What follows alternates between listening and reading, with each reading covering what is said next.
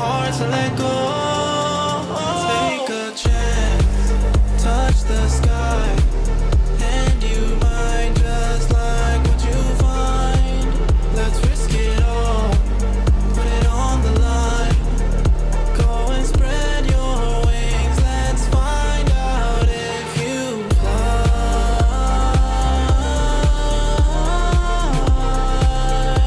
Let's find out if you fly.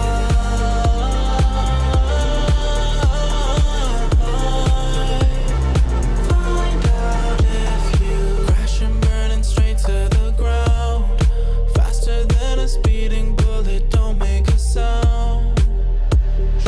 I can do this all on my own, but it's always better when you have somebody to hold. Keep this between us, ain't nobody have to know. Give me a reason, why is it so hard to let go? Take a chance, touch the sky, and you might just like what you find. Let's risk it all, put it on the line. Go and spread your wings, let's find out if you fly.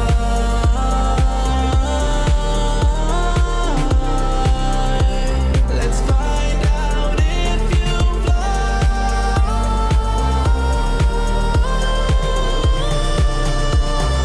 Find out if you.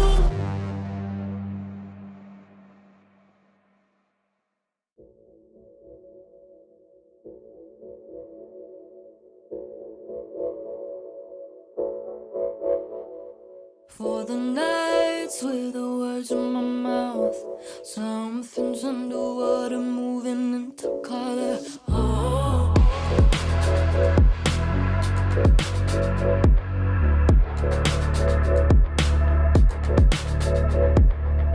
Got a lifeline, been dialing it up, piecing me together, architecture. Oh, maybe I'm slipping on liquid love. Think there was a medicine and I feel better. Oh, it's like the poets on an opera so high, I know your love was a nice try. Been coming slowly before you rise and you know I forgive and forget it, then you cry. Crocodile tears, crocodile tears. Pull the blinds when we felt like a ghost. Back down to the bottom, gravity gets heavy.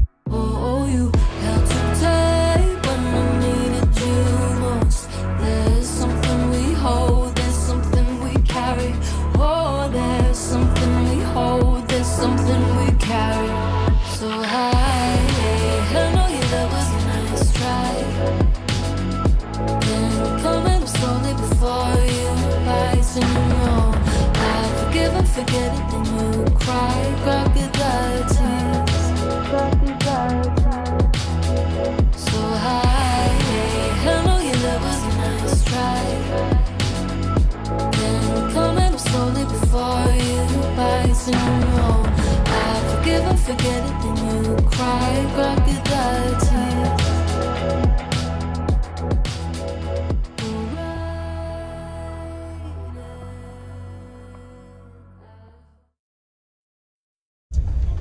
Gentlemen, welcome to season 19 of ESL Pro League. First rule of Pro League is you do not talk about Pro League. Second rule of Pro League is you do not talk about Pro League. Third rule, someone yells stop, loses their voice, taps out, the cast is over. Rule number 4, maximum 3 to a cast. Fifth rule, 2 maps at a time, fellas. Sixth rule, there will be no breaks. There will be no sleep. The Counter-Strike network never stops. Seventh rule, overtime will go as long as it has to.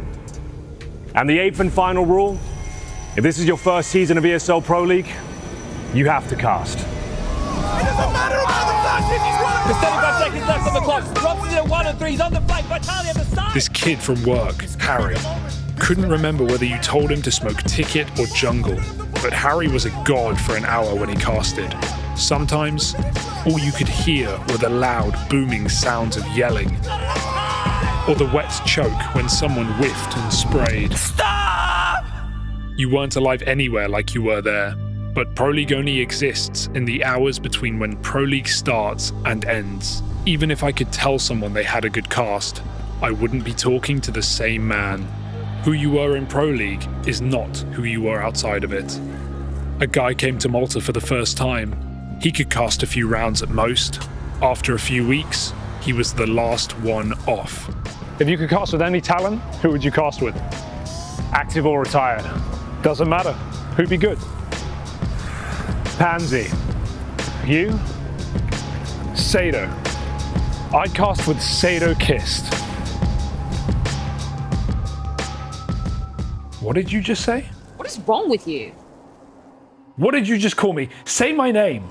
Henry Greer. Henry Greer, you fucking freak. What's going on? I'm coming over. Wait, no, Freya, I'm not there. You broke your promise. Jesus, Henry! You fucking talked to her about me. Henry, what the fuck is going on? I asked you for one thing. One simple thing. Why do people think that I'm you? Sit. Now answer me. Why do people think that I'm you? I think you know. No, I don't. Yes, you do. Why would anyone possibly confuse you with me? I don't know. Oh no, he's actually missed it! What a blunder! You got it. No. Say it. Because Say it. we're the same person. That's right. I don't understand this. You were looking for a way to change your life. You could not do this on your own. All the ways you wished you could be, that's me. I sound like you want to sound, I cast like you want to cast, I am smart, I am capable, and most importantly, I am free in all the ways you are not. Oh, this is impossible. No. This is crazy. People do it every day. They talk to themselves. They see themselves as they'd like to be seen. They don't have the courage you have to just run with it. Naturally, you're still wrestling with this. Sometimes, you're still you. Other times, you imagine yourself watching me. If this is your first season of ESL Pro League, You have to cast. Little by little, though, you're letting yourself become Henry G.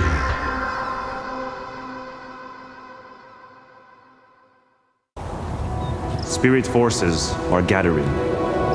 Donk's eyes fixed on Malta. His strength will return. Counter-Strike stands upon the brink of domination. No one will escape it. You will unite, or you will fall. Bring forth the mouse, Senzu.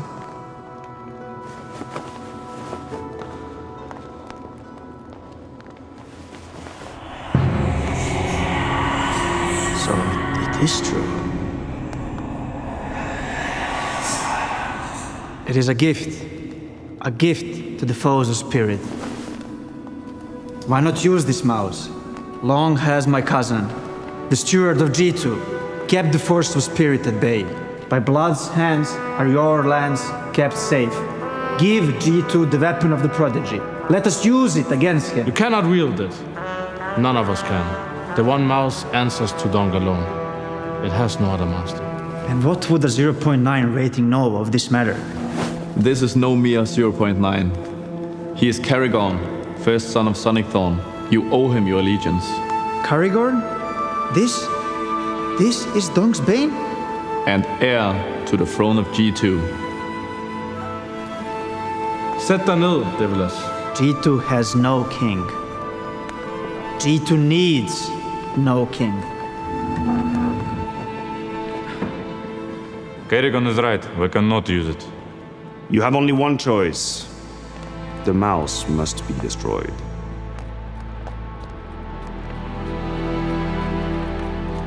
What are we waiting for?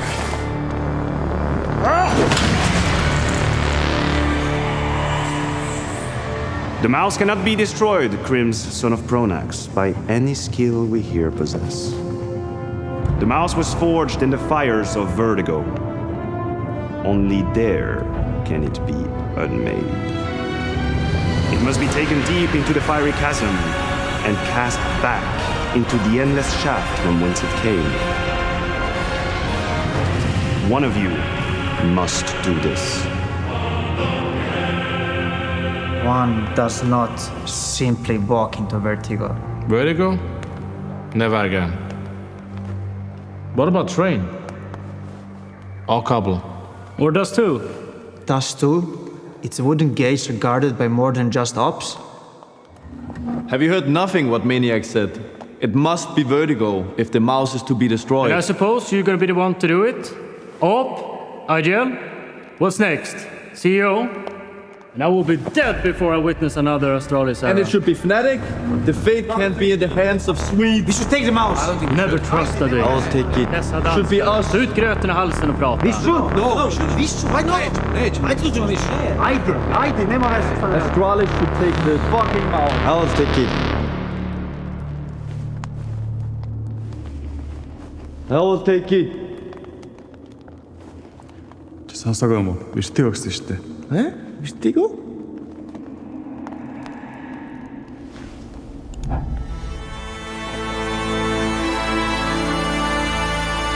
You have my op.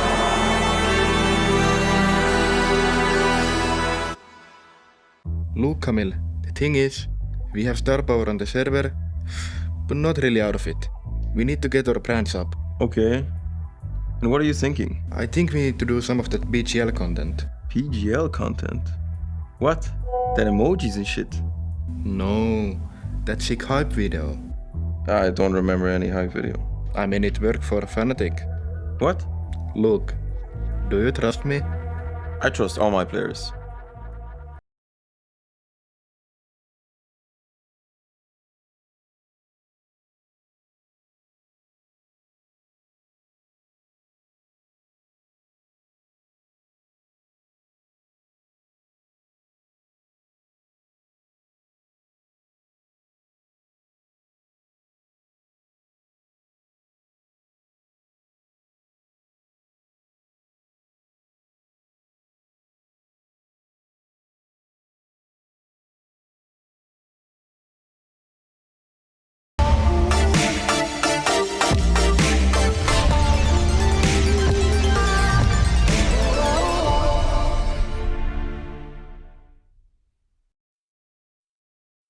I am a nice guy all day long. You can ask anybody.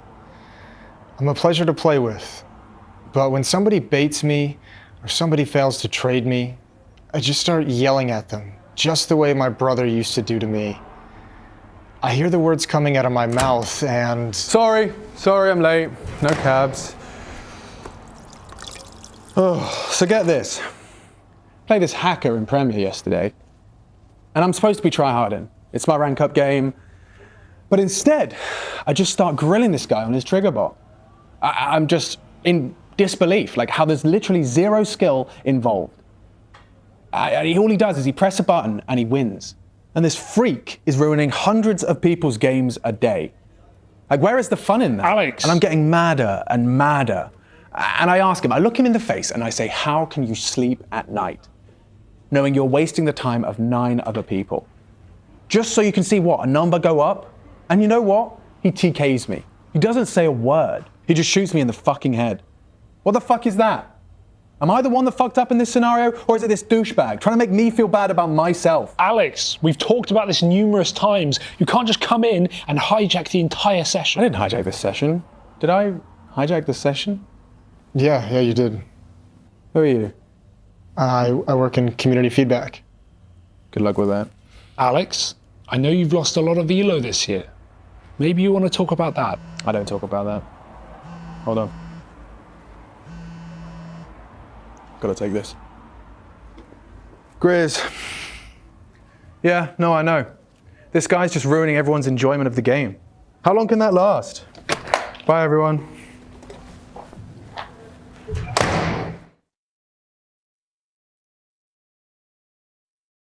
Listen, Obviously, I felt we could have nailed that cast, to be fair. But a lot of circumstances did, we didn't, and normally I'm not focusing on individual performances because we can all have a shit cast. But I also think a lot of it started before the cast, and I have to point my finger at you. Changing accent when you had a tournament where you cast really well, it's a risky move in my opinion. I don't know if it's an old accent or if it's a new accent. Forgetting your player pronunciations. You were, for me, totally gone though. You're just sitting on fucking Twitter and checking in the middle of the game. It's fine to have a bad cast, but there's just so many circumstances that fucks it up before the broadcast. And the reason I'm getting angry is because I know you're fucking better than that. You've always shown such reliability, but we fucking need you. And I don't want all this overcompensating. If we're boring because of BP or Spirit. We don't need stupid fucking accents. I don't know when to take it up because we also have 3 weeks of broadcast, but I feel it's fucking necessary. We need to fucking show up and be there. And if there's issues, talk to us. If there's issues with your audio setup, people can help you set it up. But it's a fucking risky, changing your accent. There's no way. Point is, my weakness is my analysis. Your weakness, your strength, is your analysis. At the fucking Katowice, you had the most insane color commentary. So good. Some of the most insane storytelling I have ever seen. It's enough. Don't change an accent before the cast and waffle because of it. The thing with changing accent, it also tilts me. Like I watch you, bro. I'm off shift green room. Harry spotted you take the tack and you're waffling 20 lines in a row. Waffling around. I've never seen you waffling. And this is probably because of your changing accent and mic settings and watching Chad settings. And it just makes you feel uncomfortable. Stick with your accent. You're casting insane, bro. I know Mo would never miss those narratives. 20 lines in attack. I think there are too many disturbances. And it just doesn't make sense. This is EPL, and we need 100% commitment. I don't want to be going on fucking Reddit and talking about a fucking accent. Are you going to say anything? Why are you all fucking yelling at me, blood? Why can't I fake a fucking accent if he fakes one every day? Because people don't want to hear Australian accent, you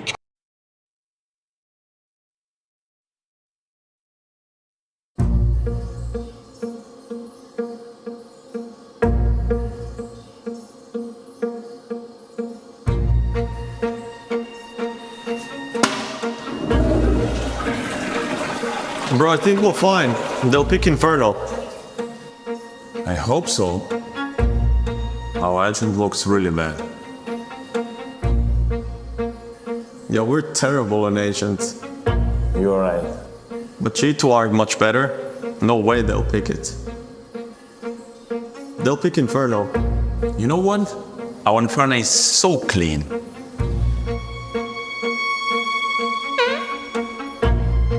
Alright, you dumb, bro? You always take so long.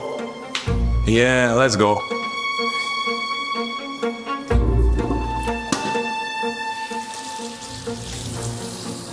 Do you think he'll buy it? Who knows? Maybe they'll try and pick Nuke or something. I hope so. We've been cooking a Nuke. Whatever you do, never pick cash against me, motherfuckers. ESL Pro League Season 19 is brought to you in part by Intel, Acer Predator, Kadia, DHL, Monster Energy, the United States Air Force, 1xBet, White Market, and Gaming Malta.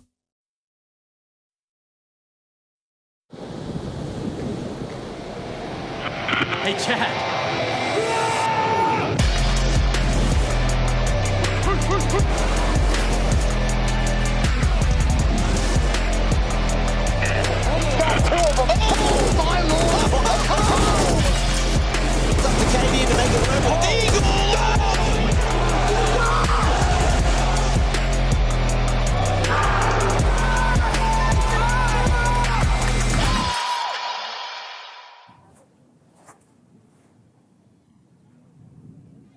Previously on ESL Pro League.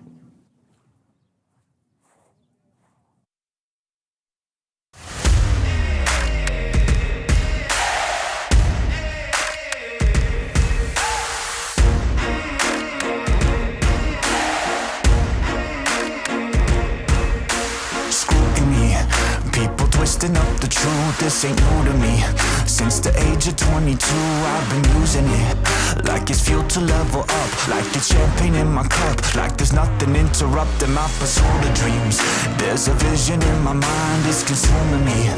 Take my confidence combined with opportunity, mix it up with unity, soon to be the greatest of my generation. Operation Victory. Fight or fly, we will stay. Through the perils we dare not to stray. Spark the match, light the flame. Out of luck, out of sight, dangerous, dynamite. Dynamite! Setting fire to the clouds at the speed of light. Going up, not coming down, screaming. Superman's kryptonite. Blowing up, dynamite. Dynamite! Setting fire to the clouds at the speed of light. Going up, not coming down, screaming. Superman's kryptonite. Blowing up, dynamite.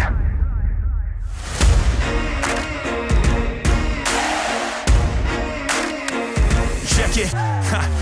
Troubled days, lonely nights, lot of tears, lot of fights. Big dreams met with bigger lies. It ain't what it seems from the outside. On my downfall they pray. Will I surrender or will I betray? Given the trauma that lives in my brain, or use it to fuel up the fire in my veins. I never complain, I boss up and do it. If there's a battle, I'll fight my way through it. If the wind blows, I thank God that he blew it. Cause what is a blessing depends how you view it. The fruits of my labor are in abundance. Indispensable, I'm not redundant. Incomprehensible the way I've done it. When the struggle pushes me, I'll shove it. I'll rise above it. Fight or fly, we will stay. Through the perils we dare not to stray. Spark the match, light the flame. Out of luck, out of sight, dangerous, dynamite. Dynamite! Setting fire to the clouds at the speed of light. Oh yes, ESL Pro League Season 19 playoffs, and today is a very special day. As you can see, I'm probably here behind me.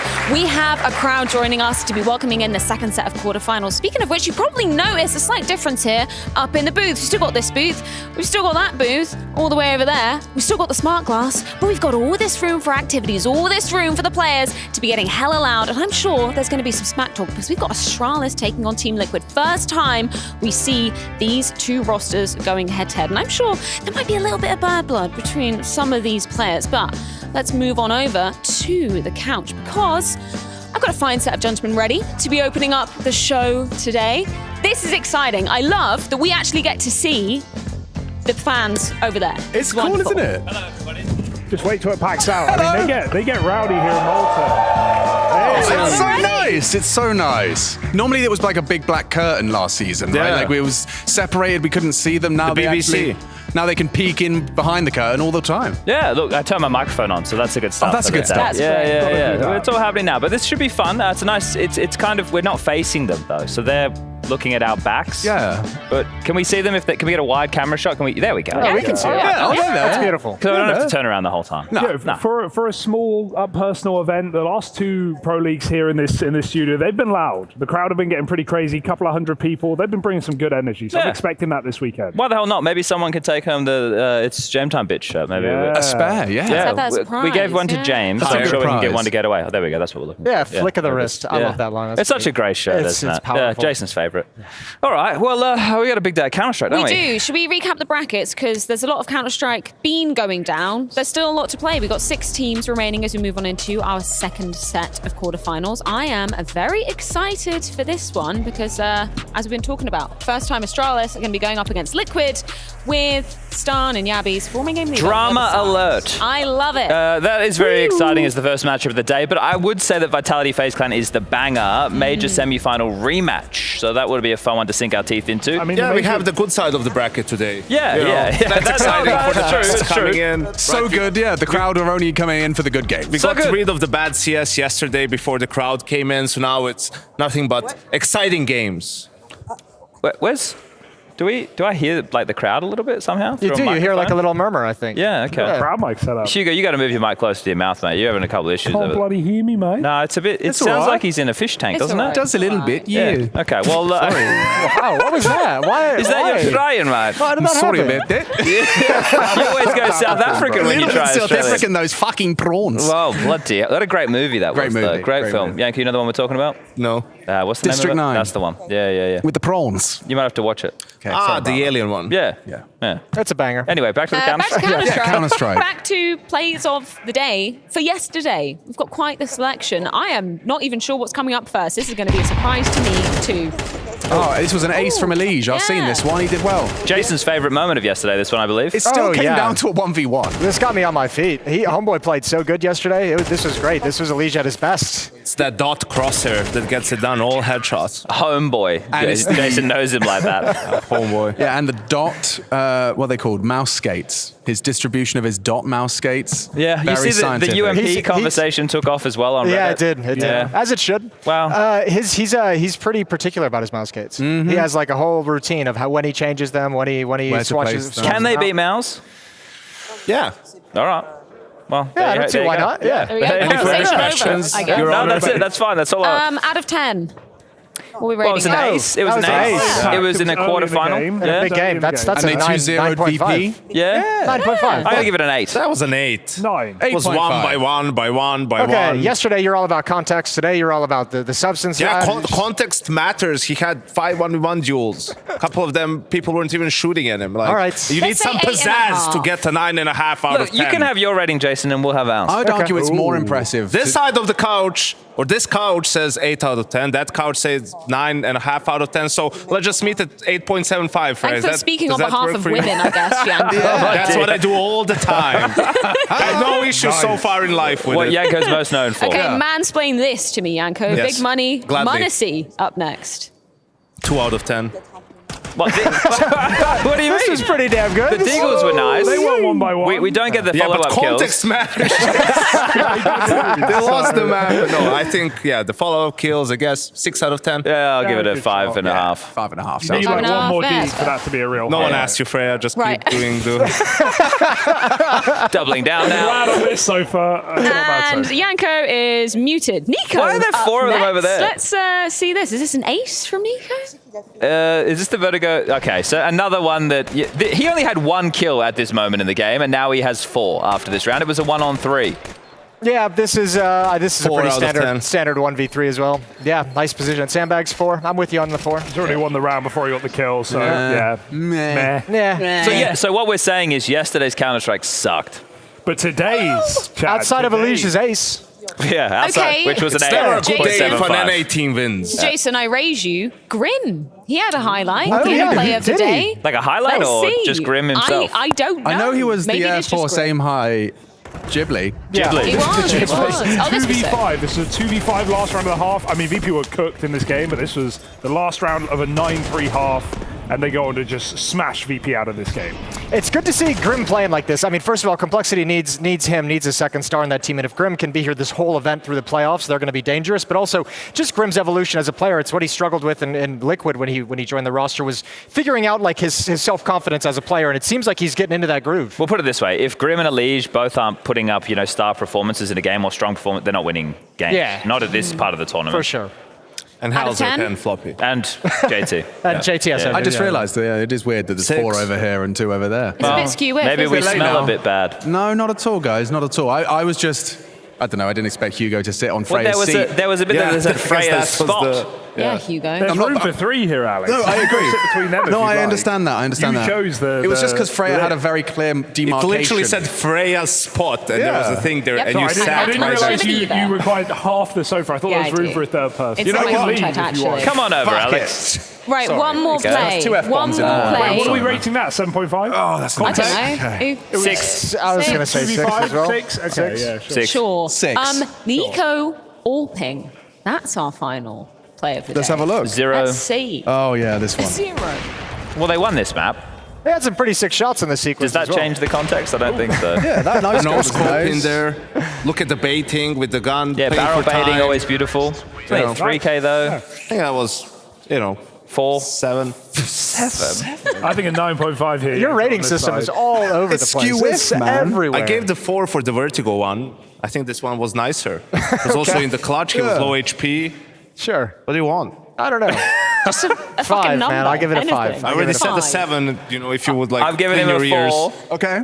Wash How about sometimes. we meet in the middle? Like a solid 5. 5? That's halfway. This one does matter a lot. Compromise. This is Everyone's just saying every number that ever were to exist. Elige wins. Elige wins. Yeah. He had 100 Harry, HP at please the end come of that and round. save us with where's a this clown gonna special sit? delivery. Yeah, well, I was going to sit where Alex is sitting. He then stole my seat. But it didn't say Harry's spot here. To be fair, it didn't say that.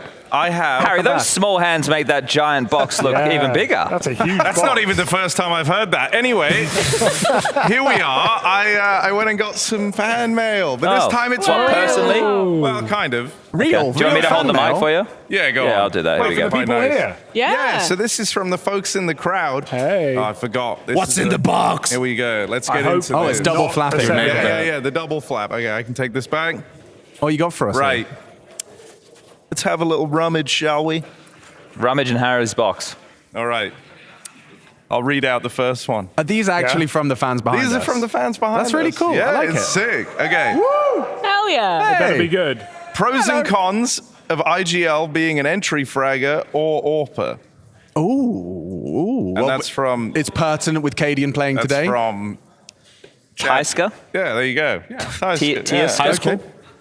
The perks of an IGL being an AWPer or an entry fragger. Like Apex, so Apex or Cadian, kind of. Well, it's not entry anymore, is it? On the entry side, well, usually in game leaders, not all of them, Oh, are oopsie. weaker mechanically. So surely going in first, getting traded, and also getting the information so you can micromanage and call post-death. Kind of a nice link there. I think pros for the entry fragger would be also like the in-game leader always has that big macro picture of what's happening on the map. So when he's the first one in and he gets to make the go call, like he's understanding that he recognizes a gap in the defense and he can actually be the one to get things started. Setting the tone because the rest of your teammates are betas and don't want to die. Yeah, I think that's pretty succinct. the cons are, though, you feel like you have to do that so much, like create space that you just end up throwing your life away sometimes, right? And having to just unnecessarily take risks.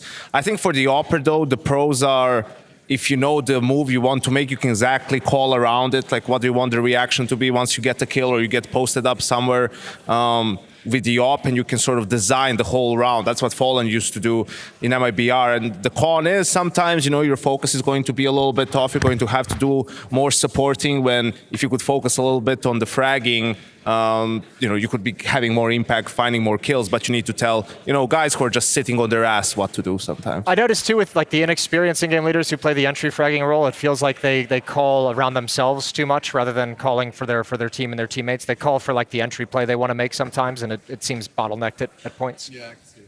I forgot I have to microphone to speak. Yeah, That's all right. Harry, what's next? This one. What's your favorite reoccurring event location? Recurring. Recurring, yes, that is correct. Thank you. Event location and why? And that's from A mile. Well, Yanko's the name guy. Yanko is the name guy. I mean, I have a very boring answer, I suppose. Is it Malta? No. Is it Cologne? Yes. Hell no. Yes. No, it has to be Cologne. I mean, just because of my personal attachment to the city, as it was where I started my career, as well as just genuinely liking the city, loving the location and the grandeur and the constant repetition of it. The fact I've been going there for nearly 10 years now, it just become like kind of a staple in my calendar. I love it. I love it every time. Is there anyone? Yeah, Okay. Dallas, the crowd. Dallas. Yeah. And why? Yeah. And why? Show you're working. Because it's American. Well, obviously, I enjoy the NA passport. event, but also there is like a unique feeling in Dallas as an Welcome event. home, sir. Because everyone just enjoys being there, and I think the schedule is really cool because we have to start games earlier to account for the European time zone. We get out earlier. Everyone gets to have a little bit more fun, a little bit more time. Spring break. Yeah. A few more dinners are mixed in Barbecue, there. Also, the breakfast sunshine. there. It's the only place I have breakfast at esports. Yep. It's the best. It's pretty good because you can Omni's order off the great. menu Because as well. Yeah. You don't The have only to go one to you the can buffet wake bar. up for because of the jet lag, Freya. Biscuits and Yes. gravy. Oh, yeah. Yeah. It's gotta actually get so packed you sometimes can't even get a spot. Breakfast That's true. burrito. That does Respect happen, to the yeah. breakfast burritos of the world, man. Yeah. All right. What's next? Where is JKS? And That that's is from Freddy. Yeah, I Nice, can handle this. You can read that one, you sure? That one's for you, I think, Fred. Chad is loading up his Hold up. geolocation That's right fine. now. Yes. Check it in. Tracking him. So his coordinates currently, it's I'll give him a call. He's ringing him. He's ringing him live on air. He's at Sticks and JKS is Sushi. getting rung. He probably won't answer. No, he might. Yeah, he will. Harry, hold What the if he mic. does? No, he definitely not If do a that. friend calls you at this time of the day, you always feel like something's gone wrong. Like It's you an have to- emergency. TeamSpeak waiting to play Hey, FaZe. Jones, I have know. some bad news, man. Hello? Oh. Did he answer? Hello, Justin? He call declined. Wow. Yeah, he's probably seen the bit. Wow. Call declined. That's fair enough. So That's the all right. answer to that is we don't know. No, we don't know where he is. we But I'd don't. say he's at home right now. Okay. That's a good guess. Non-former procasters. Oh, non-former procasters. How do you get your knowledge? Well, Harry learns from playing with me. There's no name.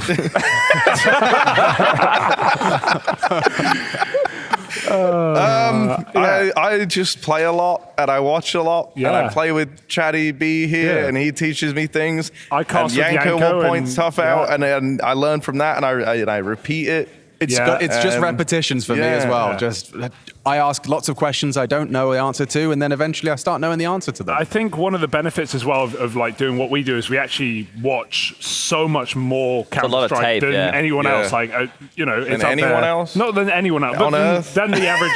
Maybe not than you, Harry. Sorry, I'm aware you're big into Harry's it always these watching. days. But like, lots of demos, lots of pro games. Always watching those tier 2 games. Like, Well, ever since Harry cast the Major Grand Final, he can't take his eyes off it. No. Nah, it's true. Yeah. Mate, I mean, it's good to watch. It's good to play. yeah, cast it I love online. playing. Yeah, actually, I don't know if you know that. Oh, It's a big shit. deal. Good, yeah. Wow. Does everything make more sense now Phase with the change in now be- behavior? Yeah, it does. The change. Okay. Who is the most handsome player? Ooh. Oh. And that's from. Well, this Zhu would be, Chengfeng or Kelvin Zhu. I like that. this would Wow, be they did very well subjective, I'd It's imagine. a subjective one, yeah. Hmm. Okay, guys, who's your Counter-Strike man crush? What you got? What's it going to be? Well, I think Device sort of pulls off the Tom Cruise, which as He's far as very handsome. Hollywood goes, Yeah. you know, he would be leading a bit of the charge. there. Classically handsome. I Yeah. feel like Harry's into a James kind of look. You know, the long No, hair. okay, I think no. that's- James is gorgeous. Yeah. But handsome is maybe the wrong word. Okay. Like, there's something about the symmetry of James' face that is Ooh. insane. That I feel like. So what is the right word? Iconic, Gorgeous. maybe? Gorgeous, like I said, yeah. Symmetrical, apparently, Yeah, is the right word. Yeah, Device is a good suggestion. Device is a strong suggestion, but he can't just. Can't win I mean, everything. Nico's pretty hot. Like, Yeah, I mean, I know, I've thought about this a Now lot. that is a dank, dirty banana. So this type of banana, this Oddsy. Keep his eyes glued exactly where you want them. Secondly, This time we'll make a mistake. We're now falling. Gonna break through. He's on his left foot here. Didn't quite get the ball past the last. Lurking in the shadows and the shallows, the saltwater croc. A promise of ever-shifting tides. Can I get you something? Glass of warm milk? Little Kool-Aid? Why'd you never even communicate anymore? They might be rushing A, and you'll just sit there in silence. Fucking Americans. So loud and obnoxious. They will fix it with a patch on the 10th. Patch on. Oh, Captain, my Captain!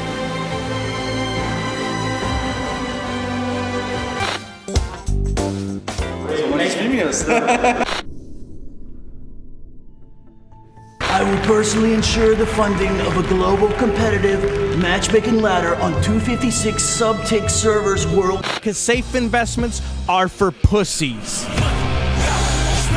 FaZe haven't had it. All right. Save your skin with the all-new Potential. There? Yeah. Okay. It's viel Wachsteren. Refamiliarizing yourself. Where are you, Justin? An isolated land. Fantastic. Now I can't spend precious team building time with my employees. Such as the famous buy an op and then use the deagle.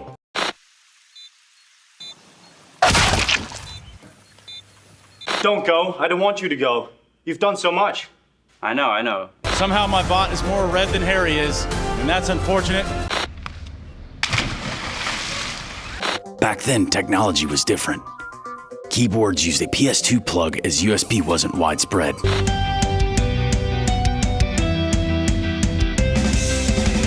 Yes, have fun at EPL and break a leg. At Bristow Potteries in Malta ahead of the playoffs of EPL Season 17. And I'm here with Chief Pothead Jackie. Good evening, fellow gamers, worldly citizens. For far too long has the strategery of this nation led. And if there's one thing I love, it's big piles of greed. Does your moisturizer suit your narrative?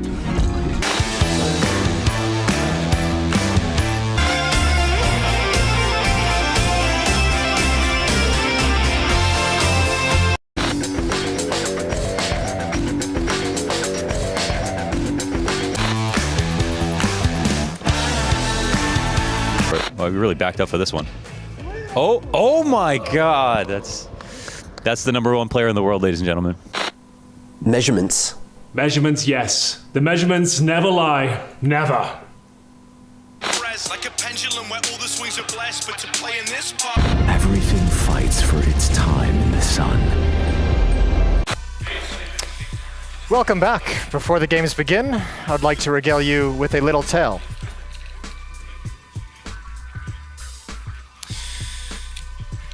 The year was 2023. The Kingdom of Denmark had many kings. Among them, Kasper Møller, the true king. In his council, his trusted aides, Stoun the Handsome, a valiant warrior, and King Kasper's right-hand man. His voice carried tremendous weight, and in many ways, he was considered the rightful heir to the throne.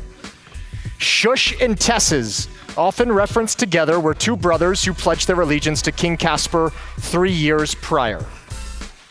Lastly, there was Yabby. The newest member to the council, he was considered a saving grace in the amphitheater of Denmark. The kingdom was strong and mighty, but not without challenges.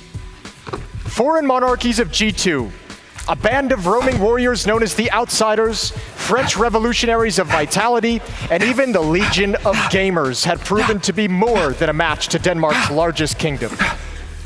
But King Kasper was determined. He was sure that eventually, given enough time, with superior tactics, superior teamwork, and belief in each other, their kingdom would one day rival the biggest in the world across all continents. Then one fateful day in the city of Cologne, it happened. Astralis sought to reclaim the throne of Danish Counter-Strike. Their armies in the thousands amassed and kicked Heroic back to Copenhagen. Past this point, Heroic would never look the same again. Follow-up losses at the massacre at Malta, the garroting of the 8 gamers, the seed of doubt was planted. Stoun, the oldest and most trusted of Cadian's council, along with newest member Yabby, conspired to overthrow the king.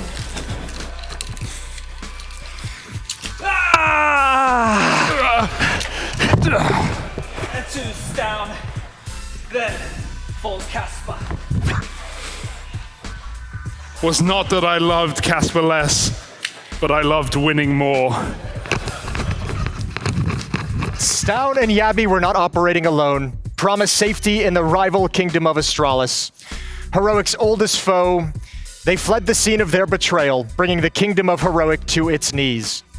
The king is dead, Stoun and Yabby never to be seen in the kingdom of Heroic again, and only Tesses and Shush remain to try and rebuild from the ashes.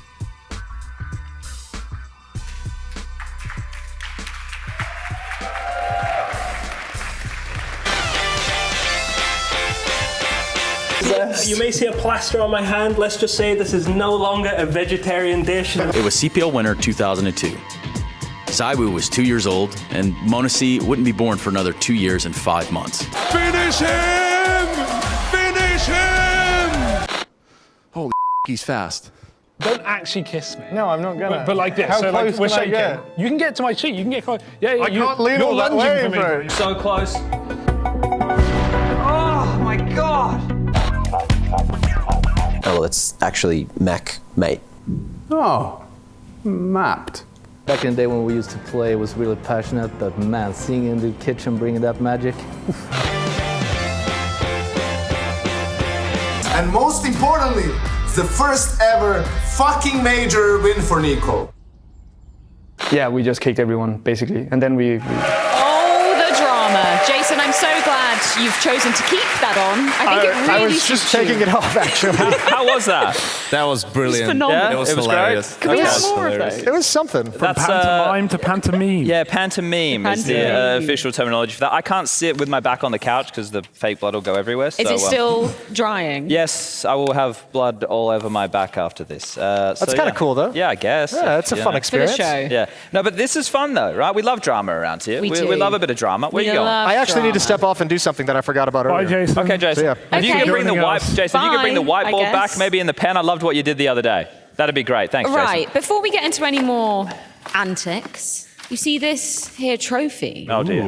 I managed to steal it back off of Blade. I know Okay. I shouldn't have. I know I shouldn't have done that. Oh, it's but his award. this is the award. No, it's our award now. It's our award for whoever wins the DHL MVP check-in. So we take a look at who's winning the standings and who is in line to be taking this bad boy home with him. Okay. Is it Matthew? It's still Matthew. Well, let's just start with the people out of the running, Freya, before we talk about the people in the Yeah. running, shall we? Oh shit, I'm dead. Jason, Oh. Freya, Trace, and Alex are all out of the running. Ah. Jo and Wonderful eliminated with Navi's fall. Monacy obviously dropping with G2 yesterday. And, well, hold up. No, Trace is still in it. Rob's he's just far down the running. Okay. Yeah. Yeah, he's just not doing too hot. Yeah, all I right. guess. Yeah, well, I'm feeling pretty good right now. but hold up a second. Yeah. This is bullshit. Zywoo hasn't even played a game in the playoffs yet. Exactly. Yeah, Exactly. So this this counts for diddly squad, I think is the official Well, we terminology. did pick them at the beginning of groups, so I think actually it's even more impressive. Yeah, but if he gets dumpstered today, right, Freya, Yeah. and then anybody else, right, who beats him or FaZe is still in the... stock might rise, Yeah, Chad. FaZe, Exactly. FaZe are in a great. Yanko. It feels like Yanko is almost winning just because he has hold up. the highest rated player on FaZe, and FaZe have already owned Na'Vi in that major champion rematch, and now they're going to go own Vitality later, probably. Oh, Damn. all right. That's an early prediction. It's a We'll pred. see. I mean, that's going to be a Tough game. Tough Yeah. game for Yeah. FaZe against Vitality. You know, the same way FaZe wants revenge against Na'Vi is the way Vitality wants revenge against FaZe. I think I'm a good impartial figure to just keep this. Yeah, you can keep Yeah. it. Keep it. Yeah, You can't win, Sick. so you're not I going to can't steal win. it. Yeah, that's never going to happen. Where would you put that at home anyway? On the mantelpiece. Oh, You of don't have course. a mantelpiece? Well, I do. Of course. Yeah. It's pretty decorated. Chad's got loads of trophies, actually. Yeah. You actually do, It's just- yeah. it's I have covered in seen them, them. actually, Yeah, you yeah. don't need another one. Nah. That's why I picked Frozen. Should we play a game of veto bingo? We need. Where's Jason? He's coming. He's Where's He's doing Jason? all this stuff. He's logging into Oh. accounts. He's getting whiteboards. Jason did this so well yesterday that we need to do it again today. Look Yeah. at the muscles. That dad strength. I've never seen Wowee. anything quite like it. We Hey, need he's to grab got a him yard now. He has to, cut trees, Yep. soil the out ground, for your eyes. plant the vegetables, all the good stuff. Now- kill Freya. Yep. We I need guess I'm to dead. get Jason a pen as well, I imagine. Now the way he think had we've got his one down handwriting, there. all that Oh good my stuff. Thank you. There you All go. right, Look, there's the that was pens. Alex. Thanks, Alex. Numerous pens are available. Now, the way we played Veto Bingo yesterday, I put them in the balls and we drew the balls one at a time. I didn't have time to put them in the balls today. There was a lot going on. So I just have them printed up and they'll be in this DHL box. There you go. So, Yanko or Hugo, while pens. Jason's writing, would one of you like to start with your veto logic of what you think the veto will be for Astralis versus Liquid? Yanko's Any over takers? there. You go ahead, bro. You Go ahead. Okay. Liquid versus Astralis, right? A couple of set permabans for Yep. the teams, despite Astralis never playing Mirage or Anubis with this lineup. You can tell from the way they vetoed that Anubis is the permaban. Mirage, they just didn't get around to it. Who's picking first? Who's banning first? Who's A or team B? B? Astralis a high seed. Astralis pick. Yeah, Liquid is team A, Astralis is team B. So Liquid is going to veto out Vertigo. Astralis vetoes out Anubis. And I think it's interesting for the picks because Ancient is really good for both teams, right? So there's a couple of avenues that Liquid can take this. They could just pick Ancient and say, Sure. they still haven't lost with this lineup on LAN, on this map, and just go towards your strength. But I think that's not going to happen because they know there's a very strong chance be of the it third. being the third map. Yep. So you're going to leave that. So then the option is you take it to Mirage, right? Because Astralis hasn't played. Maybe they are not that great on the map. But then you have no information on it. You lost it to Mouse. You lost it to FaZe. Anytime you play a good team on Mirage, if you're Liquid, you lose. So I don't think so. And then the only thing that's left really is Inferno for Team Liquid. So I think that's going to be the pick for Team Liquid. Going over to the side of Astralis, it gets a little bit more open, right? I mean, they could just pick Ancient if they wanted to, but I think for the same reasons, that's not going to happen. So I think this is where Astralis, the nerds that they are, and the fact they haven't played for a couple of days, throw a curveball and they pick overpass to punish Team Liquid. Probably the last time we're going to see this map in a competitive environment. Thank God. Which then leaves out Nuke, Ancient. I think Ancient is going to be the third. So we're back to Team Liquid banning. I think Team Liquid bans Nuke here, Astralis bans Mirage, and we have Ancient Decider. As the third. Hugo, yours any different to Mine that? are exactly the same. I don't want to make it boring, but I also think, I agree with a couple of them. Yeah. No, well, mine was the same as that as well. I've got them written down. I think Astralis don't need to overcomplicate it. I think the overpass pick is a nice sneaky one. I think there's no way Astralis would go and pick Ancient in this game, and the only other option of Liquid picking Ancient is just because maybe they're not confident enough that they can guarantee a 3-map series and they feel like they need to win in 2, but yeah, Inferno seems to be comfortable. It's not super played for Astralis. And I like the fact that we have a couple of maps for Astralis that we don't have a lot of data on, like Mirage, like Inferno, because I feel like that lends us into the unknown. And that's why this game is exciting, because how much prep can Liquid really do? They're an underdog. They're going to be playing their own game, as it were. And I think also I had the same veto as well. Yeah, I think we all did. I think wildly enough, yeah. this Astralis team has only lost 2 maps on LAN. Yeah. And those are the 2 maps they lost to FaZe in the semi of Chengdu, and that's Inferno and I would love to get that as a rematch with device not crashing. Yeah. Yes. Even though I think I'd like to see the crash again. Okay. In the same moment? Yeah, I want to see if they can. And if Civi punches if they've the monitor. learned how to recover from that scenario. Okay, you know, all right, like if they've stepped up. Well, we need to start doing this veto. So I'm going to draw these one at a time. Are we ready? Okay. Yep. Okay. Map number 3 will be Ancient. So it will be Ancient as the third and decider. You can put that down the bottom there, Jason. Okay. Team Liquid banned Vertigo. Yeah. So that'll be first phase. I'm going to have to check my phone for this. As I said, I had to outsource this work, so it's the first ban. Yeah, it's the first ban. We've got Team Liquid picking Inferno and Astralis starts CT. So that'll be map number 1 of the series. Now here, do Astralis overdo it and go for like a nuke pick? That would be like the only other gamble. Well, I Team wanna think Liquid it's overpass. banned Nuke. Oh, there goes that idea. Nice. That's second phase. Nice. And then we've got Astralis picked Overpass and Team Liquid to start CT. So we're not that many almost teams there. picking T-side in the playoffs. Which means Astralis banned Anubis in the first phase. And what was the last thing? Astralis banning Mirage in the second phase. You nailed So it. went to plan. There it is. And also, just for integrity's sake, Astralis decided to start Team B. Yeah, is there ever an incentive to start Team A? I don't think there is, Yes. right? Like in a best of 5. in a BO5. Oh, okay. Which we have on Sunday. Because you get 2 of your maps in the first 3. Yeah. Right, and you have an opportunity to close the series In out 3 maps. 3-0. Because for people at home, the incentive to pick Team B at a BO3 is you pick the last map out of the 2 remaining. Yeah. So that's just a huge win anyway.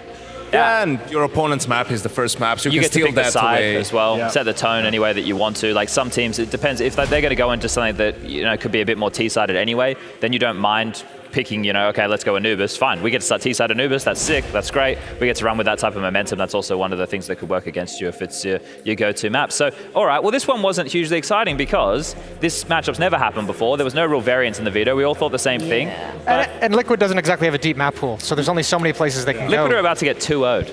Yeah, probably. You think? We're going to have a long fill. Probably. Yeah, probably. Yeah, most likely. It's looking like That is the most likely scenario. I think the only hope that I would have for Liquid if I'm I've never really done this before, but I'm going to stump Here for we them go. in an underdog situation. Never done this before. The only hope they really have is that the weight of this match and the importance of it in a playoff game gets all the players just hyper focused on one thing, and that's winning.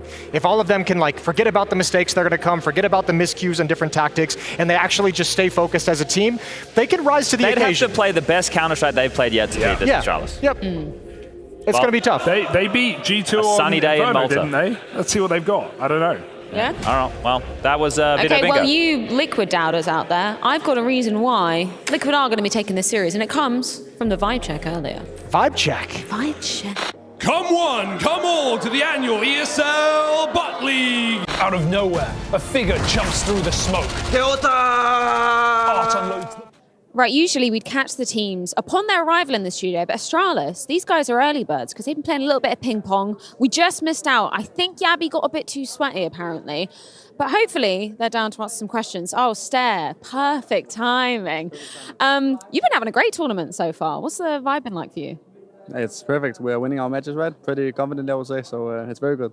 You feeling any different with the stage looming? I know it's not a massive stage, but do you feel any different when you kind of get out there, you know the pressure's on? No, not really. At least not at this stage. I mean, it's a very small crowd. I think like 300 people, right? You can probably feel it a little bit, but it's nothing special, I would say. And in terms of your time off, you went home, right? A couple of the guys stayed in Malta. You went back to Denmark. What did you get up to? I mean, we had some practice. We had some off days as well, but then we practiced and just recharged the batteries on our off days, right? And then, back here again, we only had like a little over a week, so not so long time. Well, thank you so much, sir. I see Yabi is maybe awaiting an opponent. Did you win the game versus Bro earlier? Yes. I won 3 in a row. So, yeah.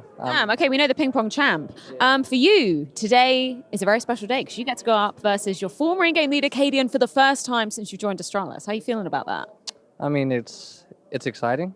I mean, I think we know each other pretty well. So I think it's just going to be a little fun of mind games, but also just a good match there in a good form right now. And we are as well. So finally some good results from both our sides. In the start, it wasn't that good, we can say, from both teams. So yeah, it's just exciting.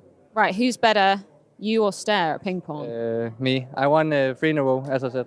Right, let's see. Let's do a point. I hope this isn't just a warm up.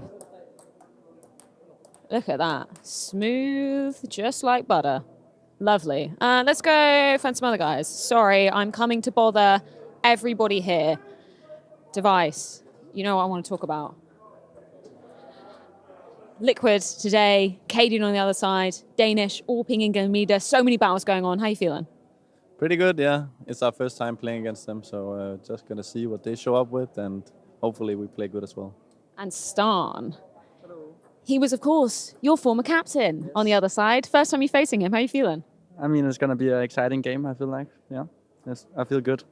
Yeah. What did you get up to? You stayed here in Malta, so you've had some time. You stayed here in Malta in the gap you guys had. What did you get up to? Just chilling, playing some CS. I mean, I don't feel like there's too much to like see here in Malta, so just been enjoying the weather, getting some nice food and stuff like that. Thank you so much, gentlemen, for your time, and best of luck in the game. So, did you know that there's a certain type of squid where his stomach is located inside of its brain?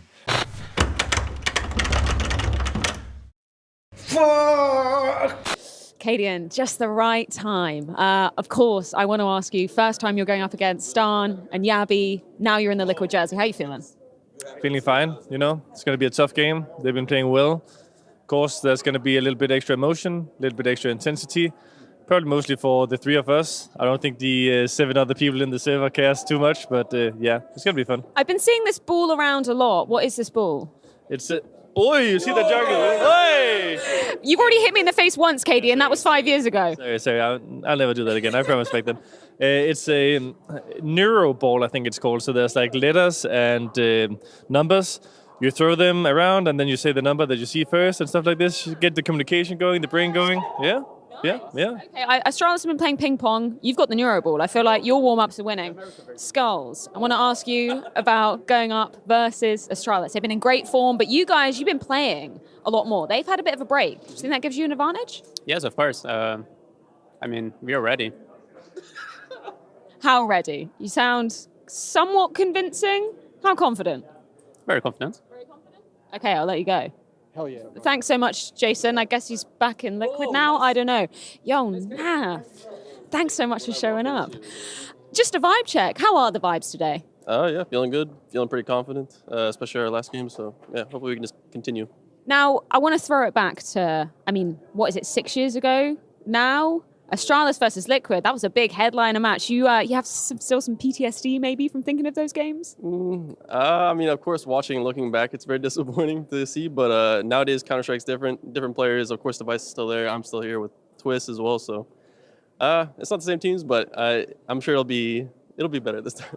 Well, best of luck. Thank you. I'll let you get on your way. Because the Lord moves in mysterious ways. Like the CS2 movement. And they can't even get that right, can they?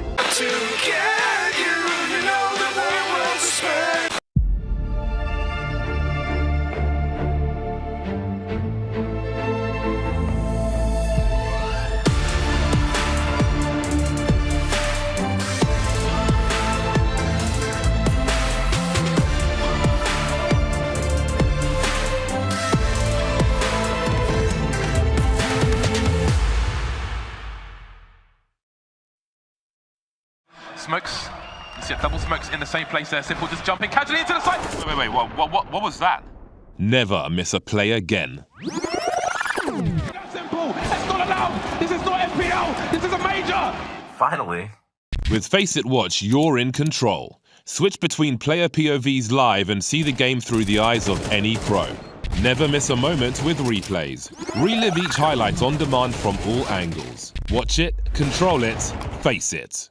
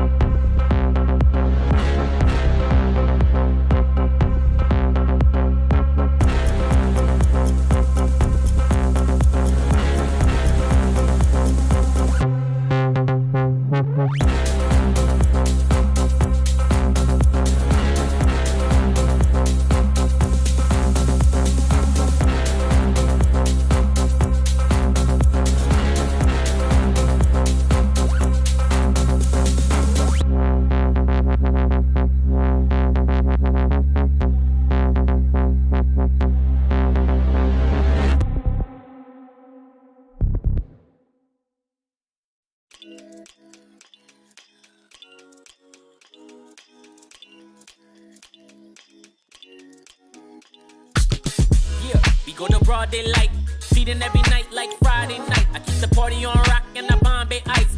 Gotta see stars like Broadway lights. I told a baby girl, you don't gotta kick it with the daydreamers. You can skip the line, I'm the gatekeeper. Plus I got the crowd going crazy, dance floor blazing up, going. When they see me show up, I be feeling glowed up. When they see me show up, I be feeling so. When they see me show up, I be feeling glowed up. When they see me show up, I be feeling so. With the VIPs in your city, getting litty as a BIC, huh? Yeah, screaming life's a gift, so we live to the fullest till we DIE.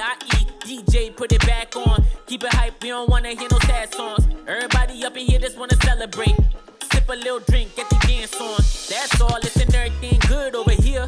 We don't want no problems, we just want cheers. Toast to the good life, wine, liquor, beer. Haters getting blocked if they trying to interfere. Swag on 100 and my drip too fresh. Certified stunner, need a big blue check. I don't got no time for no BS or no negative ideas in my vibe, cause I'm just too blessed. Run it back. When they see me show up, I be feeling glowed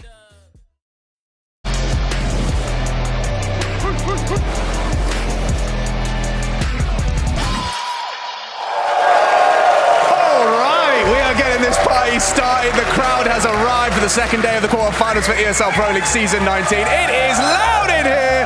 It is awesome to see, once again, the Pro League crowd just in their hundreds, but they make Malta loud and make me certainly a little bit proud. But we've got a big one, and we are now going to be getting them onto the stage. We've got a bit of an El Clasico, at least organizationally. It used to be an absolute banger. You remember Astralis Liquid of old, right? We're talking Face It London, drama, not the same roster, but exciting nonetheless. We have, however, got some drama. We've already done the pantomime. You know how it's going. But why don't we welcome them to the stage? Please put your hands together. Help me out here. Please welcome Astralis.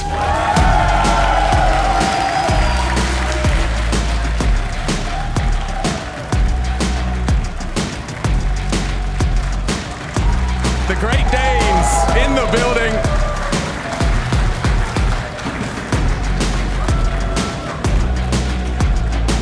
We got Device, we got Stan, we got Bro, we got Yabby, and we got Stare. The Danes are here to continue to do damage. There's no doubt about it. One more time for Astralis.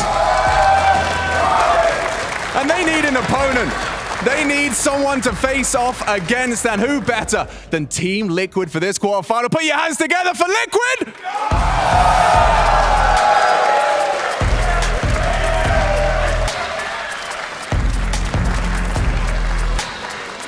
I see jerseys in the crowd, a couple of signs. Liquid have definitely got a couple of fans here up against the Great Dane themselves. Casper, Katie, and Muller at the front of the pack. You got Twists behind him, Skulls, Yakinda, and Naf. And with the teams on stage, there's only one more thing to do. If you would like to shake hands, guys, we'll get this one. Casper, Deve, shake of the hands. Let's play this game!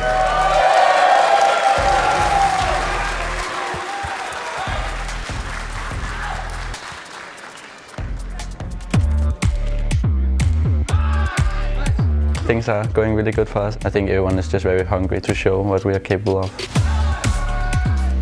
Every piece fits really good on the server, the way the roles are. Everyone on the team believes we can beat anybody, and I don't think people underestimate us anymore.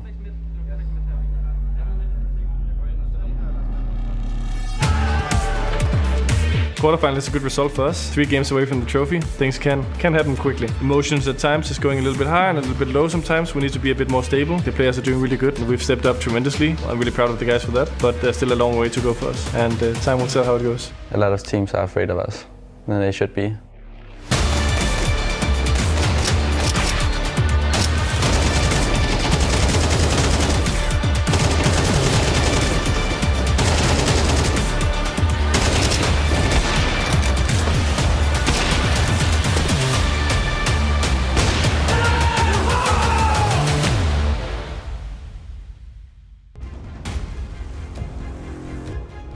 All right, we're close to getting into the game between Team Liquid and Astralis. So what we're going to do now is we're going to take a little bit of a look into Device and his early tenure as the IGL of Astralis. He had a couple of games recently, actually 3 best-of-3s that he had to go up against Kerrigan. So now that we see him going up against another great Danish IGL in Cadian, you know, it's always different when you play for the first time against these guys. They all have different styles. For Cadian as well in Astralis, going up against a new player, what are his tendencies? You know, there's other opponents that you've versed many times before. You know how they think, you know how they like to call. So what is it that Device likes to do early on? And I can show you guys if you jump into it. We'll use Ancient as an example. That's a map that Astralis really likes to play. That's going to be the decider in this series as well, if we can get to it. And I think what you can see early on is, you know, good game plans, good sort of sense as to when to change the pace, very aggressive style, to be honest, as well, from Astralis early on in some of these games. So, yeah, I think if we get into it, we can really show you how he utilizes his players and how, you know, they're able to have such a good game on Ancient, such a strong T side, and just time and time again sort of be able to put up these good facts, even against a world-class lineup like FaZe Clan. Hello, boys. What's up? What's up, Henry? Oh, I'm good, man. This is going to be an absolute banger. We're in the Maltese madhouse now. You admit to running the asylum here, Alex.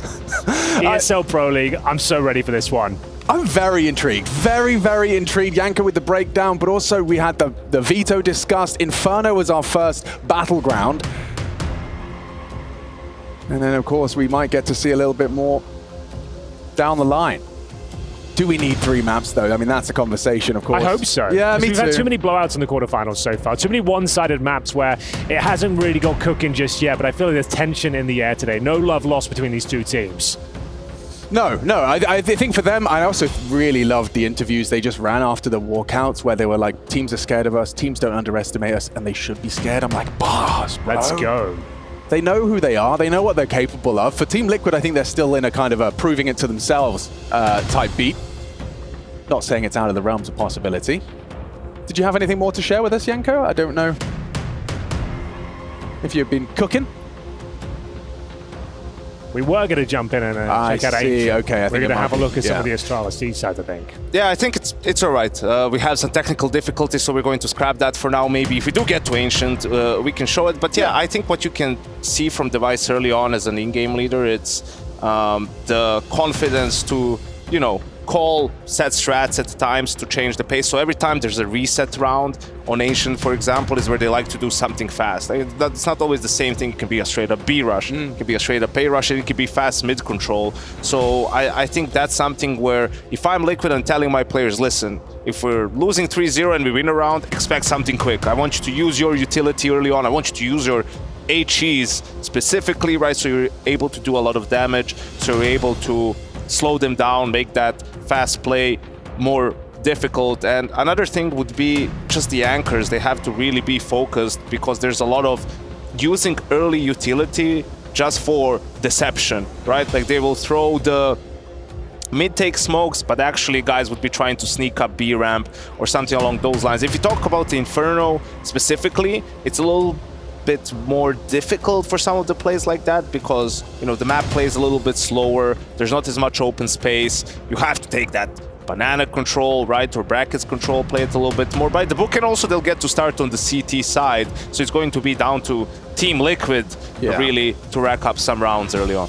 My eyes are on Yakinda. What kind of day is he going to have today? You know, that's always the question, isn't it? He's either lights out and unbelievably good or relatively average and uninspired on the server. Would you argue, or is it worth arguing, that the entry fragger role is by nature, it's feast or famine? It's gonna, you're either making space, opening sights, or you're... Man, he used to have such a reputation of being a stone cold killer, and in his Liquid jersey, you've got to perform. And thus far, he's had a couple of good maps, but overall, this Liquid project has been rather disappointing by the standards they've set for themselves almost with this sort of roster. No, undoubtedly. And of course, Zeus behind them, going to be seeing if he can take this roster to new heights, having Naf still in the ranks of the original Device, of course, from Astralis, when they used to lock horns repeatedly. Twists in that roster again. Do you think we're going to get some action on the stage, some drama in terms of the shouting, the banter going on, or do you think they're going to be relatively reserved until we get deep into the series? My opinion, I think they're going to let their gameplay do the talking. All right. I think that's true for Astralis. I think for Astralis, if Team Liquid start cooking, Cadian won't be able to help himself. No, He'll have to start screaming.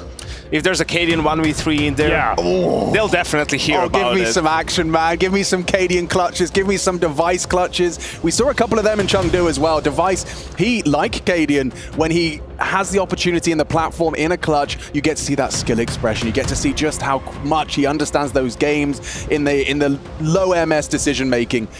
Device, he does it better than most, and it does sound like we're about to get this one underway. It's a big one, the quarterfinal ESL Pro League Season 19. We've got Inferno to start, Liquid's map pick, clashing with Astralis. We've got a crowd here. You guys ready? I can't hear you.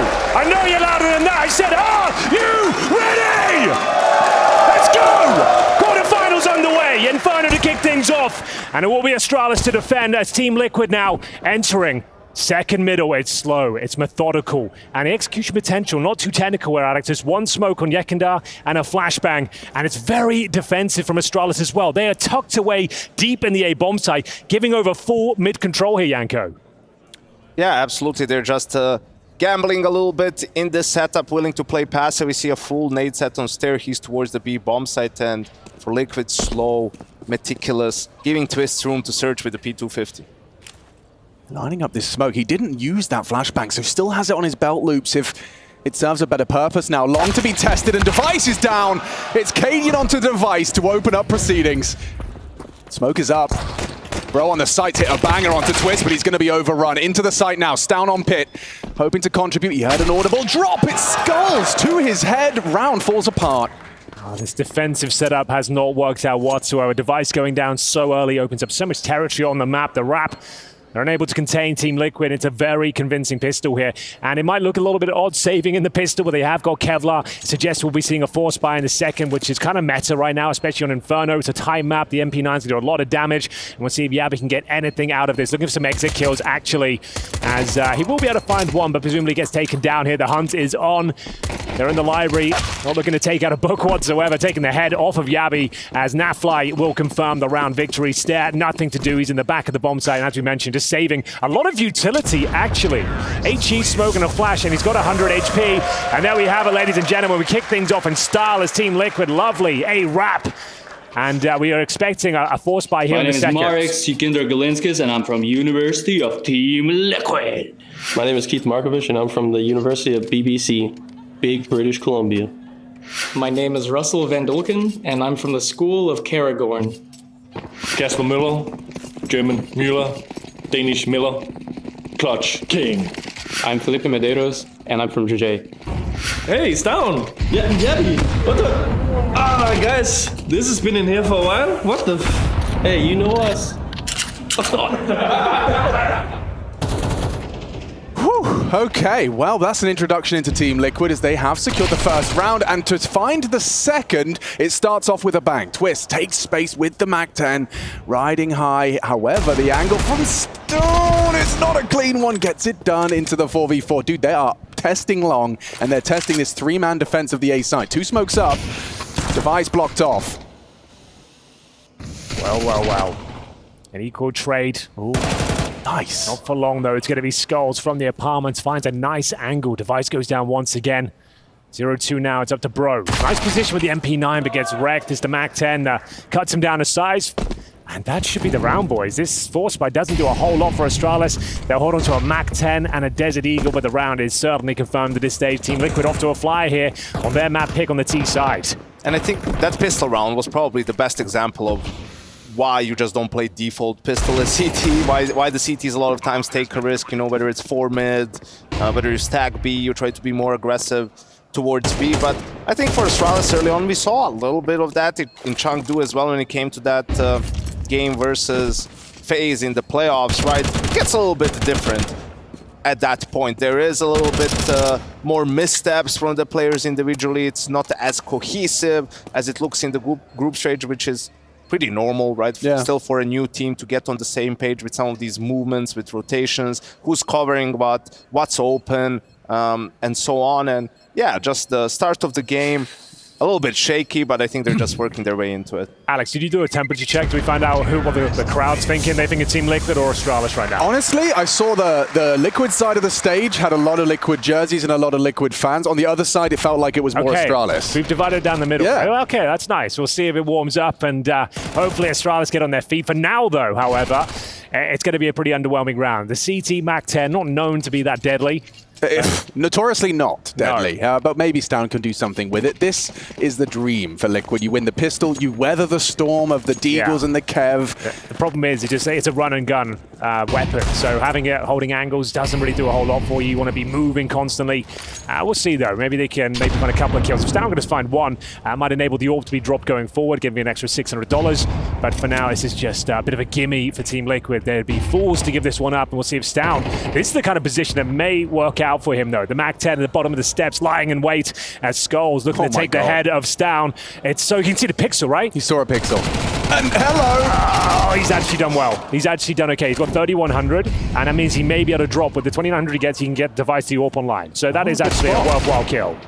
Device had an opportunity to make this really scary for Liquid. Cadian with the AK lives to tell the tale of the first encounter on long. They're rapping. Yeah, should be fine. The fact they've got a couple of kills, maybe 3 at this stage, is actually rather impressive. Ekendar farming cash as well. 3 versus 2. Stare, just that USP, no armor.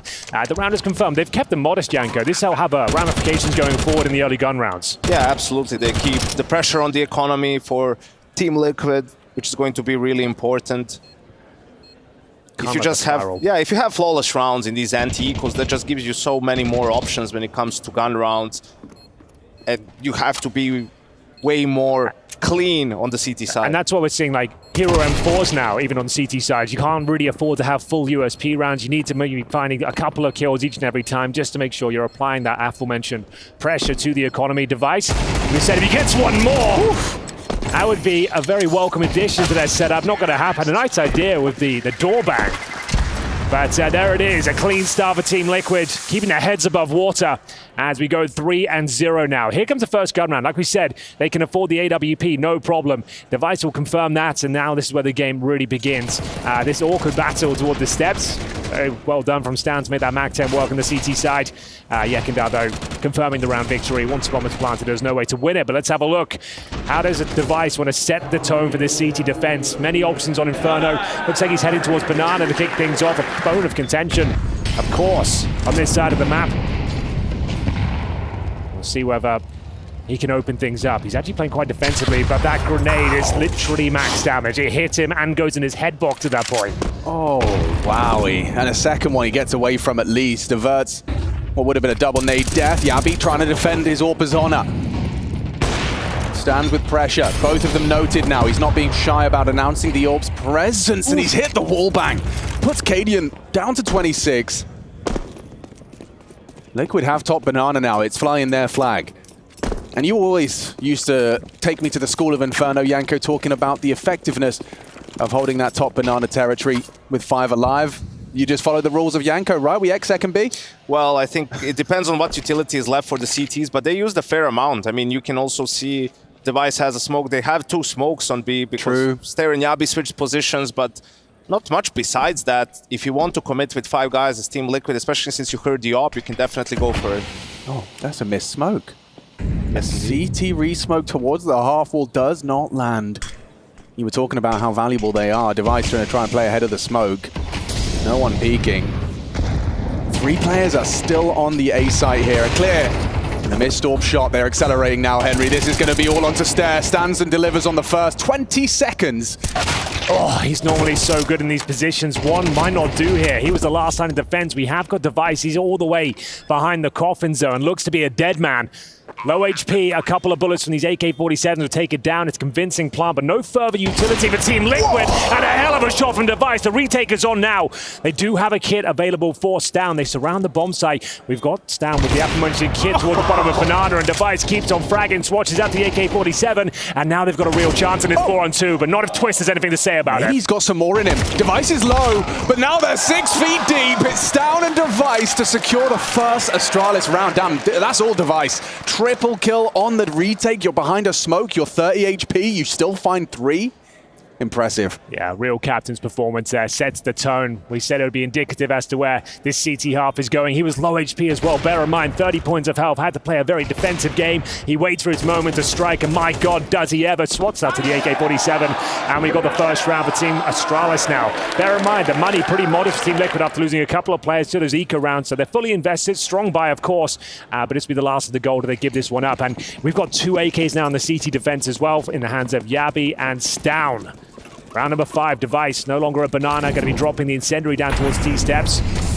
And we've got a bit of aggression coming in, Alex. They're going to try and push down once again, but to their detriment, Yekindar opens things up as an equal trade as Stown finds him in return. I think Yeki might be happy with that, especially now Naf has found Device. What? Straight through the mid-smoke? Oh, that's unfortunate.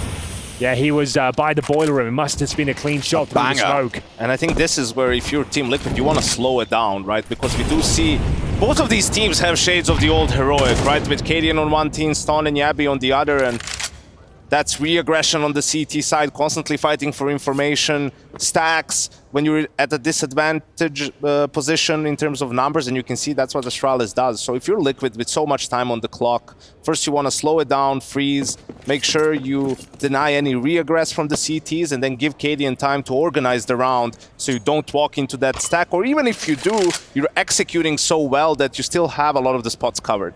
Speaking of stack now, we've got a bit of a gamble here. Astralis leaving the B bomb site completely open. If it does go towards the B bomb site, they'll give it up, they'll let it go down, and they might be convinced to look into this one a little further now.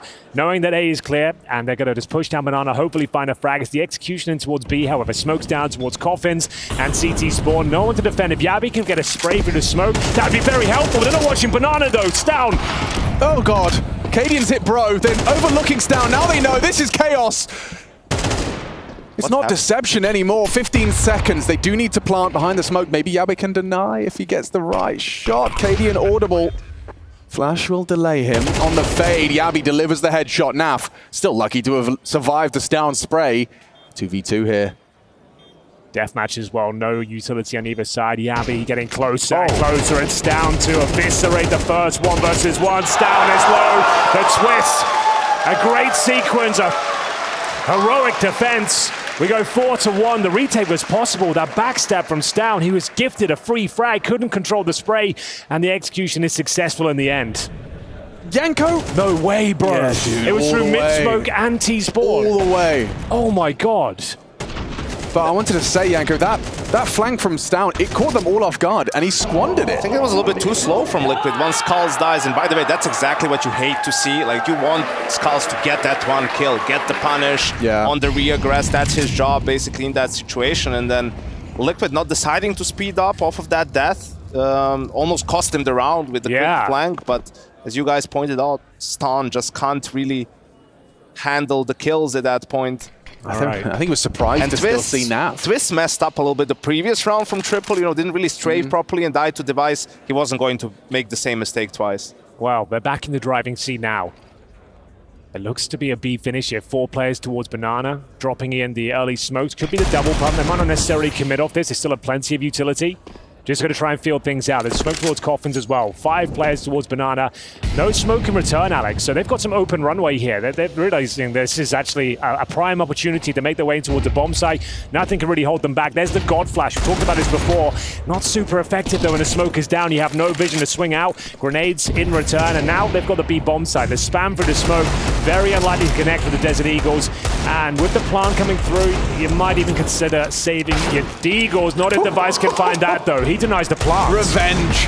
This time onto Nav, the guy that found him through the mid-smoke in the previous. Oh, this gets awkward now. At 30 seconds, they can pounce. The next time they go for the plant, they're going to swing in and make things very, very uncomfortable. Oh, it's so uncomfortable now. You can't be losing. Like that. Jabby with the drive-by.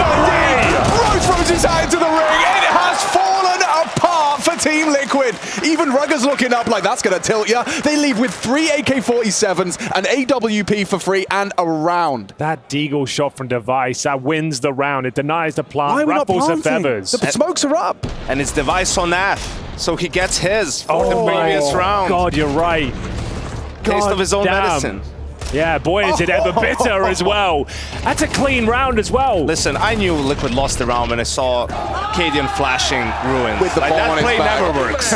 Because it's like impossible to flash the guy who's just holding the pixel and the player who's in the open. And there were so many Astralis players there, which they knew from all the spamming that at best, whoever it was there was just going to die 1 for 1. You know, at that you had another smoke. Just re-smoke Ruins. You re-smoke CT, plant the bomb, play the retake, so a little bit of impatience there from Liquid. I'm surprised they just don't go for the hyper-safe plant, though. It's in the open by first oranges, and sure, like the smoke was down, but the spams are always going to be prevalent, and Device gets a clean one, and then the round collapses for Team Liquid. Astralis back online, a direct injection of cash into their economy now, recovering 3 AK-47s, a Device AWP. Money is strong, and it's anything but. We might be having... No, he's fine. He's having a drink of water. He's chilling, all right, fair enough. It's the eco.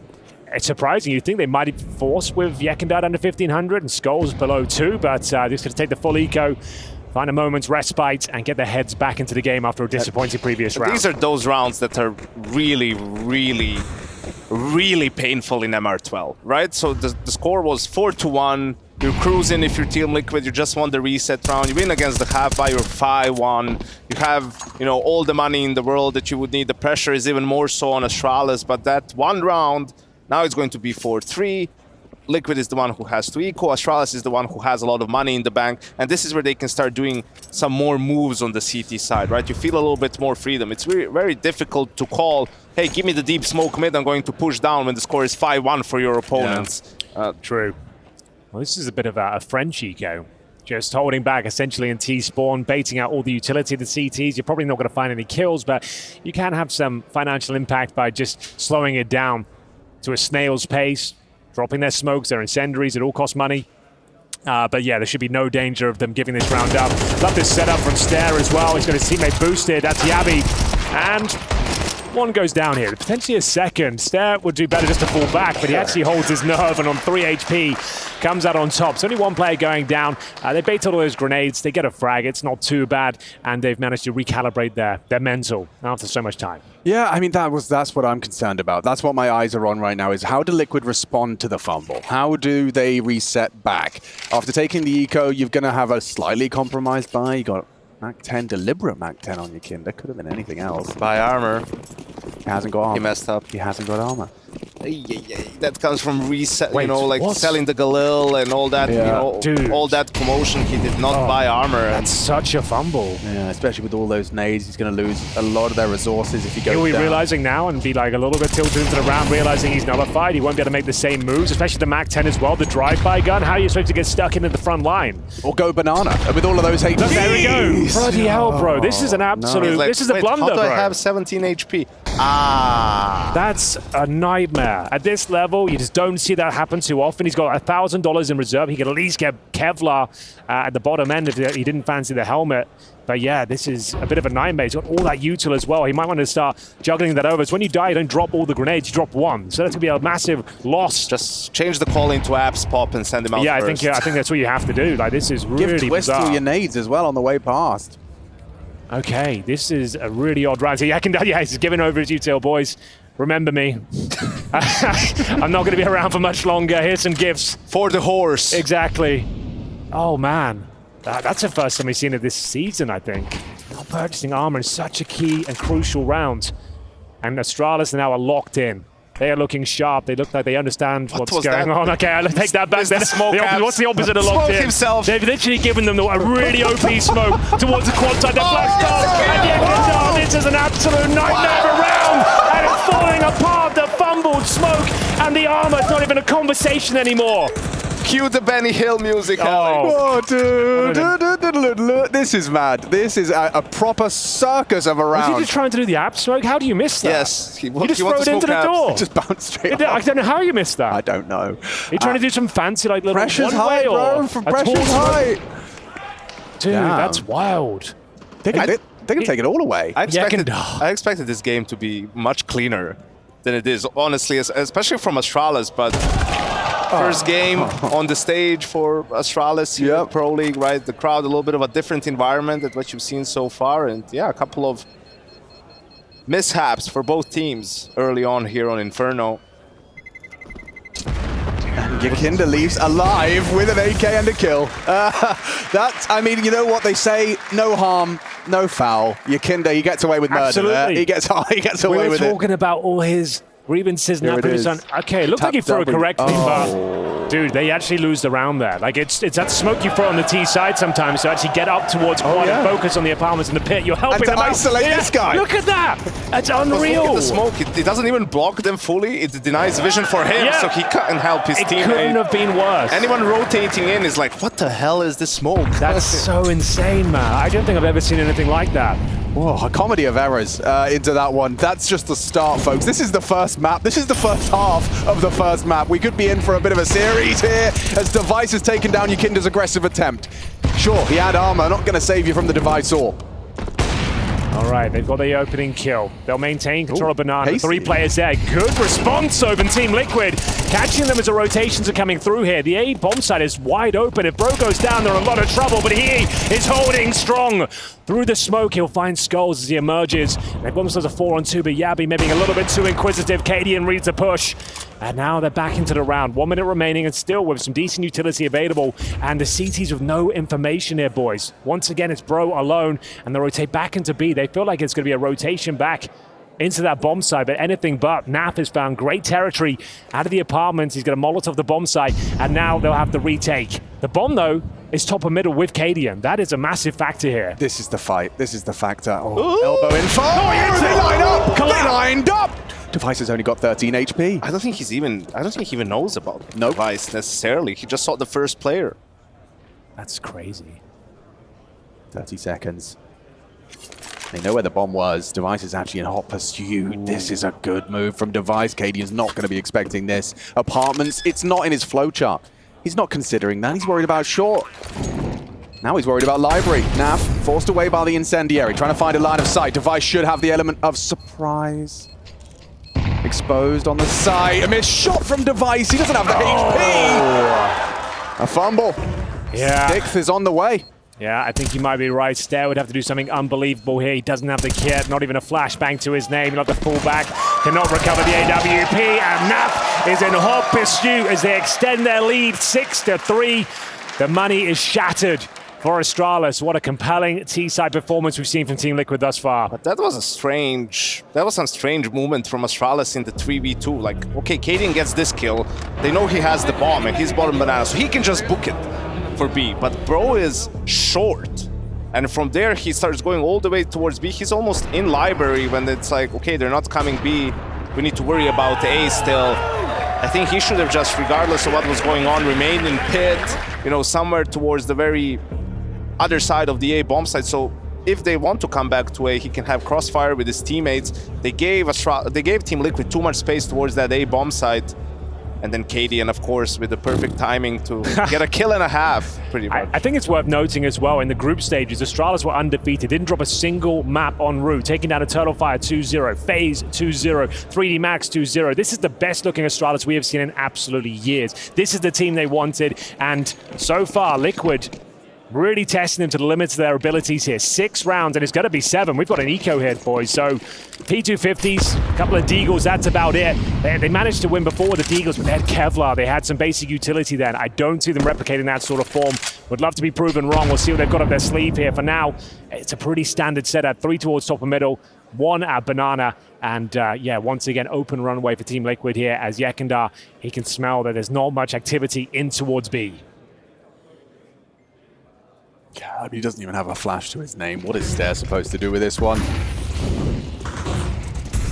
One fumble with Deagle's Kev is one thing. This one, something completely else.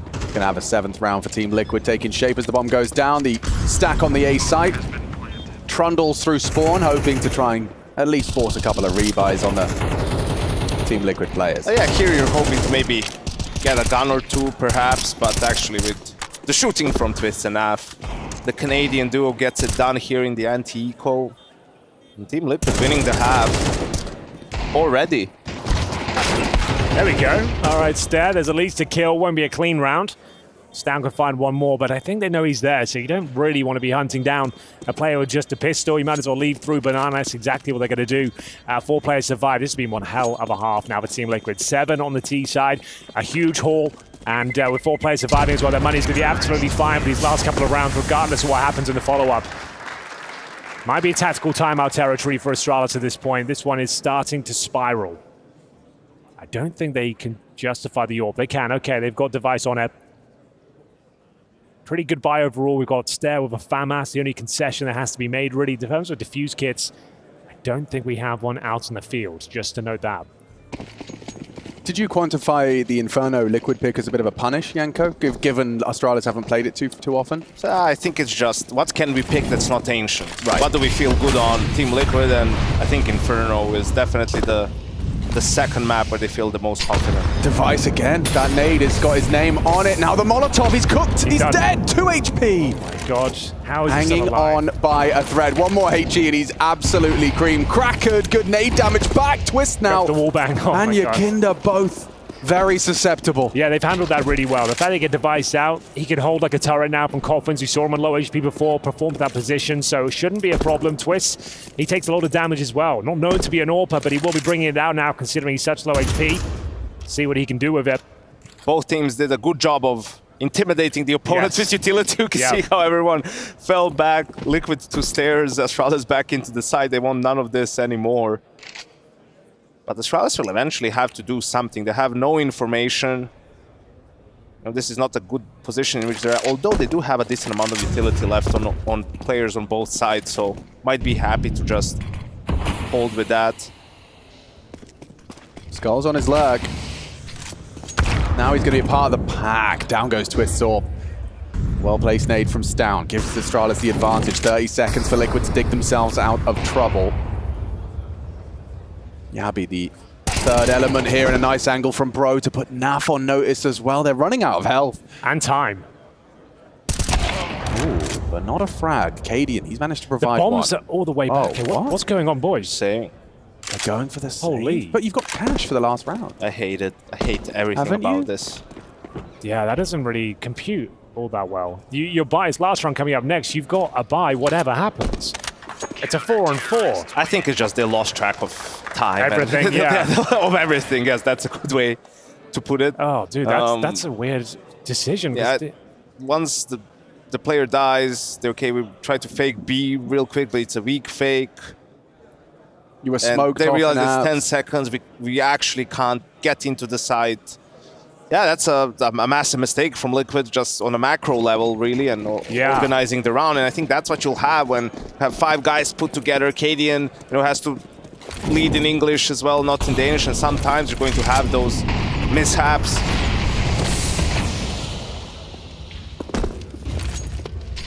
Much needed for Astralis, though. They'll take it. The barrage of nades again puts Twist very low, very early into the round. So we got 3 CTs here this time. Another grenade should do some damage here. Gosh. Twist once again down to 18 points of health. It's Skulls on the luck this time. He's in towards the apartments.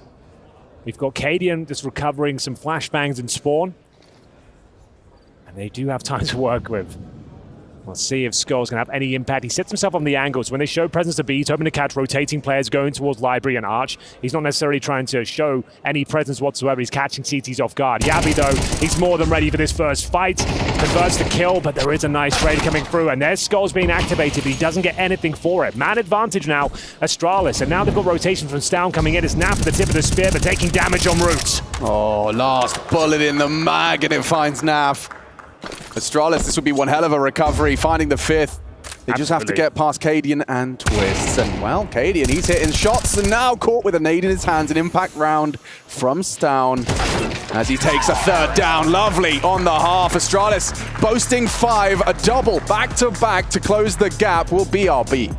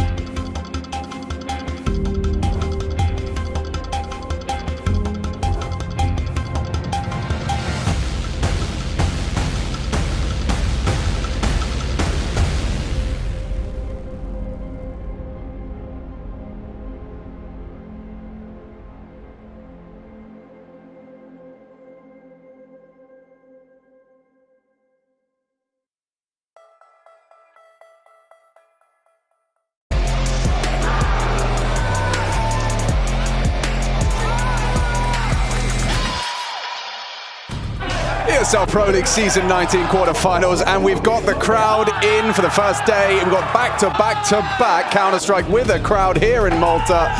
And Liquid Astralis lock-in horns on Inferno. And a very interesting first half, I have to say. I've got Henry G, I've got Janko Paunovic joining me. And Malta, are you still with us, Malta? Oh, yes, indeed. Our third quarter-final. And it's already been a bit of a banger, but not for the right reasons. It's a bit of a bizarre one. A series of blunders from both teams here, but it's definitely been exciting. As you mentioned, no love lost between these two. As Cadian playing off his former teammates in the former Stown and Yabi, we are going to see Astralis switch over to the T side here. They've got the apps pop set up here. 3 players in towards the apartment. The flashbang goes over. That's the cue to go, and they'll jump out and challenge Skulls. Skulls holding the apartments, just tough to track, and manages to get one before burning away to Yabi. Twist empty-handed on the site.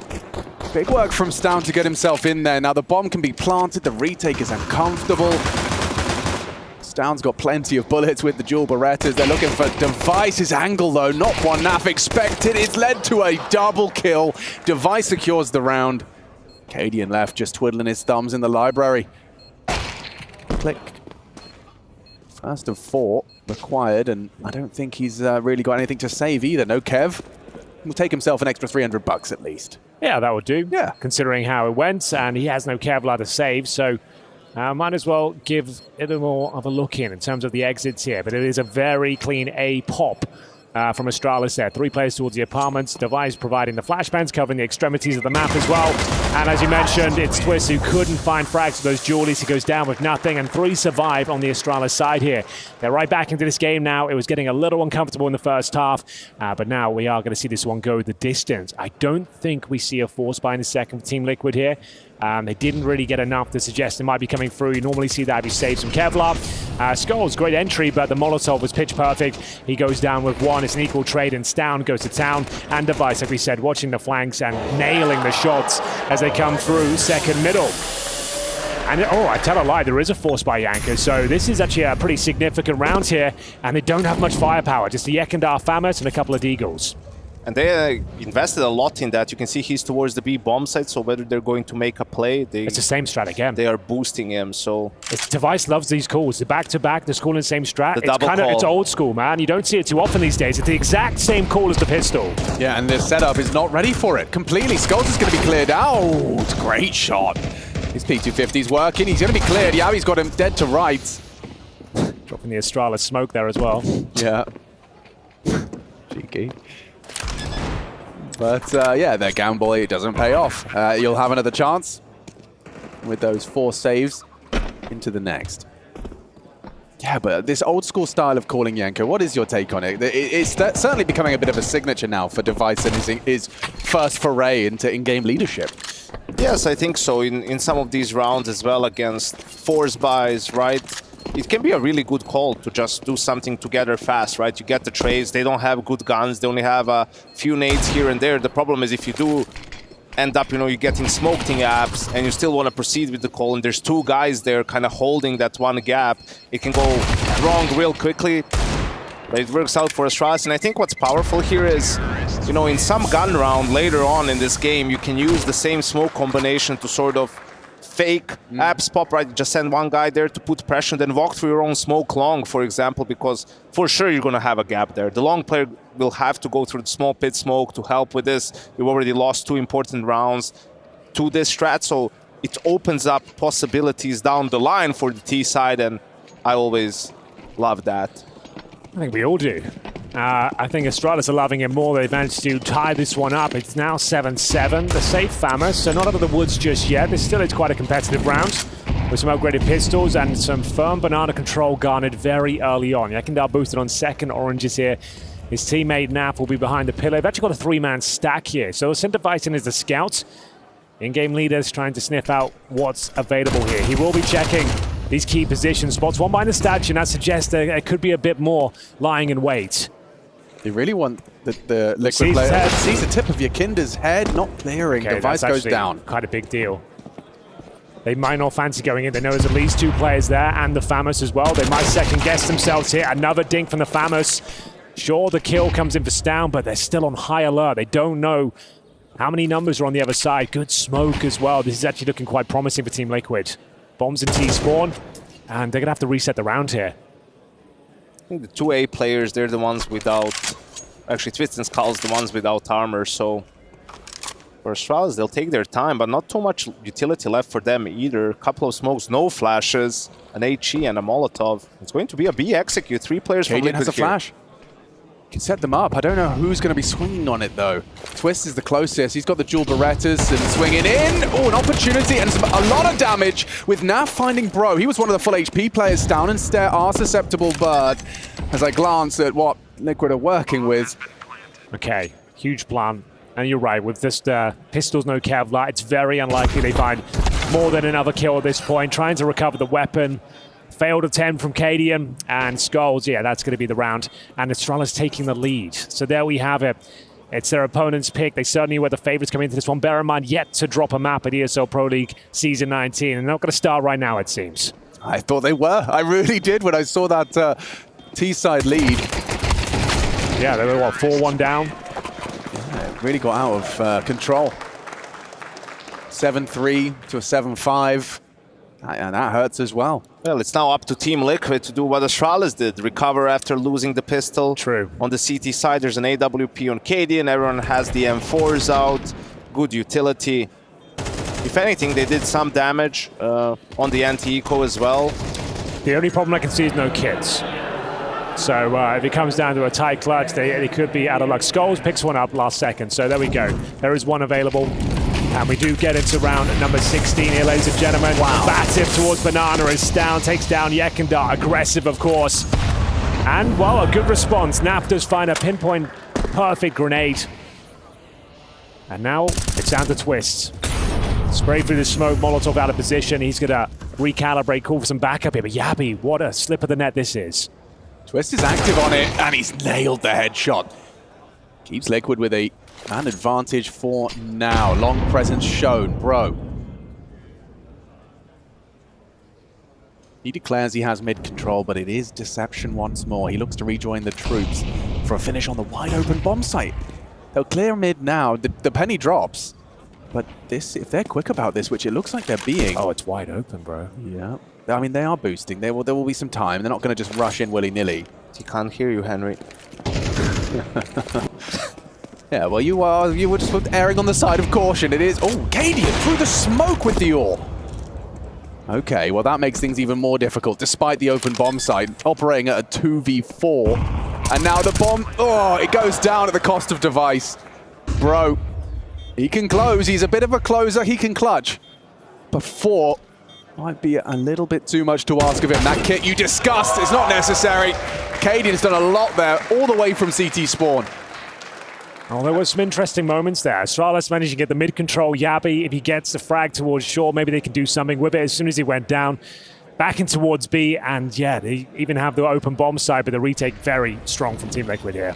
So 4v4 after Naf's nade, and then this, yeah, as you were saying, that fight up mid channeled them into B, and Cadian made light work of the situation. Very well played from the AWPer. I mean, I really dislike that move. I don't think it's necessary to leave the bomb site wide open, even if that smoke blooms just a second earlier and he doesn't catch Stare before the smoke blooms. That's a 3v4 B after plan for Astralis. I think that's super winnable. That's actually a difficult retake, but works out in Team Liquid's favor this time around. Wouldn't suggest you try it again, though. Definitely don't try it at home. It's a little bit more of a subdued round here. We're not going to see Astralis gallivanting towards the top of Banana just yet, waiting out the initial utility. We've got Cadian this time propped up towards the arch side. Smoked off for now, though. Once again, mid-control for the T side. We've got Yabi in towards Boiler, joined by Bro, making sure he's an anti-flash and is covering any CT aggressive maneuvers. Smoke down. Bombs towards B, and 3 players of Astralis lying in wait. And Yekindar, he's vacating the bomb site once more. Retake utility deployed. And do they want to go any further? I doubt it. It's trying to keep Astralis on their toes.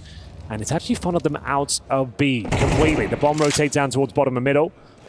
Only Stare taking significant damage so far. In terms of what they've got left, 2 smokes, make it 3, and a couple of flashes. And Yabi trying to contact out of the apartments as his teammates get postured in towards mid. They've double smoked towards the Arch side. So Library and Arch itself are covered. It suggests they have to go towards short. They'll wait for the incendiary to go down, but Twist has got another one up his sleeve. This is well timed from Twist. He knows the exec was coming. Flash is beautiful. Completely obscures Twist's and Skull's crossfire, but they still manage to get vision and they get frags. Stair goes down. It's spotless from Liquid. Just the one blemish. Device manages to find one with the Galil. No bomb plant for you. It's a perfect bowling from Skulls. Straight up. 4 alive. Liquid, they'll take it. That's a pretty significant round as well. We do have just $2,000 per player. It's going to be double digits for Liquid. I think you can see the power of utility as well, right? Skulls with an almost full nade set before Twist is incendiary. Skulls through his. And the two of them just make quick work out of Astralis' A hit. And what that tells you if you're Astralis is you need to put more pressure on them in your default, right? So actually their money isn't great. They'll only get 2,900 after this. Okay. Why have they gone aggressive on the round? They've got pistols only. Okay, picking up the pieces in Skulls. That was getting out of hand, but the AWP is recovered. Device. Oh, if he hits that, the round could have been on. Good recovery. Skulls saves the day. And he'll go down eventually back to the 2-on-2, but bear in mind these players have no Kevlar. It's very unlikely he can win the duels against Yekindar, who's holding strong towards the Arch. He should be able to win this! My God, Yabi brings it down to a 1 versus 2 at this stage. Naf hold towards the A side, and they can just vacate. They could run straight towards B, knowing Naf is probably rotated here. But he's getting inquisitive. He's going to push towards top of middle. He more than likely gets his kill. They know exactly where he is now and trying to scramble out of his vision. How has this happened? I can't quite believe Yabi's hit 2 bangers. Oh, now he has the info on the other. Oh, it's overwhelming! Yabi with a round! An impossible round. It's Glocks, it's a Deagle. And that's the second time in one map Liquid have let the gimme go. Who's making that call? You know you've reset their economy. They've got an eco coming up next. You're doing hyper-aggression down middle. For what reason? I think it's one of 2 guys. It has to be either Twist or KD. And Twist, because he's the first player in with the rifle, so maybe he's saying with a good spot. And I don't think Twist is that sort of a player, so I think it might be a terrible call. They've got Deagles, no armor, no nades. Like, it's a gimme round. You just need to play a default setup and you're gonna win the round, no problem. And we watched Astralis handle that, right? Remember the Astralis round where they all just sat atop Banana and Stair took like 3 fights just spraying down late? Oh man, that's such a nightmare to give over. Gosh. After kind of getting back into it, you had Skull save the day, and all of a sudden it falls apart. I think in a way you want to keep the foot on their throat. They have only pistols, no armor, so those are still favorable fights for you, but all it takes is 1 or 2 kills to go terribly wrong, and the round can completely fall apart, and that's what happened. I don't know necessarily how the Glock kill happened. Yes, they both die at the same time. At this point, though, at least they do have a nice full buy. It doesn't shatter the economy. It's not the biggest disaster you can imagine. But certainly revitalizes Astralis here. A direct injection of cash 3 towards B. It looks like they'll be taking control on the CT side as well. Nice grenades over, flashes as well, but the Molotov will hold them at bay. Max damage to Device once again. He's getting rocked by the utility, but it's Yekindar sprayed down by Stair. Good opening frag and no trade potential. No one with him. That's happened a couple of times to Yekindar. He's currently 5 and 12. He likes to be aggressive, but sometimes to his detriment. Yabi cinched by the flame. That's an audible that Liquid will relay. These flanks have not worked out for Yabi either. He could be giving himself over free. I don't think he checks Skulls here. But there's enough of a distraction right now. Naf is under pressure. The molly towards the pool. Cadian jumping. Yabi's done it. Skulls did not find him. He's going to be fuming. And they still have something to say about the round. Sure, it's a 3-on-2. Twist is in position, but slowly but surely starting to peel off. I think he realizes the round is done. But still, they're falling back. I don't know. Realize. Has no idea that he just stopped the bomb plan with that spam. What an incredible angle that Twist just found onto that. It was in the smoke. Can we stop planting with CT spawn vision? Let's plant here. He used an incendiary beforehand for the default spot, right? So that forced whoever it was to plant a little bit to the right, and Twist just pre-fires that angle. Device in a good position though to find kills. Yeah, too clean with it. Takes him He's down no HP first, and it's a Device close. Oh, brother. now that loss against the Glocks, it's going to haunt you. And I think that I can't necessarily blame Skulls for that. It just, the communication has to be on point, right? Like, he has to say, I'm smoked, he could be playing, or something like that. Or if you're Cadian, you just have to be a little bit more aware. You know, it's but still just a tilting moment. It right? is. Like you've got a player there, you're knife out, you're trying to rotate, you've got the AWP, and it's like such a massive frag for Astralis to pick up. The Incendiary went into the smoke anyway, so he could have just planted safe. That's wild, but a little bit lazy for Bro there, maybe, but Device bails them out in the very end. So it's an eco. It's Astralis going to extend their lead, presumably. I'll hold my breath on that one because it doesn't seem like anything makes sense today. A little bit more on the line in this particular matchup. Emotions running high, to say the least. I think what's important, though, for Team Liquid, yes, you lost a terrible round in the second half as well, not just in the first one.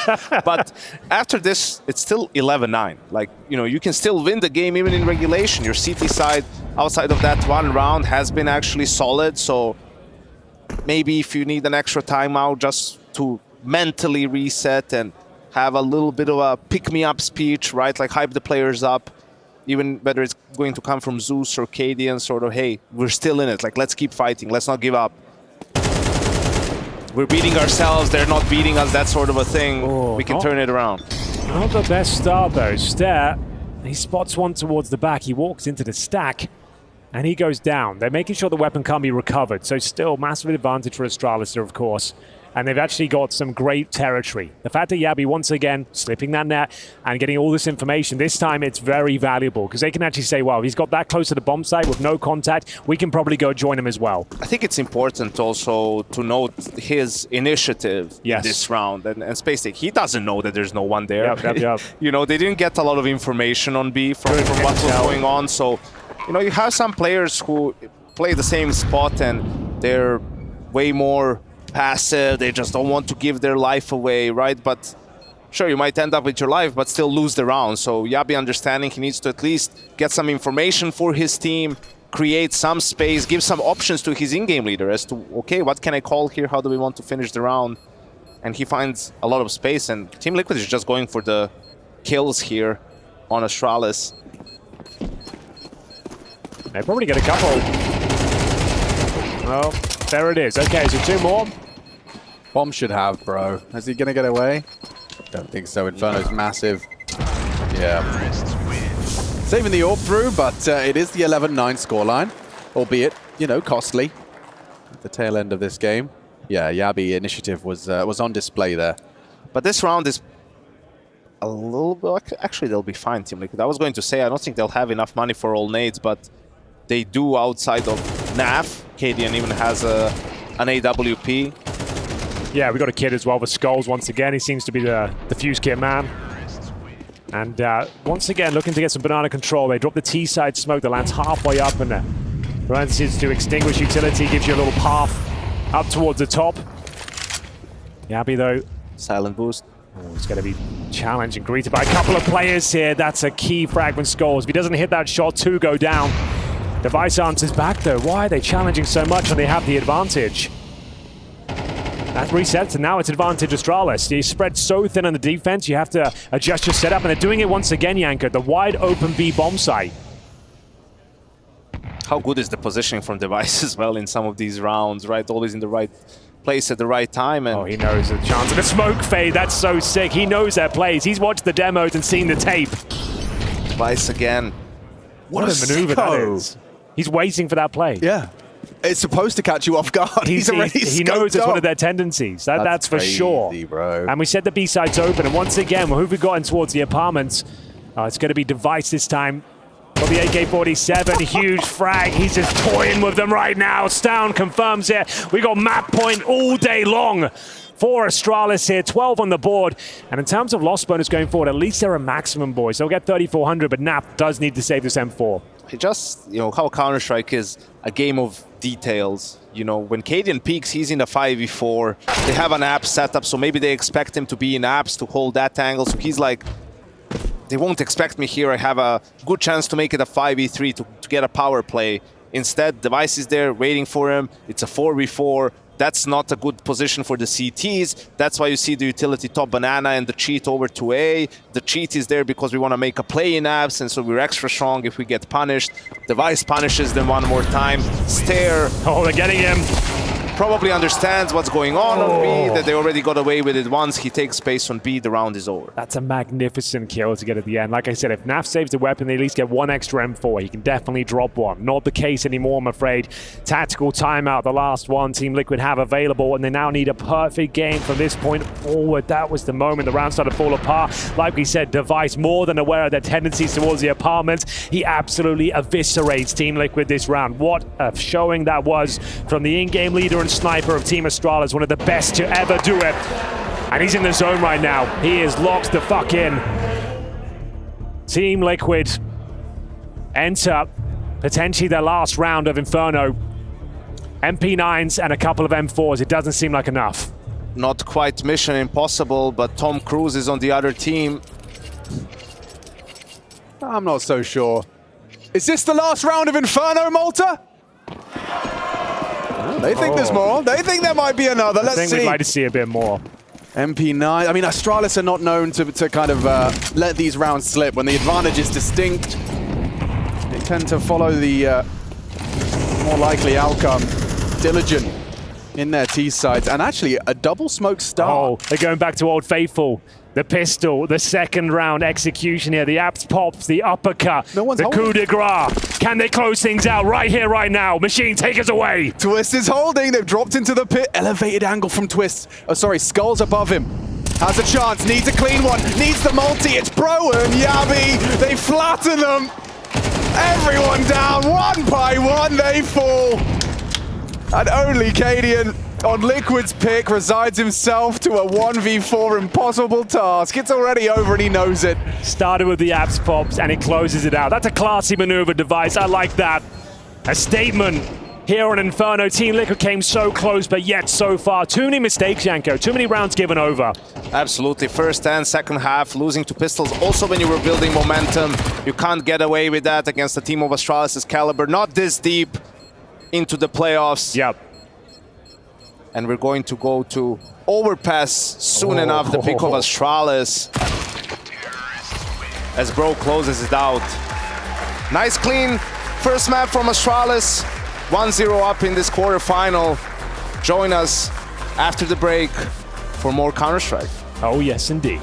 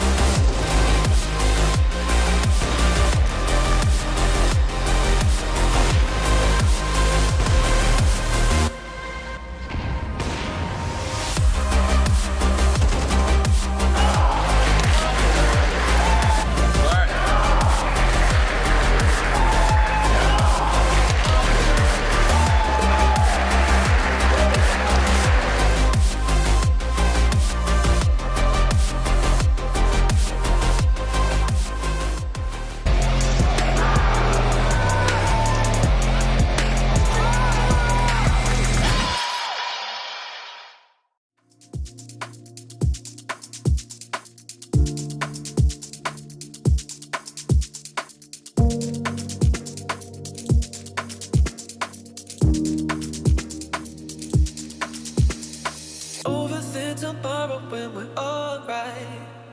That's when we forget just who we are. Make us come together and it's alright. That's when you remember who you are.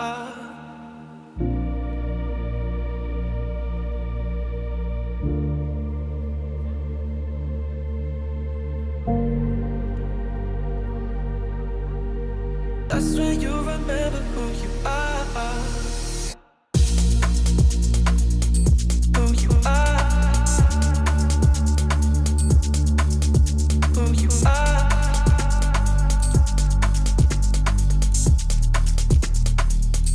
Who you are.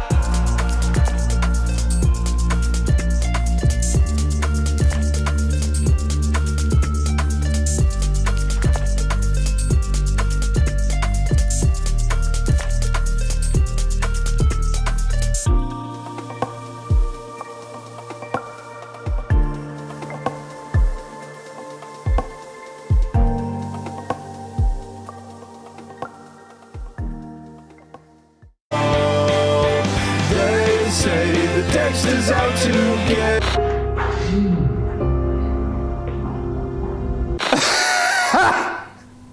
Really? Really? Could have been a lot worse, could have been a lot harder. I expected a bit more pushback on the UK Counter-Strike. Now my question regarding that is, when are you going to, shut the fuck up about this? Blame? Ich weiß, es ist schwer, aber wir schaffen das zusammen, Alter. Hashtag gemeinsam, wir können das packen. Oh, welcome back everybody to the ESL Pro League Season 19. We're in the playoff team D. This is quarterfinal day. We just witnessed map 1 of Astralis versus Liquid, a strong finish by Astralis on Inferno. I'm joined by Chatty B, Moses and Hugo on the sofa. And since we're gonna see an overpass coming, we thought we'd get... No, can you wait a little bit before you get the booze out? Stop, no, it's already dead, Chad. Exactly. It's already we thought dead. we would maybe reminisce a little bit about the map, you know? Yeah, we can, but let's not overlook the fact that we should all be happy it's gone. Okay, well, thanks. Should we just stop the segment here to celebrate? No, I'm ready to get excited and happy now. I just wanted to get that out of my system. Wait. I enjoyed the map personally. All right. I did too. All right, well, I think this is good because we have an enjoyer couch and a hater couch. Nice. And this actually wasn't predetermined. This I think it also fits just our outlook on life in general. You guys are haters. We're pretty happy people. I don't know. I've listened to you complain about Vertigo quite a bit over the last few days. Yeah, true. You won't even play it. I was prompted to do that. Sure, yeah. Okay. No, so the idea we had was that what are the notions and the emotions and the moment that come to mind when you say overpass? Because it's a map that had a fair lifetime in Counter-Strike. You absolutely can. Slow, boring, big. I got you. Saving. I can back you up on this because there was a wonderful moment that describes all of that. He's not in the tournament anymore, Jason. It was NIP versus Amcol. I know you had a good time. Yeah, let's have I do remember that. Let's have that at the top. Triggering game. But is that really the map? Maybe the teams did participate in that catastrophe of a moment? I think certainly the map didn't help at all. No, definitely That would have been a much more exciting matchup on a Mirage. And if I have to go to another like Katowice or Cologne and see that goddamn Olaf diffusing in a Molotov clip, I will probably, that'll be the end of me. Because you've seen it too much, or I what? can't believe that clip's gotten so much runway over the But years. Chad, look at the little dance of happiness. Yeah, well, look, Look, it's a 15-14 round, isn't it, or an overtime round? That's why those are the big ones. As Yanko would say, context is king. Oh, that's right. Well, key. where is Oh, Yanko? the context King is... or key, it works in both ways. We've sent plenty of Molly diffusers over the years. That one just seems to live on and never die. Just doesn't want to go away. Charlie, you seem puzzled. Yeah, sorry, the voice is in my head, you know. Harry, are you standing by? I am or standing sitting by? I'm sitting by. I'm ready. Or bye-bye. What's good? Hi, David? Harry. Yo, How's Harry. it going? I have on my screen, if you can believe it, I found the resources to do the word cloud that you guys I appreciate wanted. that. So You had big. Big's on there. Oh. It's just I need to revisualize it, but Oh, that's nice. fine. You're going to have to slap on Olaf Boost probably on it because we Olaf all Boost. remember that when I it have a comes list to of good overpass. moments here, actually. Olaf You have good Boost. moments on it? I have good moments. Nitro. I thought the NIP versus Amcol would be a nice like comedic relief to get out of the way. Yeah. Made me I do laugh. think Nitro A site, he has like, me and Harry did this research once. He has like Research. Not the only research we've done. There's some Of sick course. shots with he has the like, off, He has like 5 or 6 3Ks on A site. That's it. They're all 3Ks. They're all A site. They're all the same thing. They're all different. Like different games, rather. I'll add rounds. Nitro Beast. Same but different, yeah. Nitro. Same but different. Can you add AWP? AWP, yeah, I can add that. Add Fallen, because Yes, Fallen's Fallen. AWPing in particular, Do you wanna not put just the stop blowing my mind Stop after blowing that? my mind, yeah. Classic. Stop. If you do Fallen, I think Fur should be there because I think Fur taught a lot of people how to Sure, play the aggressive aggression. Counter-Strike. and if you put Fur, you put Rain because Rain, he was of course. Are we the just one. linking every player now? And now- No, whatever comes to mind. If you put Obviously- Rain, you got to put Carrigan. No, in my head. I think And Overpass? with Carrigan, we've you've got to got put Norbert. I'm adding him yeah, in. Norbert, fair Yeah, enough. Norbert is on there. fair. Had nothing because I was talking to Reese earlier Holy about shit. the nothing 1v2, Hang on 15-14 now. Cologne. I think we're doing this the wrong way. Okay. We need to just talk about our happy moments from Overpass and let Harry pick and choose the words that he Okay. can bring out into the Yeah. cloud. Sure. Otherwise, we're yeah. gearing ourselves for the word cloud. Okay. I don't like that. Well, we have some you, clips of Overpass. We do have some clips. So maybe we could run any one of those, and we'll see what it is, and see what memories and Reminisce. emotions it evokes. Oh, is this the double knife to my knowledge? Oh my god. Boom. No way. I forgot about that entirely. ECS Season 2. It went under the radar, and I'll say this because Rushley isn't here, guys, but I think the Observer actually missed some of it when it happened live, I heard. Wait, if my that was God. ECS, That was ECS that Season definitely 2. wasn't Okay. Rushley. Oh, it wasn't you that clip. keep No. my favorite man's name out your God. Go slap Shout him. out to Rush. Go slap him. I'm not gonna. Maybe I'm it not wasn't gonna that round then. There was a double knife kill that like wasn't caught, but it didn't look like that round. Well, Imagine blaming Rushley for anything. Yeah, how know, did you it's become to unbelievable. Rush? Rush is perfect. I did not remember that moment at all, by the You're way. still I did just not bitter remember that it. one time he made you drink that water or eat that meat in DayZ, aren't you? Oh, he did kill me. Yeah. I'll never forgive him. We'll never let it down. Seeing those two names, those two teams on the scoreboard, I have a moment that went with them. Actually, no, it wasn't them. That's a great introduction. Yeah, my bad. Fnatic, the Fnatic Grand Finals versus Luminosity at IM Katowice 2016. The Fnatic comeback from 2-13 on Overpass. Y'all remember that? No? Here, let me say this. I was actually in the crowd. I have seen a Fnatic comeback on Overpass. Yeah, well, I have a couple of them, yeah. When I was talking... One was a little more scandalous. I was talking to Azra about this the other day, and we were having a chat, and whenever Overpass comes on the screen, when we were playing professionally, we wouldn't watch. Really? Now, we didn't play it. It was you didn't play? All right. That Trash makes can sense. map.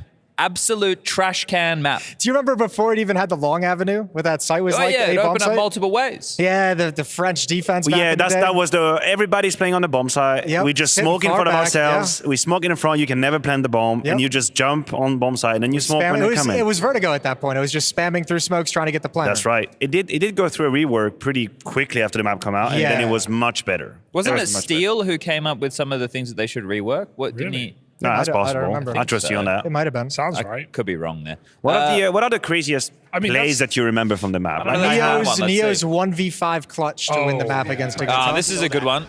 Oh, that's a good play. Yes. A lot of Deagle highlights on this map. That's so crazy.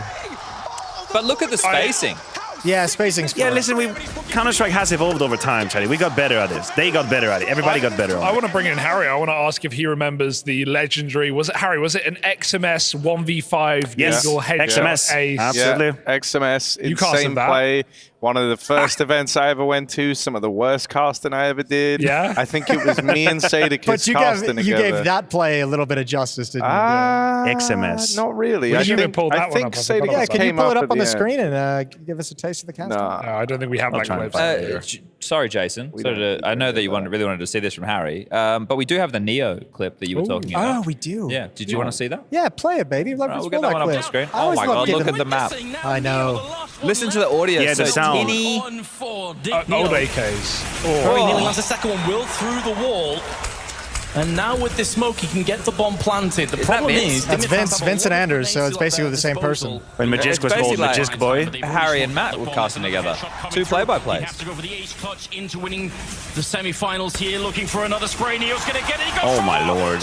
What a throw. Who was on that dig team? That's what I was looking at. Rubino, Config, Magisk Boy. Like, these are crazy names. And MSL. Okay. That's a lineup right there. But that's like, I remember that at the time, because like Neo's one of those players you always want to see him have clips like that just because of his history and his it just makes it so much cooler in my mind. Well, we got plenty more clips. I'm ready with you. We have more clips. Yeah, let's roll a few more. This is getting actually we really are going to easy. get map 2 underway very soon, where Astralis is going to make this a 2-0 series. Oh, that's Big Gordon. Oh. No, actually, wait a minute. He'd be screwed now if it was only the 5-bullet. Oh, stop blowing my mind. Stop blowing my mind, boys. Believer. Would you suggest that you don't want to stop believing? Why don't you cast around? Okay, tags up. Jesus Lord. Starting to believe Thank God Henry said that. He's got to take a flame. Fallen! Stop blowing my mind! This is going to be absolute madness. A round that we will forget. No, he won it. Yeah, there was no time to defuse. He won it, yeah. We didn't forget that round. We did not forget that, Alex. People have tattoos of that round. Really? We'll roll the next one. We'll just keep them coming. I think this, here we go. No, that is the Gordon 1v5.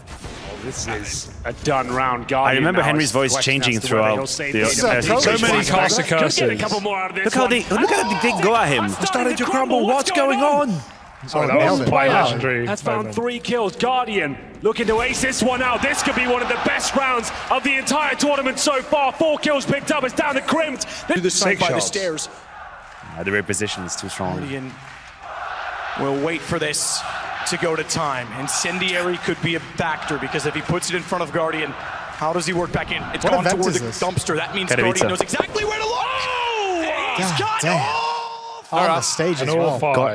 He was a man that had references on Overpass. Talk of big repositions around the map. I think we got one more classic clip. Maybe you'll remember from a Cologne gone by. Jordan Nothing Gilbert, 15-14 map 2. Oh yeah. Gets the entry, resets around the world. I love this one. Again, a 1v1 This is a Especially at 60-second 15, 14. rotation. That's Yeah. I hope this clip shows this entire rotation so we can really get a does. sense of how big this map Oh, is. it took like about 30 seconds easily if you want to Yeah. go around the world. He left takes a long way. 125. In the back Got to start Takes a walking. shortcut, yeah. It's like I feel like I got to fill dead time right now. But think about all the triple boost that Navi would do on this Yeah, map. Right? There was towards so much. long. They were creative about All it. up boost, obviously. Left on Jordan. He's got the double kill. Cologne, Guardian has got everything going for 2017. him. He knows where the bomb is. Damn. Nothing, and now This it's was just a a patience game. semi-final? Yeah. Semi-final, yeah. Guardian. They 2-0'd. Very careful. Cloud9 so far era. not checking behind him now. He's actually going back. I didn't He even senses remember it. Cloud9 in the final of Cologne. Almost a minute. Yeah. Ice cold. Ice cold. Who's That's going it. to look Yeah. the right way at the right time? And it's happening! Not I love that clip. Yeah. All right, boys. Next Running map coming up. Overpass. It's Liquid. It's Oh, we're Astralis. done? Who's winning? I had so many We got to go to the 2-0. game. I think it's Astralis 2-0. Okay, Zipix had a 1 HP clutch at Atlanta. I liked that one. Well, we'll have He's to still remember. stuck in the past. You're Astralis stuck in the is- past, Astralis is Jason. Win winning now. that. Astralis is winning it. Okay, 2-0 across the I'm board. cool with that. All right. Mic drop from Hugo. Let's go to On the the break. sofa. Let's get into the map. Let's get things underway here. Measurements. Measurements, yes. The measurements never lie. Never.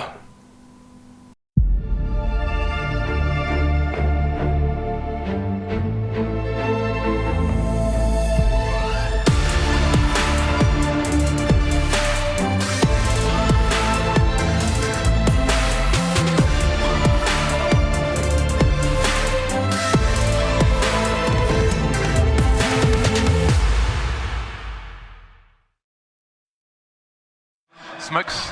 You see a double smokes in the same place there. Simple just jumping casually into the side. Wait, what was that? Never miss a play again. Simple. That's not allowed. This is not FPL. This is a major. Finally. With Face It Watch, you're in control. Switch between player POVs live and see the game through the eyes of any pro. Never miss a moment with replays. Relive each highlight on demand from all angles. Watch it, control it, face it. ESL Pro League Season 19 is brought to you in part by Intel, Acer Predator, Kadia, DHL, Monster Energy, the United States Air Force, 1xBet, White Market, and Gaming Malta.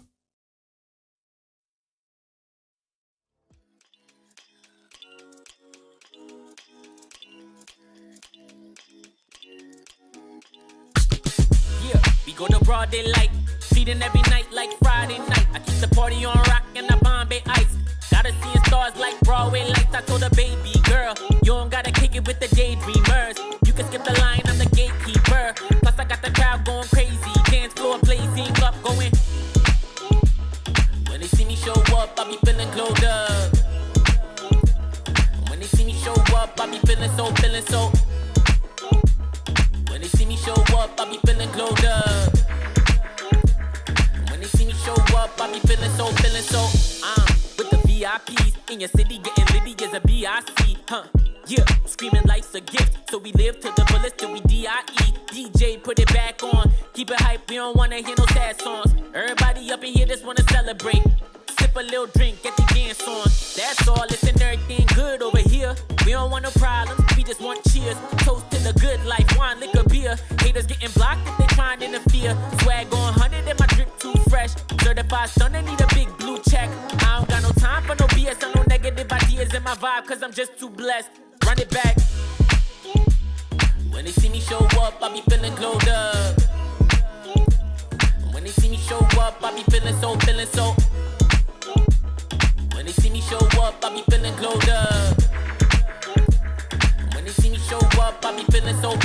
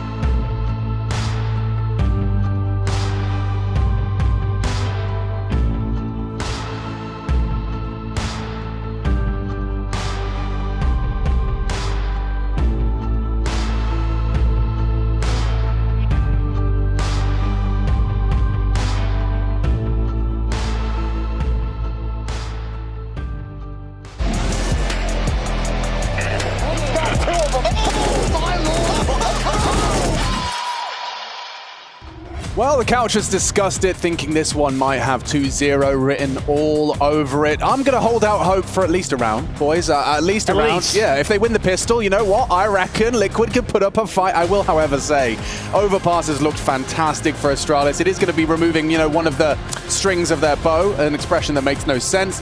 We've got Janko Paunovic, we've got Henry G, and we're ready to get this one underway. They did capitulate on Inferno. A couple of fumbles against pistols puts them in the disadvantage heading into their opponent's map pick. It is Cadian versus Stabby. Whoa. Just said it out loud. I said the quiet part out loud. I tried to say Stown and Yabby, I promise. Sorry about that. Yeah, sure. We did a whole pantomime about it earlier. Yeah, I guess it's fine. Still, not a nickname I'd want to stick, so don't know how I've let that one slip. Either way, it's Astralis on the T side. It's Team Liquid on the CT side. Let's get this party started. Astralis have got nades by the boatload.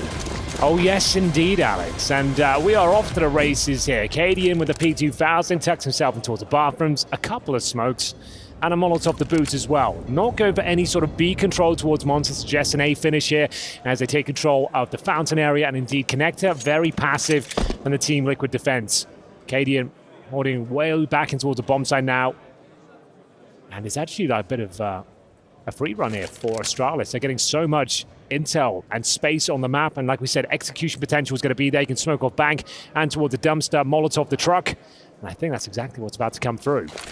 Two smokes in the sky. Device throws them both out for the squad. Yakinda plays close, but Cadian's already lost his life. And oh, that's a nice shot from Yakinda. He needs more. Stare an opportunity there, but it's down with the long-range cannon.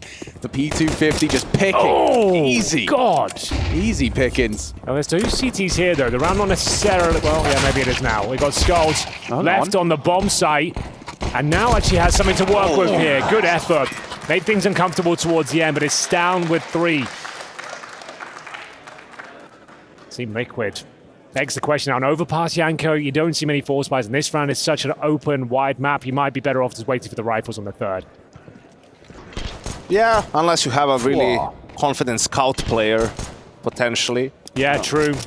Or you just feel like for the gun round you want to have the op for those long ranges because you'll be facing the AKs, and Liquid goes into the force. Okay, so that's MP9s and 5.7s here. We're telling where we're going here. They can at least cause some damage. They need at least a few kills to justify this investment. A round win would be obviously a welcome addition to their setup. But Devices garnered so much control early on, joined by Bro as well. 3 players making their way towards long, and the CTs are none the wiser. They have 0 information this is going down right now. How do they even stop it? Like Anka said, they have to scout. Maybe they can get some tags off and dissuade it from encroaching towards the bomb site, but smoke delayed, and it's going to be dropped towards the mouth of long. So that removes all vision. And now they're going to leave a player in position. That's going to be Bro. He'll hold towards the bathrooms as they start to navigate their way back towards B. So trying to cause some rotations, and it's working out very nicely. You can see the CTs losing a lot of intel here. Smoke down towards the A site as well. So that's going to be the lurk smoke thrown in front of the bomb site. So there's 2 smokes thrown in towards A. You would assume it's going to be an A finish here. So they need to get his skates on. As kill comes in, it's Bro to pick it up. Yeah, Yakinda very exposed there, and this has been their plan all along, is to have the CTs uncertain. However, Skulls and Ref are ready. Absolutely. Not the weapon for heaven. Cadian might want to dump into the site now as the util starts to rain in. 30 seconds, Yabby the first man in, spots out Cadian. Ooh, he takes a bit of heavy shot, a lick of damage. Stair's got the range advantage. Twist, however, does significant damage with the MP9. Skulls is contributing heavily. A double with the MP9. Naps 5-7 fills the feed. It's only Bro. Bro can't do it. It's Liquid's round. A second. A force buy back. Well, there we go. The force buy successful. Just what the doctor ordered here for Team Liquid. After they fumble some key rounds at Inferno, they do steal this one away. On the CT side, the B stack, the ruse in towards the A side. They don't take the bait whatsoever, and it's Skulls with 3 massive kills. Nap contributing with the 5-7 as well, closes things out. And we're going to have to see the force back in return. Device this time with the scout in hand. Deagles otherwise, and no grenades to speak of. This have to be a brawl of a round. We know they're good. The Danes historically are with the Desert Eagles, but we'll see if they can step up here. Stown has got 1 smoke now. So towards long, potentially we go once again. That was a great defensive smoke from Skulls and Af in water, right? And for Astralis, they had more utility than they used. You know, they wanted to hit timing and to explode onto B instead of just do a proper execute and risk getting blocked by something. Oh, wow, what a shot from Device. Oh, that's sick. Oh, Yakinda, he had a really tough first map as well. Didn't go to plan for him, and M4 falls into enemy hands. You've conceded the opening, and after the rounds you lost on Inferno, they can't afford to let this one slip again. Do I feel like it might be taking shape? The loss of Yakinda. He's had a rough series as well. He finished the first map 6-15. He've lost out early member, 45 seconds, but bear in mind, there's no real utility on the T side. There's that one smoke, but Stan with the M4 now could get a little complicated. Naf, a fantastic performance in the previous round as they rot the clock. CTs are in position to fight this one, but it's going to be a successful scout tag. He is a scout master. Twist will find one, but Stare still managed to take down Cady, and you need one here. Twist just gets through it. Their health is very low, but the frags are coming in. Twist, what can you do? He's managed to find himself another.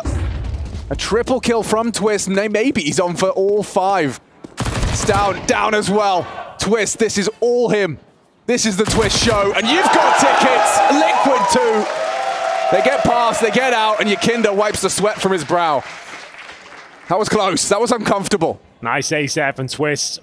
Good cash injection as well. All the kills with the MP9 means he can drop some weapons over. It's a full eco coming out next, so don't necessarily need the AWP straight away. We'll see if they want to purchase it early, though. It's going to be a nice showing for Twist. They did a lot of damage on Ruse. Certainly uncomfortable round. Those Desert Eagles, they pack a punch. And for now, just up against the Glocks, a round they literally can't afford to lose. There've been a few fumbles this series. I can't imagine a world where this one goes wrong for them. I think if you're Liquid, you walk away from Inferno with a feeling of that you lost to yourself. Yeah. You know, not as much Astralis beating you, like you making big mistakes in some rounds that you weren't really supposed to lose. Maybe you stray away a little bit from what the plan was in that game due to that. Farming. So you're hopeful coming into the second map. You know, if you just clean up our game a little bit, guys, let's focus up, let's play with a little bit more discipline. Let's not get cute with some of the calls, with some of the aggression. We're still in this, and the third map is Ancient, which is a great map for Liquid, as well as Astralis, of course, but that gives you hope that if you can somehow come back into this series and take it to Ancient, there's still a chance of winning. I think that sounds like a very, that would be a wise way to frame Inferno for Liquid's mindset into Overpass. Cady just wants to get this done, gets this over with, and he does so with style. Not bad. Not bad at all. You know what they're not saying? What are they not saying? Let's do it for Overpass. No. You know, this is the last send-off to Overpass. Let's make sure we have a good last performance on the map, Henry. You going to miss it, Henry? I mean, I thought it was an interesting choice. It must be quite difficult to even get Prac on Overpass right now, considering it's only the teams within EPL actually playing the map, right? So there's other tournaments now. It's gone. In that sense, like it's a bit of a bogey pick, because you know your opposition. Like Liquid historically don't have many matches on Overpass, so it's not a map they really lean towards. So yeah, I like this from Astralis, but still, this is the idyllic start from Team Liquid. Lose a pistol, and if anything, it's better to win that second round force buy. You don't get the luxury of the second round loss bonus. So, yeah, this is the perfect start. We'll see if Team Liquid can hold on, though. I think here I'd keep an eye out on Yabi in this half. He is the B lurk on the T side, right? And we saw him take space on Inferno and be aggressive and take initiative. He's going to have to do the same on this map. And this round is tough strategically for Astralis because they know there's an op on the CT side. They don't have one of their own, so you can see the long ranges. You have to use extra utility, but it's tough to take map control in some of these areas. So close to the headshot there, not quite connecting though. Gets the intel, the multiple players are out towards long. They take control of the bathrooms here at the 1 minute mark, and the bomb's all the way back in playground. So what's the final maneuver? They've done this before. They set one player up towards bathrooms and go back in towards B. I think you have to stay aggressive if you're Cadian. There's no op on the T side, right? So it's more difficult for them to punish you, and if you just play passive, you're in risk of having to play behind the smokes and dealing with an execute. Yeah. They've got to play a boosted and connector on the shelving. I'm not sure if that's going to be a factor in this round, but Bro needs to be on high alert here. Contact play through the monster tunnel with Skulls to defend, and he's having a bit of a show-stopping performance right now. Oh, that was the frag. That was the frag he needed. Now Naf has to make up for it. He gets away with 2. 3 on 3. Bomb needs to be planted. They'll get it in. Device punching in. The Cody gets off it. The HE scared him. He thought there was a swing off of it. He was exposed. Bro is cooking a flank. If they can get the bomb down. Device, he's still not planting. He's just conceded the round. He'll rather leave with the AK. And maybe even an AWP. Great find on the flank. You'll take that as maybe a, what's the word? Consolation prize. Consolation prize. Thank you, Mr. Greer. But the round is Liquid's all the same. Yeah, that's a little bit awkward towards the end. Why would he get off the plant? That's your last chance to do it. Saving the gun, sure, but you're likely to go down at the end anyway. I don't even know if they missed the smoke for mid-side, for plant or something like that, or he would be in the open and realizing they don't have short control or anything. He would just be throwing his life away. Wow. Yeah, tough start for Astralis after that pistol round. Double Mac 10s and Galil's, and on helmet watch, I'm always there. It's Naf and Cadian who will be vulnerable to the SMGs here. The 4-1. The idea, same scoreline Team Liquid had on Inferno, bear in mind. They couldn't hold on to that lead. Oh, you didn't have to remind me. Yeah, slowly but surely it slipped away, and then we'll see a similar approach. It's a 3-man setup towards on the flash over. This time a run boost, and usually they get Bro set up towards bathrooms, peel off back in towards B. That's been their standard setup, but they obviously will have different variations of that, and it's Yekindar. Quiet series so far, but a nice clean headshot to kick things off. Can he find a second? Almost. Down, dinked, down to 13 HP, and they're going to push Device through the smoke here, try and gain some control in the 4-on-4. No one swung off the flash. They don't have the information. They have full toilets for Astralis. Twist, he's got a lot of responsibilities. He's counting on Cadian to keep hold of Divider. Skulls activates towards short water. The rotations are on their way. Cadian does well, plucks Yabi from the pack. Bomb long. 40 seconds, and they are advancing towards Cadian. Combat AWPing is what he does, but he's not ready for another. Device catches him off guard. Oh, Skulls makes a meal of the spray. Device nails the head before he goes down. Nothing here for Stout. Oh, an audible. He actually knows there's one towards the dice or in the smoke. Naf being walked upon. It's covered by Twists. And so a 5th. It takes shape for Liquid. This CT side so far, so good. They're in really good position for these late round situations, Team Liquid. You know, they either have good information on what's going on or they make the correct gamble. And that's been the problem for Astralis. And that's the problem with Overpass as well. With how big the map is and how long the rotations are for the Ts, it's very difficult to do things together across the map. It's almost like you have 2 separate units working on their own and you're trying to get map control on A, then you have the guys maybe trying to take control on water, or you have your B lurker trying to apply some pressure on B, or at least listening for rotations and that sort of a thing. And it has to be that way because the rotations are so short, in contrast for the CTs. They just go up and down the stairs and they're already there. I mean, they spawn in the A bomb site. So that's why you see Liquid very good with these mid-round plays and just good reads. Missed Molly, not going to be too costly. They're going for a stack nade play. Naf's jump spotting. Bang. Down to 50. Double up setup. Could be quite potent on overpass. I don't know if they accidentally picked up both ops, the last 2 Team Liquid players. I mean, you know you're going up against a half by now. Maybe they don't. Maybe they thought it was a hero AK and the one save, you know, just the saved guns. I'm not sure, but really not a great call. If you think you're going up against pistols to pick up a second op, it's just unnecessary, really. Save it for the gun round. You also don't give it away that you have it. So, the Deagles were somewhat problematic for Team Liquid before. See if they can hold strong and get a nice clean round here. It's been a fantastic showing on the CT half thus far. Yekindar defensive this time towards long. Tucking himself in the corner. It's Device who's trying to sniff him out as the lurk smoke once again thrown towards the tip of the bomb site. Cadian looks above it. Slowly but surely they get closer. Trying to break the smoke, and that's a nice shot from Cadian. Opens things up. 5 versus 4 should alleviate a lot of pressure. Drops the incendiary to funnel them in towards his scope. And Device, well, he can maybe find Yekindar here. They're going to overlook his position, but Device in the back can't quite connect this time. It gets a little bit awkward as the backstab doesn't work out as well. We said we wanted to see a clean round here from Team Liquid, and they delivered on all fronts. 5 players surviving. Fantastic shots there from Cadian, and they go 6-1 against the Desert Eagle partial buy. I think Astralis is also in a little bit of a tough spot, considering how this half has been going. They didn't really put any early pressure on B, you know, trying to take water fast and then peek from short, you know, lurk smoke outside of Monster, anything along those lines. It's just been defaulting towards A, taking long pretty quickly and taking toilet control through long.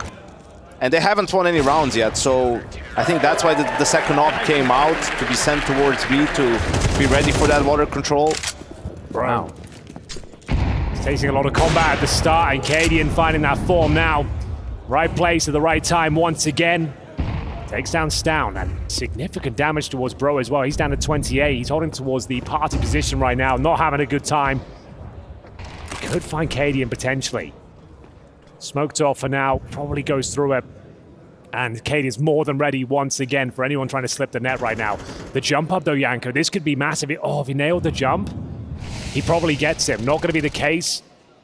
Having to expend a smoke there to extinguish the incendiary thrown over the top. So this is a massive advantage for Team Liquid. Bro didn't find his timing, and Cadian seems more than ready for this challenge. Look at the utility for Astralis. Yeah, not much. It's done, pretty much. This is the last bit they have that they're using towards A. Nice shot. He's in the zone right now. Not going down by the fight. Cadian, a very solid overpass player historically. It's Yabi trying to breach the bomb site. Massive grenade though. Max damage once again. 35 seconds. Bomb will go down. They know Cadian's towards long. Do they dare challenge him? I don't think they can. They can't flash him off. They can't really just take the dry peek. This retake's looking very good, but bear in mind the double orbs and the retake could be a problem. That is it, especially now if Cadian gets empty-handed on the wide swing. Oh, Yabi's nailed it. Found him. And now he can wield the AWP on the low HP. Even more chances for a second contribution from Yabi. Double AWP to defend the site now. An easy one for Yabi. Stair throws his hat in the ring, and it's an Astralis round. They dug themselves out of trouble. Yanko, no nades, no problem. Yeah, that was. How did that go so wrong? I was thinking the exact same thing. I think as soon as Cadian misses that shot, I think he'd been better off holding the really defensive angle. He's wide in the open. It's such a gamble at that point, and he had it locked in.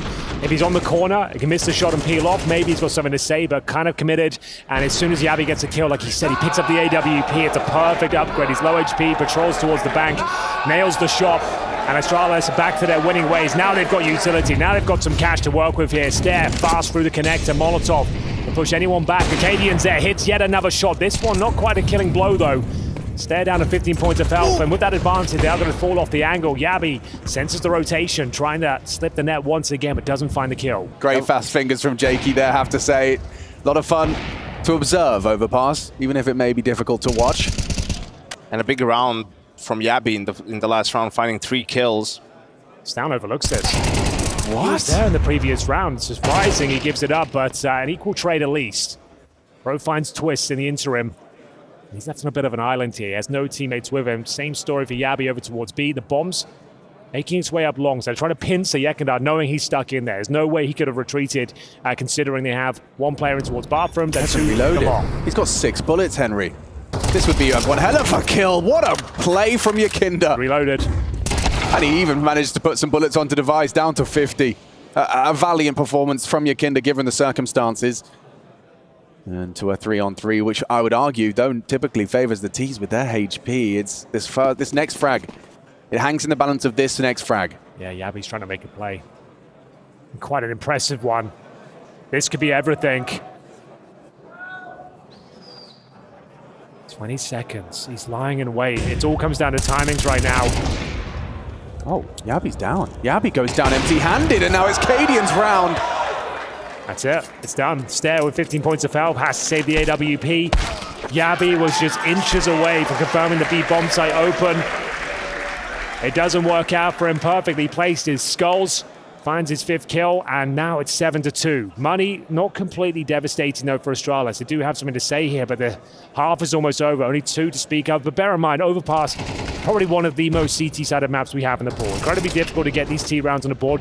3 would be enough to have a compelling performance, especially on your map pick.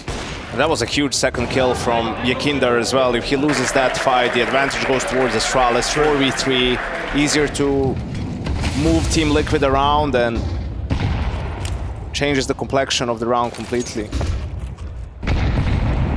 Good awareness there from Twist. He actually just backed away on the timing. But look at the opening from Team Liquid. It's a 4B opening, understanding they're yet to just really apply any early pressure or try to do something early towards the B bomb site. So they're expecting an adjustment from Astralis. And you can see early on, Astralis didn't really want to do it. They understand it. It's a little bit predictable, but at some point when things aren't working, you have to try something else. Composed is Skulls. As you've discussed, is not been tested with a direct assault yet. Might be taking shape before our very eyes. He's been given the gift of a second smoke to keep them at bay on Monster. That would put us down to what? 20 seconds? If he holds on to it for another 10. There it is. So yeah, we're going to have a very last minute B crunch. This could get very messy.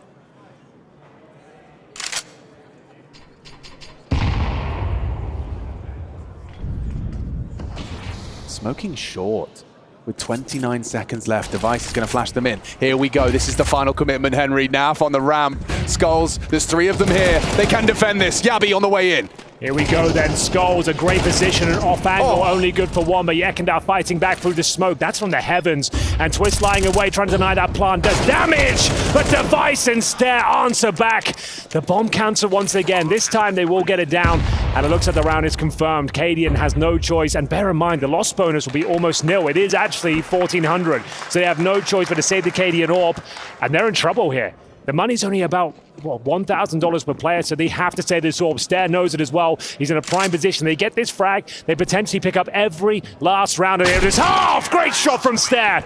Orb goes down. And now, this is where things get complicated. 2 more rounds left. You've got around $2,000 on average, and you're going to get 1,900 into the next. So there will be a buy. And the thing is, Skulls with 1,700, it'd be a weak buy. So maybe a tactical timeout just to discuss their options. There's no real right or wrong answer here. We'll see what they've got in mind, but great shots coming in. They didn't have much to work with there, and Astralis make it work. Yeah, I'm a bit surprised that Cadian couldn't get more done in this round because there weren't that many flashes around, and the problem for Liquid was they knew what was coming their way, but they weren't really set up well to defend it. You could see Naf is dying just on his own, pushing up ramp, and Skulls is in an all-in position where he gets traded 1-for-1, and Twist can't get the kill on the planter. The most overlooked spot on all of Overpass is right here in the connector. Stare, though, seems to be on high alert. Great grenade towards the top, upset Stares. And they've already got the open B bomb side, so maybe I'm getting a little carried away. The round looks like it's done, and he should be able to mop them up here. They jump 1-through-1 through the smoke. He's having a bit of a field day here. Device gets a wall bang as well. Why not? How's he done that? How's he done that? Through the door, of course. I guess from short, from sandbags. The round was done anyway, but impressive nonetheless, and now they're starting to rack those rounds up. So it was the full eco, just to note there as well, giving them a buy, but Skulls has $3,000. Same story for Cadian, so he's been kind of carrying them as well. The AWP has been instrumental to their success. That won't be an option now. Not even through the door. Wow. Don't be frustrated, He just got 3 kills. It's chill. It's all good. I think it's because he had a rough showing on Inferno, even though they won. He got like 7 kills, I think it was. So maybe he just wants to show he's in form. He has been very good for Astralis. What? In that jersey, and Device gets yet another wallbang. Is that through the wooden board? Yes. It must have been. 4-on-4. That's disgusting. It really is. Back-to-back wallbangs from Device. Yekindar, in the aforementioned overlooked spot, spots the barrel, does Device. AK-47 now, what a play that is. Alley-oop with the HE. And they've got the man advantage. 5 rounds on the T-side of Overpass will be a blessing here. And he knows one more player is there. An HE came in from Twist. Oh, it just missed him. Oh, Skulls. Skulls has opened up the avenue straight into the bomb site. Device has the bomb. He might be able to get taken down through the smoke. There is a gap. Okay, he hands it over. He seems to be on high alert. Knows a Twist potentially lurking, and they're both in this position, Alex. Device doesn't necessarily need to challenge this one. When he had the intel, goes down, but it should be absolutely fine. Yeah, I don't see a kit. Oh, was about to say powerful smoke, anything but now. Hold on, guys. Oh, a dink as well. He's done a lot there, Twist. Maybe Cadian can... He can do this. Rustle something up. Knife out. On the way into the site. It's a 7-5 half, and that is an Astralis recovery. In the last 5 rounds of play, Astralis win 4 of them. Liquid down on their knees, begging for a third map.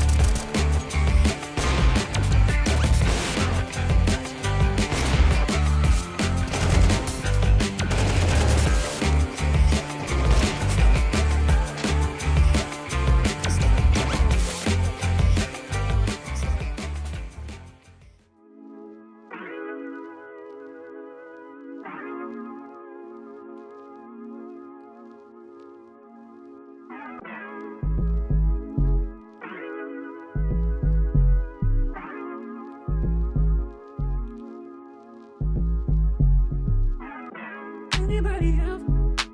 Anybody else but you? Anybody else but you? Anybody else but you? I don't want anybody else but you. Anybody else but you. Anybody else but you. Anybody else but you. Anybody else but you. I need anybody else but you. Anybody else but you. I don't want anybody else but you. I need anybody else but you. Anybody else but you.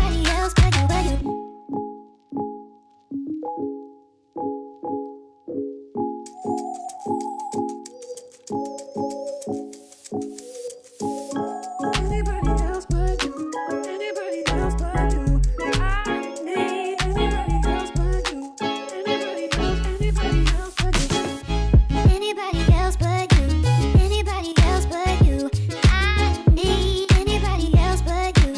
Anybody else but you.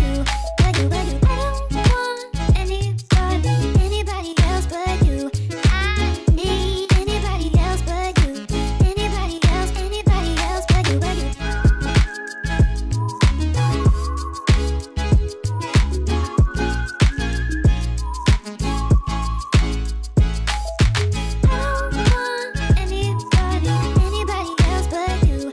I need anybody else but you. Anybody else but you. Look, man, I don't wanna hear no talk. Look, man, I don't wanna hear no talk. Look, man, I don't wanna hear no talk. Look, man, I don't wanna hear no talk. This ain't new to me. This ain't new to me. This ain't new to me. You talk before. Imagine that when it's time to get bread, I don't panic, man. When they ask what I do for a living, I just say I met paper, appear like the magic man. Imagine that when it's time to get bread, I don't panic, man. Keep cool and calm like the attic fan. We met paper, appear like.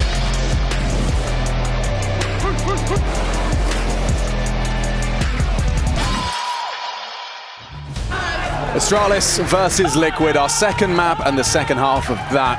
It's already looking great for Astralis, the way they've turned around that first half. T-side overpass, notoriously difficult, but leaving with 5. It's got Henry and Yanko thinking this might be that 2-0. Might be. Might be in the operative word. Team Liquid still, though, a compelling performance. The fact that Cadian was so fired up with the AWP does put 7 rounds on the board, but certainly a resurgence from Astralis. They switch over to defense now. Pistol will be everything here, and it's quite a technical one as well. Once again, we're seeing multiple grenades, and all 5 players making their way towards middle. B has been left open for the CTs to explore their options, and they're certainly doing that. Yabian's down, pushing off towards short. And getting a ton of information here. Device with a flashbang to set them up if they want to peek further, as they confirm short is clear indeed. He's going to flash them in towards T-spawn by the looks of things here. There's the flash, and that's a ton of information, Yanko. They've got a lot to work with here. Yeah, absolutely. And finally, we see some information plays from the CTs in the pistol round, right? I think teams were too passive so far in the game in these CT pistols, and that allows Astralis to over-rotate towards the A bomb site. Everyone except for Stone is ready for this hit from Team Liquid. Sure, you've got the information. You still need to have the kills. A lovely smoke from Device. That will slow them down. Give some extra angles for him to work with. He's actually thinking about mantling up. After Bro takes contact, Yabi tucked in the corner. This is going to be very hard for Liquid. Twister's done well. He takes down Yabi, but over the top is Device. He doesn't finish his meal onto Nav.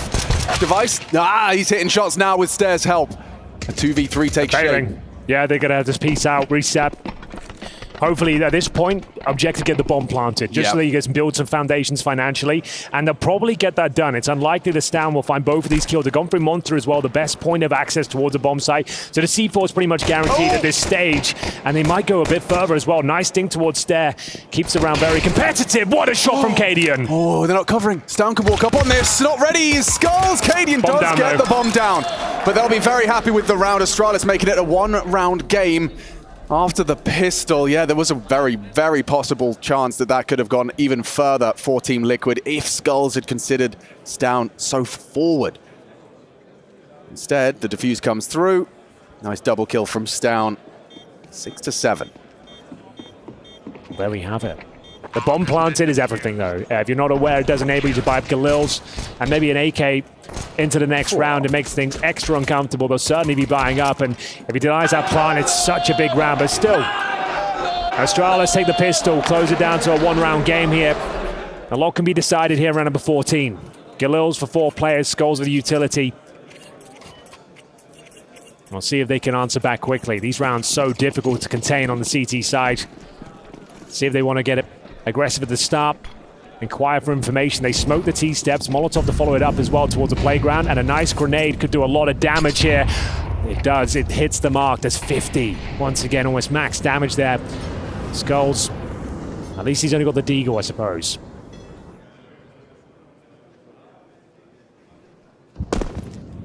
Pursuit of some info. Stown gets some on the jump spot. That was the bomb on the mini-map.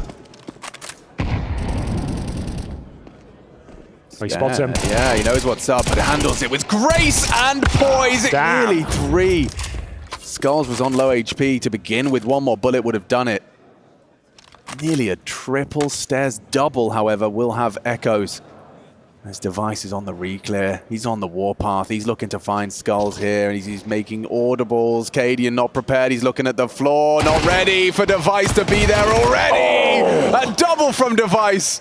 This force buyer has gone south. Okay, well, Naf, this would be a clutch of a lifetime. I don't think he has anything to say about it. The bomb's behind the smoke. 4 players to find, and it's Astralis tying things up here. A massive round to win. Usually a lot more complicated than this, and 1 player going down after Steg. It's a 2.5 frags. That's pretty impressive. There'll be no bomb plan this time. He's just hoping to keep them modest with maybe a couple of kills on this Galil.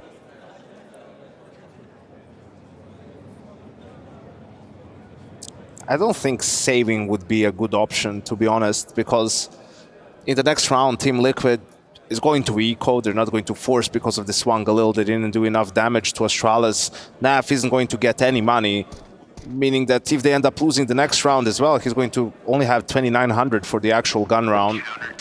Now they run at him. Commits to spray. Almost. I mean, at least he has the Galil to boast. Otherwise, could have been even worse for him in the grand scheme.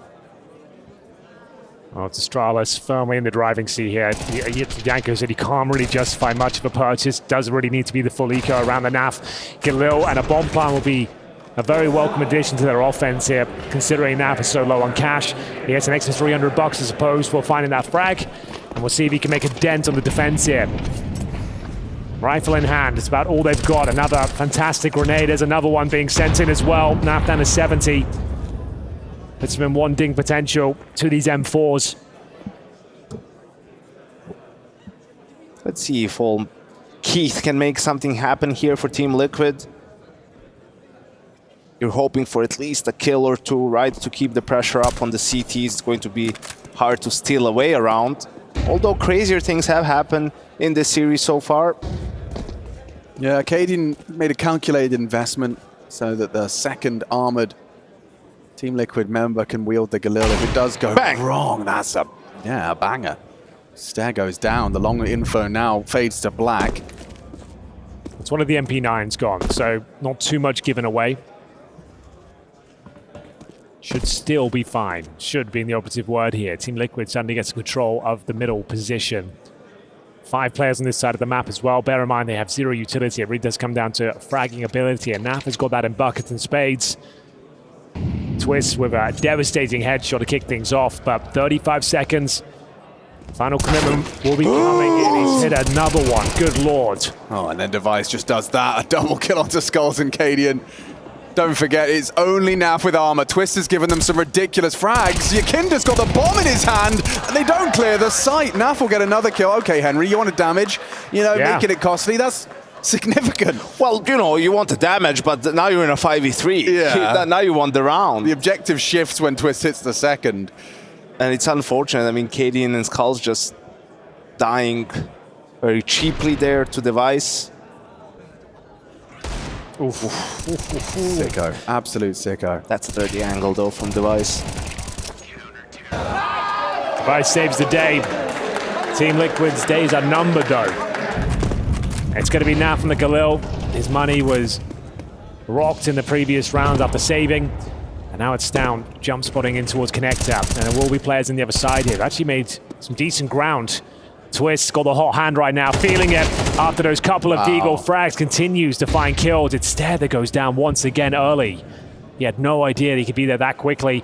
They've got the lurk smoke to enable Twist to get close towards the bomb site as well. This is getting very uncomfortable for the CTs. They scramble back to set up the defense. We've got Stown joined by Device on that AWP, and Stown will tuck himself in towards long, where Yekindar is lying in wait.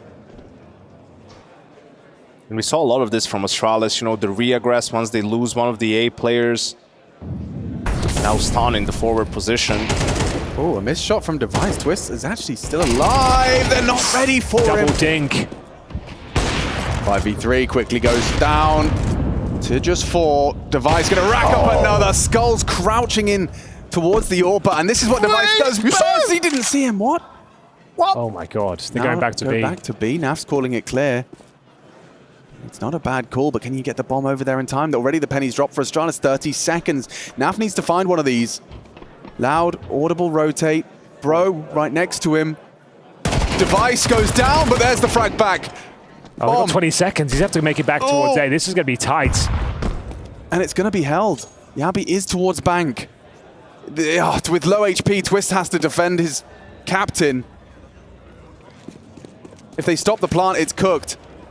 Molly, crossing, round, done. Twist can't do anything more. He tried his hardest. In back-to-back rounds, it felt like Twist has given them something to work with, and then it's squandered. Back and forth we go. Didn't feel comfortable to get the plan down towards B, even after Naf gets behind enemy lines, finds the kill, but is traded out. What is this?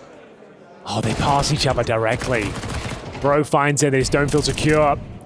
Didn't want to go for the default plan, felt like he might be naded. He was low HP, and it's a pretty significant round to win. 9-7 now, homing in on the 2-0. It's a partial buy from Team Liquid. They've got the Tech 9s, Mac 10 for Twist, and I think we're going all in towards B. 5 players this side of the map. They extinguish the smoke, flashbangs to be deployed. They slow it down for now, but Yekindai's had enough. Pushing through, needs to breach the bomb site if possible, but they've got 3 CTs lying in wait, and they've called it off. Oh, Skulls is so lucky to be alive. That wallbang puts him on 1 HP. Twist is easy for Yabi. Double shutdown on short side. Now he can turn his attention into Yakinda. He's taken all of them. Taking names, taking rounds. Just 3 away from that 2-0. Damn, looking good, Astralis. Very reactive on this defense. Device, he leads by example as well. He's fragging. I have to admit that it's so cool to see an AWPer who's so ready to swap to the AK when it makes more sense. And he can rock it with everything. Yabi owns them here. Yeah, what a maneuver that was. Beautiful triple kill. Denies the plant. The half-buy does nothing for Team Liquid. Couple of rounds away from series points here. Looking to book themselves a place in the semi-finals. Zeus can feel this one slipping away. So opponent's map pick. Good showing on the CT side, but not much to show in the second half. They're currently down 5-0. They've had some close rounds. Some uncomfortable moments for Astralis, but they've managed to find the win each and every time. Tactical timeout now. Zeus, good in the final words of encouragement. AKs across the board. No KD and AWP available. I think, have they figured out that, you know, once they get a kill on A, what Astralis does, they just overload the site and they re-push for information or for a stack. So either you need to just hit B on timing and just trust that, you know, that's where they're going to be weak, or just be ready to punish it. And they take early damage yet again. Astralis has been throwing this nade every round but one. And it really does put the T side in a very uncomfortable position. Twist and Yakinda, those are your space takers and makers, and now they're operating at half health. Both Stare and Device after that grenade are up to 200 utility damage. So, yeah, they really are causing a lot of disruption at the start. And they're going for this long control once again. It's Device defending with the Galil. Not the ideal weapon for the job. Operates in a similar fashion to the M4A4. We'll see if he can have some impact here. And it's the low HP players challenging him in first. He set them up. He did that grenade damage, and he converts it. Softens him up for himself. A 5-on-3. Skulls has had some impact so far, and Device and Stown going to town. As it looks like Skulls does find that impact we were looking for. They're back into this one. Okay. After all of that from Device, Yabi finds himself very pushed. Naf's considering this. Naf is considering this. This is the fight. They're not ready for him in the playground. Yabi puts them within one frag of an 11th round. I think Skulls gets this kill, though. Oh, my God, what a peek that is from Yabi. Yabi. Still with his knife out. This is playing with fire, but baits him out perfectly and sends him packing in towards B. And Bro is repositioning, making his way through the heavens. He might be able to stop him before he can get closer. The bomb site here comes down to this one. Bro caught off guard. 5 HP for Skulls. A must-win clutch, and Yabi encroaching on his position will take a perfect headshot. So difficult. Chases him down, pins him towards the bomb site. It's going to be the 11th. What another amazing performance from Yabi, and Device, the double kill with the Galil in towards the bathroom. So bear with me here. There has been 2 rounds in this game which have been very close to Astralis losing. There was the Twist double deke, you know, where things could have changed hands. And then there is this round here where Skulls nearly closes it out in the 1v1. Astralis have been victorious in both of those. Those are those windows that Liquid have had back into the game. Both of them have been slammed shut by the Danes. And now we find ourselves really up struggle street. Device up to 20 kills. Bro, the nade conversion with the body shot double. He's such a gamer. Yeah, he's in the zone. And yeah, it feels like Team Liquid, their days are numbered now. 1 round away from series points. It's a weak bye. Couple of Galils focusing on the utility here. They still don't have the KD and AWP. Back towards the playground we go. This time avoiding 100 damage at the start of the round by virtue of the grenade.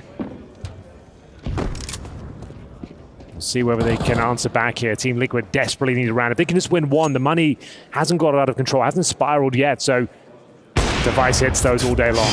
Counter strength. Yeah, he actually stopped for him. It's like, here we go. That's unfortunate for Yakindar. Another quiet showing from him. 6 kills on Inferno, 8 here as we're deep into the game. Round 19, another opening kill for Device. And Stares in a prime position, Alex. He's probably going to get another couple here. Clear, too good, too damn good. Stare owns it, takes Twist, Cadian, and Skulls to the naughty list as well. Stare, the multi-fragger, zipping up these body bags one by one. He's going for it all. A quad kill for Stare. Stunning performance. That's wild. Every time they test this long bathrooms, they leave with like a double, if not a triple kill for Astralis. He wanted to leave his mark on this overpass map. We saw him getting frustrated after only getting 3 kills in the anti-eco. Really stepping up now, as that's a really beautiful sequence. Yeah, love that from Stab. And now they are in a world of trouble. It's going to take 5 rounds in a row on the T side. I can't see a world of this happens, but Zeus might have the answer for them.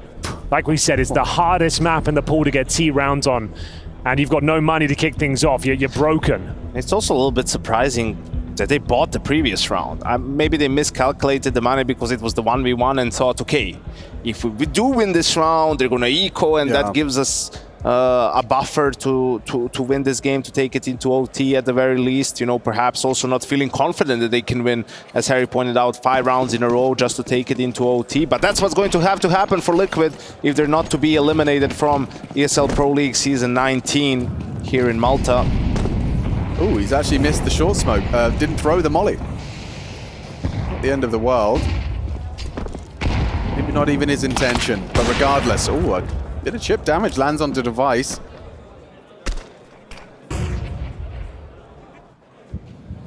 And you can see again the 4B opening from Astralis. They're expecting an adjustment. Liquid found no success towards the A-bomb side, so they have to switch up at some point. So good job from Ikinder taking some space to force the rotation back. Oh, he just can't control the spray though. It barely does any damage. He goes down again with essentially nothing short of some space, but it's snatched right back. And it's series point as well. Device ready and waiting. This peak for Nap would have to be something special. He manages to avoid the scope of Device somehow. The timings work in his favor, but still doesn't really get anything for it. Astralis are very well aware as to what the intentions are. Oh, a flash. Nearly caught Twist off guard. He was just starting his progression. Now utility lands towards the barrels. Twist accelerates. Last chance. It all hangs in the balance of this one, and Device has removed Skulls from the equation. It's Device's round. He racks up the double. Bro's got this one, and the towel has been thrown in. 5 alive. Astralis to 2-0 this in convincing fashion. They might do, Yanko. It looks like we're all done here. Cadian, a valiant effort, but there it is. Astralis confirm their place in the semi-finals. A dominating performance here on Overpass. And they started on the back foot once again. They were down 4-1, but they grinded away and made sure they could pick up valuable T-side rounds, picking up 5 and then a flawless CT half, boys. They didn't give up a single round on the defense. Not for that lack of trying. Liquid, they had a couple of opportunities, a couple of ways to perhaps get their foot in the door of a comeback on that T side, but also the tail end of that first half. That is going to haunt them. You are in such control. Astralis, they break through and a run. 4 of the last 5 rounds of play on Liquid's CT side. They just couldn't hold the wolf from the door.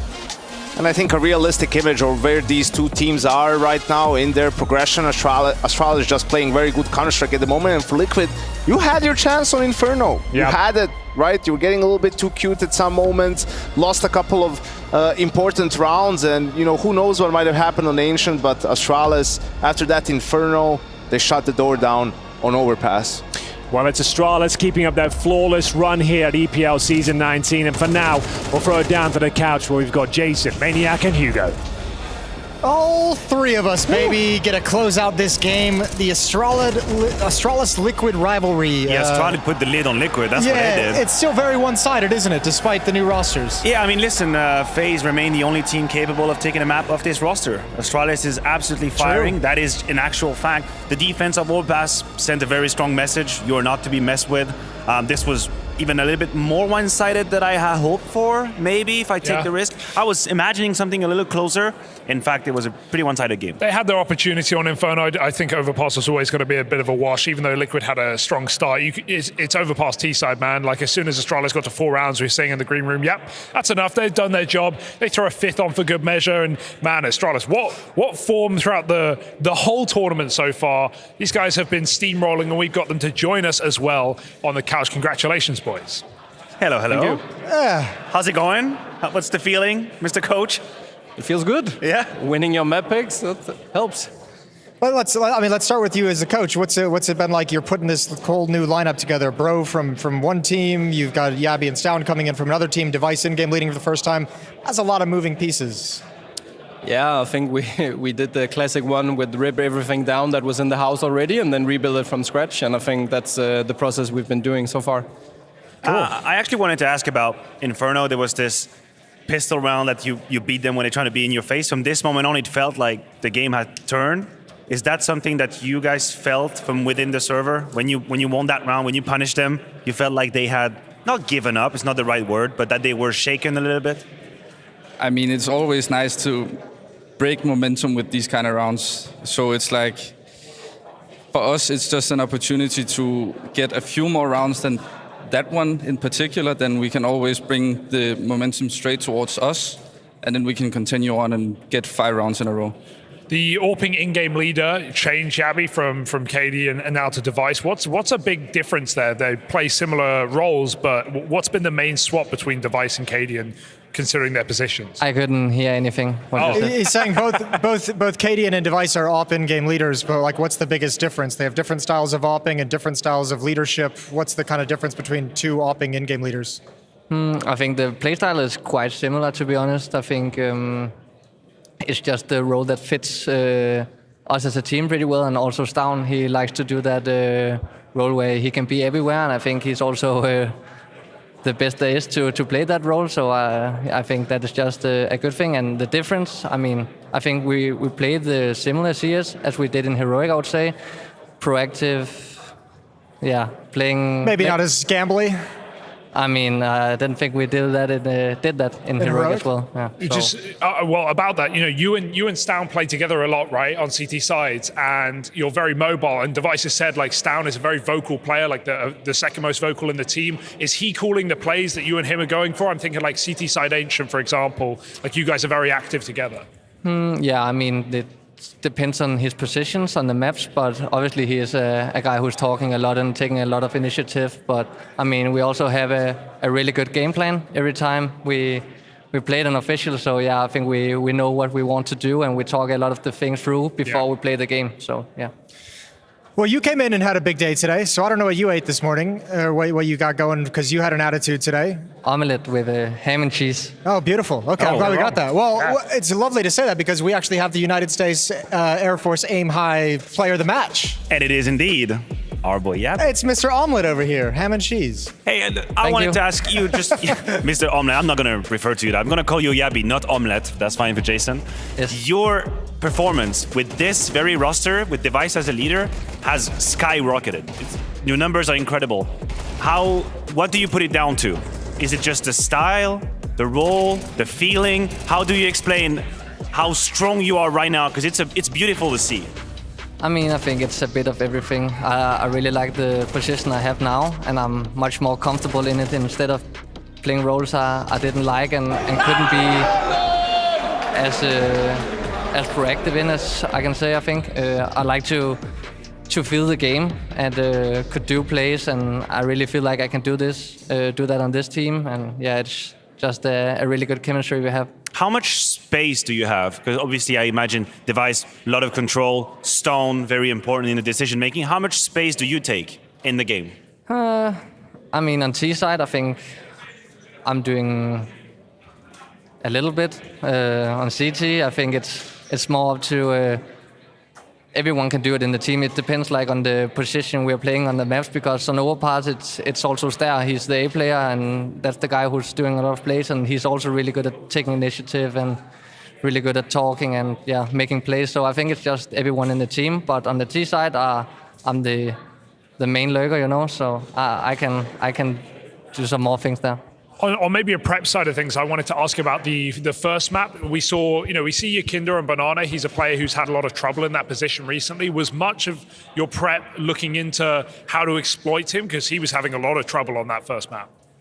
I don't think we look to exploit it, but also understanding their strengths and weaknesses is definitely part of making a game plan. We knew it was like one of these games where we could die on the mountain called Banana, and I think it was the same for them. So it's also part of Inferno, right? It's not in our DNA to give up everything, so we need to fight for some areas of the map. And on Inferno, it's kind of given that it's normally Banana at least. And do you feel like your map pool is coming along now? Are you happy with where you're going? Because we still haven't seen a huge amount of maps played on like Mirage, for example, or even Inferno. What would you have to say about the Astralis map pool right now? I think it's pretty good. I think we are very versatile, which our map picks also show that we don't care who we're playing. We always have one good map that we know we can pick into and be favorites on. Then it's up to the others to figure out which one of our weaknesses. But right now, I don't think we have anyone where people can look in our map pool and say, okay, this is what we need to hit Astralis with. And that's a good fear factor to have against any team. And you think that will keep up with Dust 2 coming in for your pick today? Or obviously, like you said, you've been varying your picks, but how are you feeling about Dust 2 there? My captain and endgame leader really likes it, so I think he was pretty good at it. And Norpro, I heard. He was pretty good. Yeah. It's a good start. Either way, we're gonna let you boys get out of here. Congratulations on the win. Congratulations on the success you guys have had at the start, and good luck the rest of the event. Thank you very much. Good, be good. Rob's good, be good. Roll CT, bring me the pistols, let's fucking go!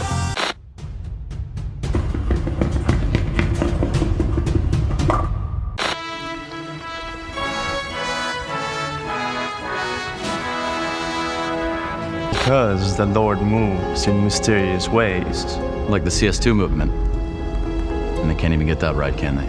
There's the flash, that's going to catch Crims out, they're going to push on through, MBK gets one, but Crims with the spray down, he gets himself the triple! To get you, you know the world will spend. Man. Nisso direkt. Da. Okay. I don't have time to talk to some deadbeat, salt of the dirt water guy. Oh. The rabbit on the sourdough was exceptional.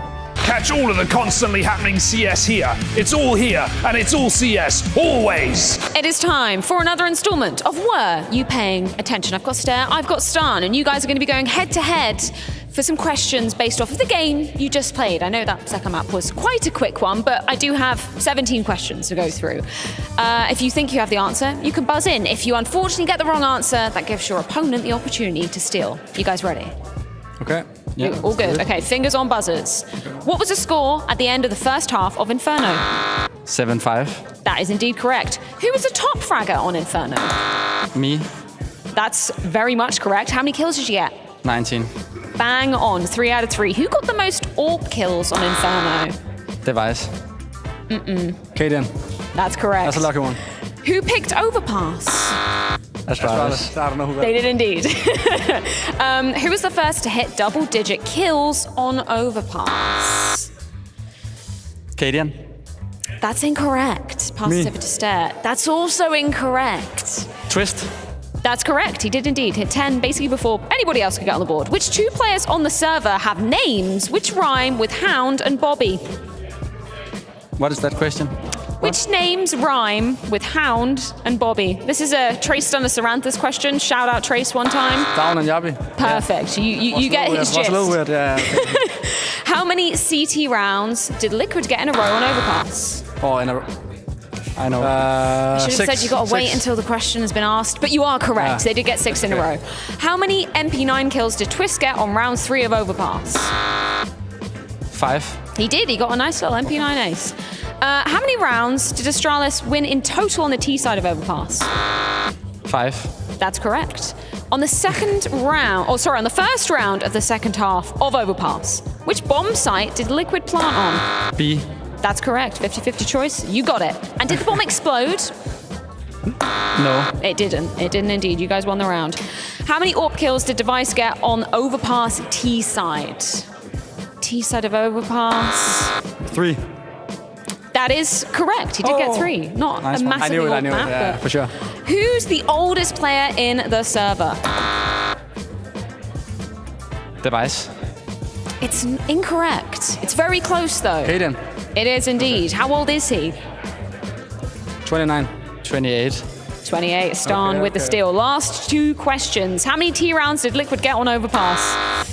0. Yeah, that's correct. And final question, and production is saying, winner takes all. Oh, that's how it is. Which 2 teams could you face in the semi-finals? Vitality phase. That is correct. Stare, you are the winner of Were You Paying Attention? There we go. Maybe we'll get you on for another semi-finals appearance if you win, of course. Of course. Thank you very much, gentlemen. Best of luck in that game, whoever your opponent may be. We're going to pass it back on over to the couch. Thank you, Freya. Thank you very much. And of course, we can always count on Trace to come up with strange questions that put the players in a weird position. Yeah, but that's what's needed, right? A little bit of pepper in that soul. Yeah, Bobby and what was it? Bobby Hound. and whoever Hound, I think it was. I don't know who Hound is, but Bobby and Hound. That is, yeah. It took me a double take to understand the question as well. I didn't get it either. So that's fair enough. Yeah, I think that put them in a bit of a precarious position. I'll prove the questions whenever they come your way. I thought it was a great one. As a native English speaker, I was like, yeah, this is banging. Yeah. I learned the hard way. It's okay. We live and learn. Trace. I think it's time to check in with our DHL MVP because we've got 3 possible options for you guys to be voting on at home with those Twitch channel points. Put them to excellent use. Device, a great first option this for the was MVP vote. actually my pick as well, so he's in a great position. Yeah, I have my number 1 competition sitting next to me in Matthews, Iwukikere. So well, I'm shaking in my boots right now. We know the matchup's coming. I think you should be, because considering we have FaZe coming up next, taking down Vitality, or taking on Vitality, not down. We'll have to see if they can earn that today. That's your prediction, though. That is my it? prediction. Yeah. FaZe in fighting form. FaZe here to make a statement. We'll have to see if they can do it. Young Yabi. Yabi there as well. Nigo. He had a great game. I mean, he continues to shine within in this roster. I mean, we had the conversation with him as well. His role, the space he's taking, the Counter-Strike he gets to play here now with Device at the helm, he's been delivering. He was one of my greatest disappointment when the whole Heroic and Astralis move came together with BlameF as well. Yeah. But now with Device, it just feels like it clicks. He and Stone are delivering time and time again. He's got a 1.25 rating within this roster and has more than 15 maps. Absolutely on point. And obviously his compadre. Yes, where one comes the other, right? I think the improvement in both of these two, since Device has taken in-game leading, is massive. I wonder, Matthew, do you think this is just down to, like, firstly the vibe check, the vibe difference in that change? How do you? It was so overnight, the form change in these two players when we had the in-game leader swap. I'll say on the T side, it might actually be down to the different Counter-Strike they play, because I do think he wasn't really getting the roles that he wanted specifically. But on the CT side, actually I messed it up. I was going to do the other way around. I think the CT side with BlameF, he was left on an island. Yabi wasn't getting any help, any time whatsoever. I think now he's a little bit more used the way he needs to. The T side is different. I think it's just a calling of Device that might just fit him a little bit more in, like, the roles and when he tries to enter. It doesn't seem like Device is super micro heavy, whereas I get the idea that maybe Blame is, like, holding people back to a degree, and especially on CT side, it's like we talked to them just there. Like, I think Yabi and Stown, CT, when they're playing together, very mobile, very Heroic-esque.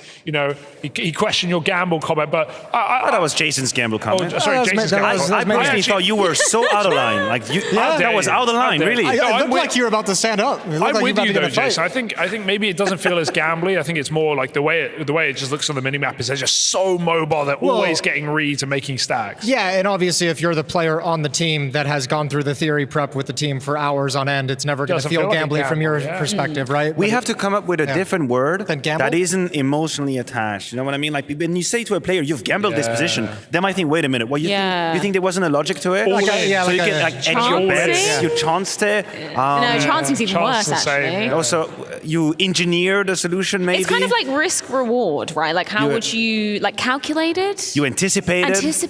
That makes them look really clever. Committed. You committed to the defense. You anticipated the hit. Okay, this is better. Now they would probably have told you, yes, Jason, you're right. Absolutely. Let's jump and walk tightrope's the whole time. Yeah, just to find new language. An entire day. You rolled the dice with that one, didn't you? No, roll the dice. They wouldn't accept that. No. That takes away the agency. That's fine. Luckily, they're playing and we're talking. We got the microphones. What are they going to do? Exactly. They can't take them off of us, except if we throw on over to, sadly, what will be an exit interview from Liquid. I had a chance to get a few departing words courtesy of Zeus. Zeus, I know it's never easy in this situation, so I really appreciate you giving me, some time to answer some questions. I want to start off with Inferno, because obviously you guys had a strong start in the first half. It came onto that CT side. What happened from your perspective? A few too many mistakes. Obviously, we felt in control. Had a really solid game plan coming into it. We lost an eco push where we missed our timing. Who would have smoked? Also, the pistol, our flash timing wasn't there. And too many little situations where in the beginning we were playing well economically and through our utility. In the end, we tried to do overcompensations or things with our aim, and they were punished. Astralis played better in those situations, so they won. I mean, for you guys, it wasn't like you were having, slow starts to any of the maps. Overpass, obviously, you started off 6-1. Then you come onto the T side. We know it's one of the hardest sides of any of the maps in the pool at the moment.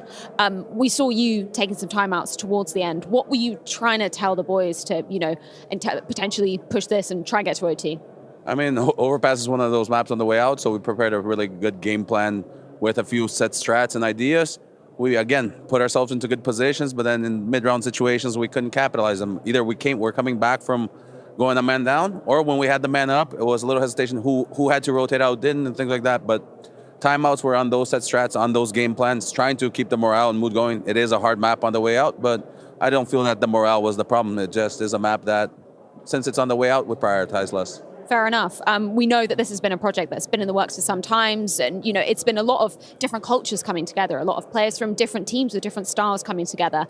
How content are you with the progress that you guys have been making, considering you made it to playoffs here, you made it to playoffs back in Chengdu as well? Of course, we're happy with making playoffs. It's closer to where we want, but we know we deserve and we should be doing much better. We only promise hard work and doing things the right way and trying to win, but of course we're not satisfied with just playoffs. That's too little for us. We want more, and we'll do whatever it takes to get more. That's all I can say. Just final words, obviously you've got Dallas to be ending out this part of the season. What's your focus going to be going on into that? Because I imagine it's been a long, tough season for you guys. Yeah, it's been long, but right now we have, also before Dallas, we have someone online tournament with his Dust 2 is new in the pool, so we have to update ourselves in there. We're getting a little bit of a late start, and just keep practicing and fixing those mistakes and trying to fix the direction of the team moving forward. That's it. Well, Zeus, appreciate your time and best of luck moving forward. Thank you. This is impossible, honestly. I have no clue. Giga chat, Hooksy, Giga chat, Hooksy, Lord Hooksy, Lord. Not today, fella.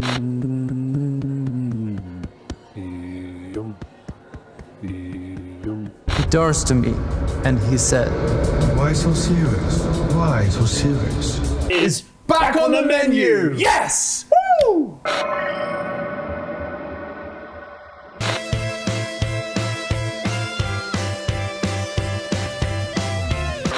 I'm really good at this.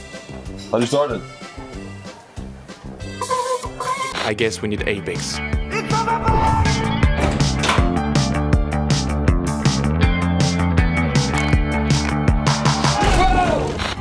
KNG versus Config. You know what I'm saying? Whoa. Nico is the in-game leader. Yes, I know, I see. Yeah, I mean, someone's probably going to get kicked tonight again. With the new Unsung Heroes merch collection dropping, it's time to check in with some unsung heroes on the ground here in Malta. Marie, you are indeed an unsung hero. Tell us what your role is. Oh, yeah, that's actually hard to explain. Like, I shouldn't do that right now, but I'm still capable of using cameras. Like, I mean, I learned media designer back then, but now I'm a little bit of a mix of a creative producer and same time a little bit of a video production management. Like, it depends a little bit on the stuff that we have on events. And I'm freelancing. Yeah, you're a woman of many trades. What's the highlight about the job? Is it kind of, you know, you get to dabble in quite a few areas? I think the highlight is the people. Like, I mean, whatever we are capable like to achieve, like with all the opening videos and the content we're doing, like also with you guys. And I mean, every after movie, whatever, just makes me super, super proud. I mean, like, I'm not the hero of our department. That's definitely the cam boys and the editors and everyone around it. But I'm just super, super proud to be a part of them. And what are some of the biggest challenges that you face in your role? Where do you have to adapt the most? I mean, I think what's the hardest is that we have so many different characters. And I mean, like, you know, that sometimes all like little kids just running around and like complaining about whatever and then just keep up the good mood. I sometimes feel like if my mood drops, then it's like kind of getting hard to get through a media day, for example. So always being positive and, you know, on top of everything is kind of hard and challenging, but that's also what I love about it. Colloquially, Marie often refers to herself as the emotional support animal. Frequently, you do say that. Who do you rely on the most in your role, though? Who are you kind of leaning on often? Most of the time myself, because there's no one. No, just kidding. It's the whole crew, definitely. Like, I mean, like, even if it comes to the point that, like, shit hits the fan, can I say shit? Like, I said it again now, so it's fine, I guess. Then everyone got your back. And so I can rely on the whole crew all the time, and that's just amazeballs. Cheers, Marie. Thanks for your time. And, yeah, enjoying the time here in Malta with you. Waiters, you are clear. I repeat, you are clear. Get the fuck in there. That looks absolutely, vile kind of looking, but that is what we want. 40's got him hunted down. Time is up. Oh my Some of them simply random. What? Just like a prison, there's extensive evidence of segregation within the facility. He knows exactly what he's doing. He's one with the blade, as you say. I am from London. Today we're going to be taking a look at the best region in the world, with North America locked and loaded. Why be a future star for just a year when you can be a future star forever? Please welcome the newest member of our team, Map. It's a long time without CS, but I need you to focus. Show us what you got. Show those bots what you got. Take a look at this. This is bigger than my head, nearly. Is heaven? Father, what happened? This is hell. And it's time for a Cadillo 1v1 tournament. A semi-final bout is amongst us, featuring two of the most players of all time. That's right, we will be playing across 3 maps, potentially guaranteed 2. The maps have been decided. The winning criteria has also been determined. And with that being said, I think it's time we get them out here. This competitor is a man with a plan to make sure you know exactly where you stand. This Longfellow holds many records, but also at many moment may tear through his jeans to show you what he means. He's been called the new pit bull, and then he'll eat your lunch, and he's Mr. Worldwide. It's Henry Greer. The other Henry Greer. Whoopsie. It's all right. It's all good. Yanko Paunovic taken to the server.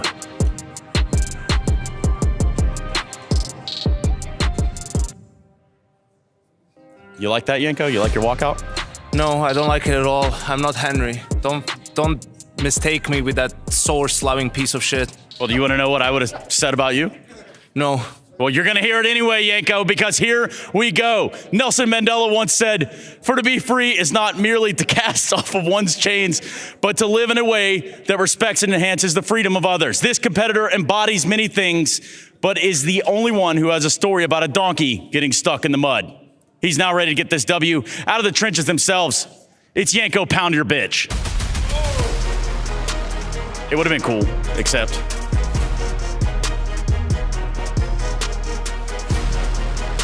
Henry Jeans.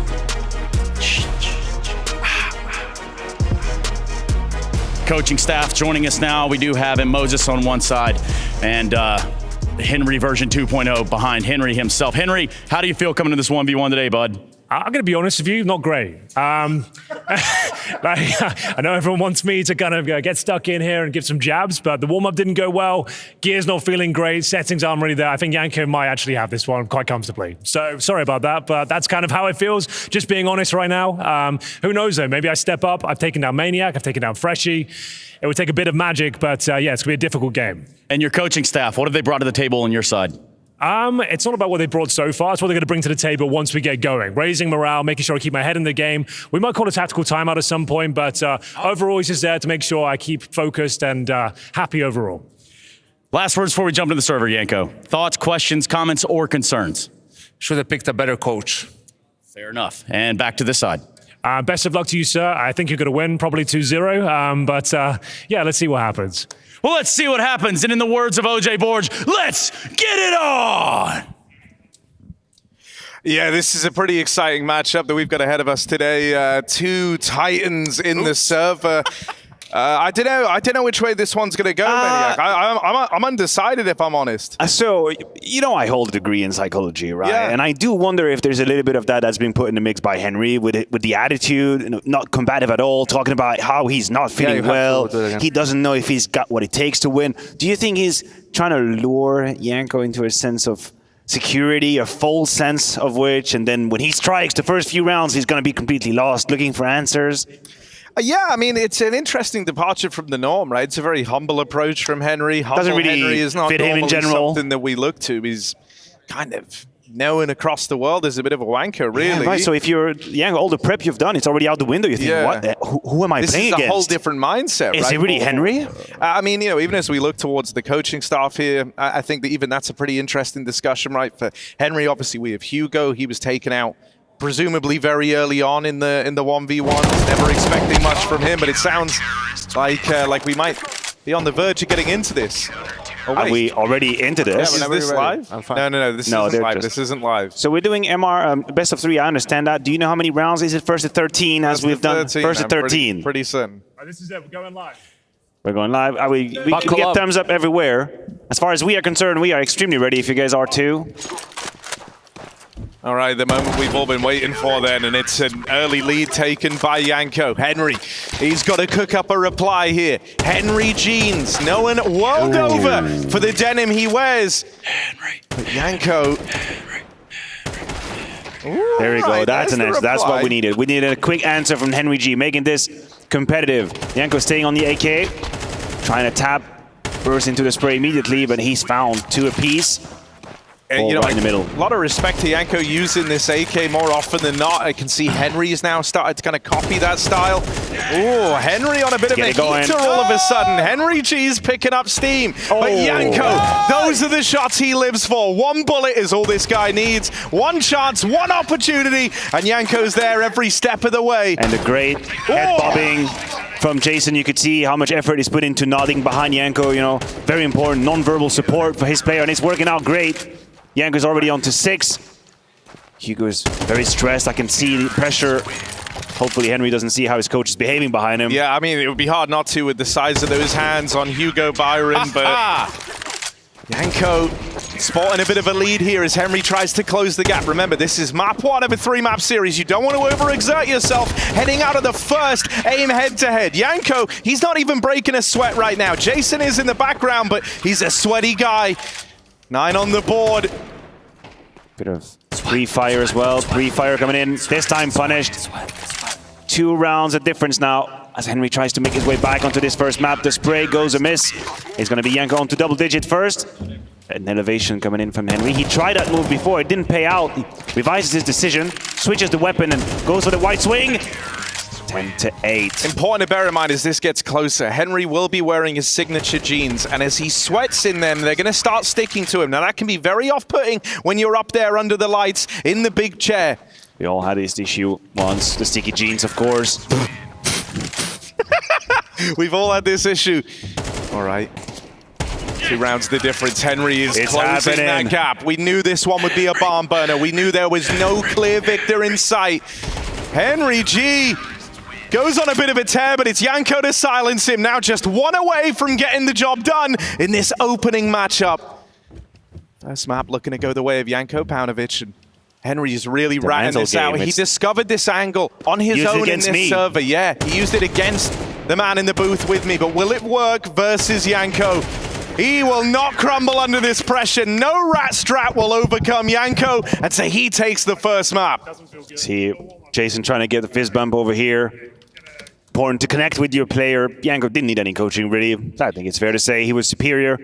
A little bit of chit-chat happening in the Henry camp. What do you think the words are? You know Hugo very well. How do you think he's trying to get to him? What are the words he's using? He's probably saying, man, you should have just shot him a little bit more, man. Did you ever think about that? We have a check-in over there down at the sidelines. Let's see what's going on in the booth. Coach, glad we could grab you for a few minutes here. Tell me about what's going on the server. What's the strategy? What's the game plan? And how are you nailing Henry to the wall? Oh, he's basically, Janko's basically a young Nico. He doesn't need any coaching. I just get to sit here and chill. I might take a nap in this next map. Oh, very confident, very confident. Anything you could tell us about your competitors' approach today, or how they're feeling, what they ate for breakfast, maybe what they're planning to eat after this best of 3? I believe it's Taco Friday today, so I think we're going to go out for some tacos. A little bit of guacamole, Trace, you know how that goes. Some jalapeno, chopped up, diced, tomatoes, onions. Holy moly, guacamole. I think we're ready to get back in the server, Coach. Let's get it going. Are we good to go? You're ready? Live it, gentlemen, live. All right, the casting desk is ready as well. 1 map the way of Janko, and what is going to be the ground? Coming into this, right, Redline is now the second map, and when I was trying to get Janko to download the maps earlier, he said we will only need to download 2. He came into this with lofty ambitions, with big goals. Janko's looking to make a statement here. He talked a big game versus humble Henry, and it might be a horrid ending unless Henry G can turn this around here. Now, he's a bit of a veteran of the Redline map. Henry grew up here. This was, in a way, what started his whole career. The Source days, of course, Redline. One of the very popular A maps we had in our days. Let's see if Henry has a little bit of dog in him. He's got that fight. Yeah, that's what I like to hear. 3-1 Henry. We all won a 3-mapper series. I think it's fair to say. I think that's a general sense in the hall here. Ratastic from Janko, though. I mean, you know, he's not afraid to play dirty. He's not afraid to bring himself down to dirty Henry G's level. No level is too low. No, and you know, I mean, in terms of the experience on Redline, I think you do have to give the edge to Henry at the end of the day, right? But, dude, Janko could be betrayed here by being such a young buck, a stallion, if you will. Yeah, it's very, very tall task it is to take on Henry G in a map, and we see here the authority coming out of Henry 6-2. Probably his ego bruised a little bit on that map 1. That's very... Oh, Janko even using an M4. That's uncharacteristic. He's going to swap off to the AK. He's rattle out. Maybe he doesn't feel that comfortable anymore. Switch to the AK, but the bullets aren't connecting so far. It's a little bit labored. The cracks are definitely starting to show, right? You can see him here. This is where Henry's hoping to play catch-up. Oh, but a big wrap out of Janko Paunovic. Sees Henry hit the deck. That's DECK for anyone playing along at home. And another one back the way of Janko. Crowd's going wild. They can't believe what they're seeing. But Yanko is making this comeback happen, and as he's building into the sprays, he's getting more comfortable. Damn! Yanko Paunovic, don't mess with this guy. Tie game now, and there's finally something from Henry, who remembers he has to play in this show match. Surely he cannot let that one slip by. He had such an advantage with 6-2 scoreline for Henry G. As Yanko is attempting a very ambitious maneuver here on the top. Pace of 7-7. Like we all said, bets are off. Fighting words coming into this. We will only need 2 maps. That is what Yanko said. He might not be wrong in that. Lead taken. Whoa, awkward on the spray as Henry answers with a bit of aggression here. And you can see the nerves. There's a lot on the line here. Harry, we talked about the plates that you could win, of course, the trophy, and all the prestige that comes with it. At this Qiddiya 1v1 competition, of course. Henry attempted to traverse the Rubicon, but he got punished. That's 9-9 now. Oh dear, Yanko, can you feel it coming? That was Henry for free. He was out of position. He didn't know where to look, didn't know what was happening. Yanko, the ball is well and truly rolling. And Henry, he just might have flown too close to the sun on this one. It's not done yet. Icarus's wings are yet to Don't melt give up off, on him. but they're certainly a little waxy under the pressure. Yanko just 1 away from the clean 2-0 over Henry G. He can't quite take it. This one might have overtime written all over it. Yanko, this is his best chance to put this game to rest, and Henry G keeps giving up the goods. I imagine this first 16 from now on. Is that what we're looking for? Is that the magic number? That's it. That's 13. That's it. First 13. Henry G has locked in the win. And so a 3rd map will be required after all. He's got it on a technicality, of course. I think he knew about the rule. He knew he just had to exert a little bit of pressure on Yanko, force it to the overtime.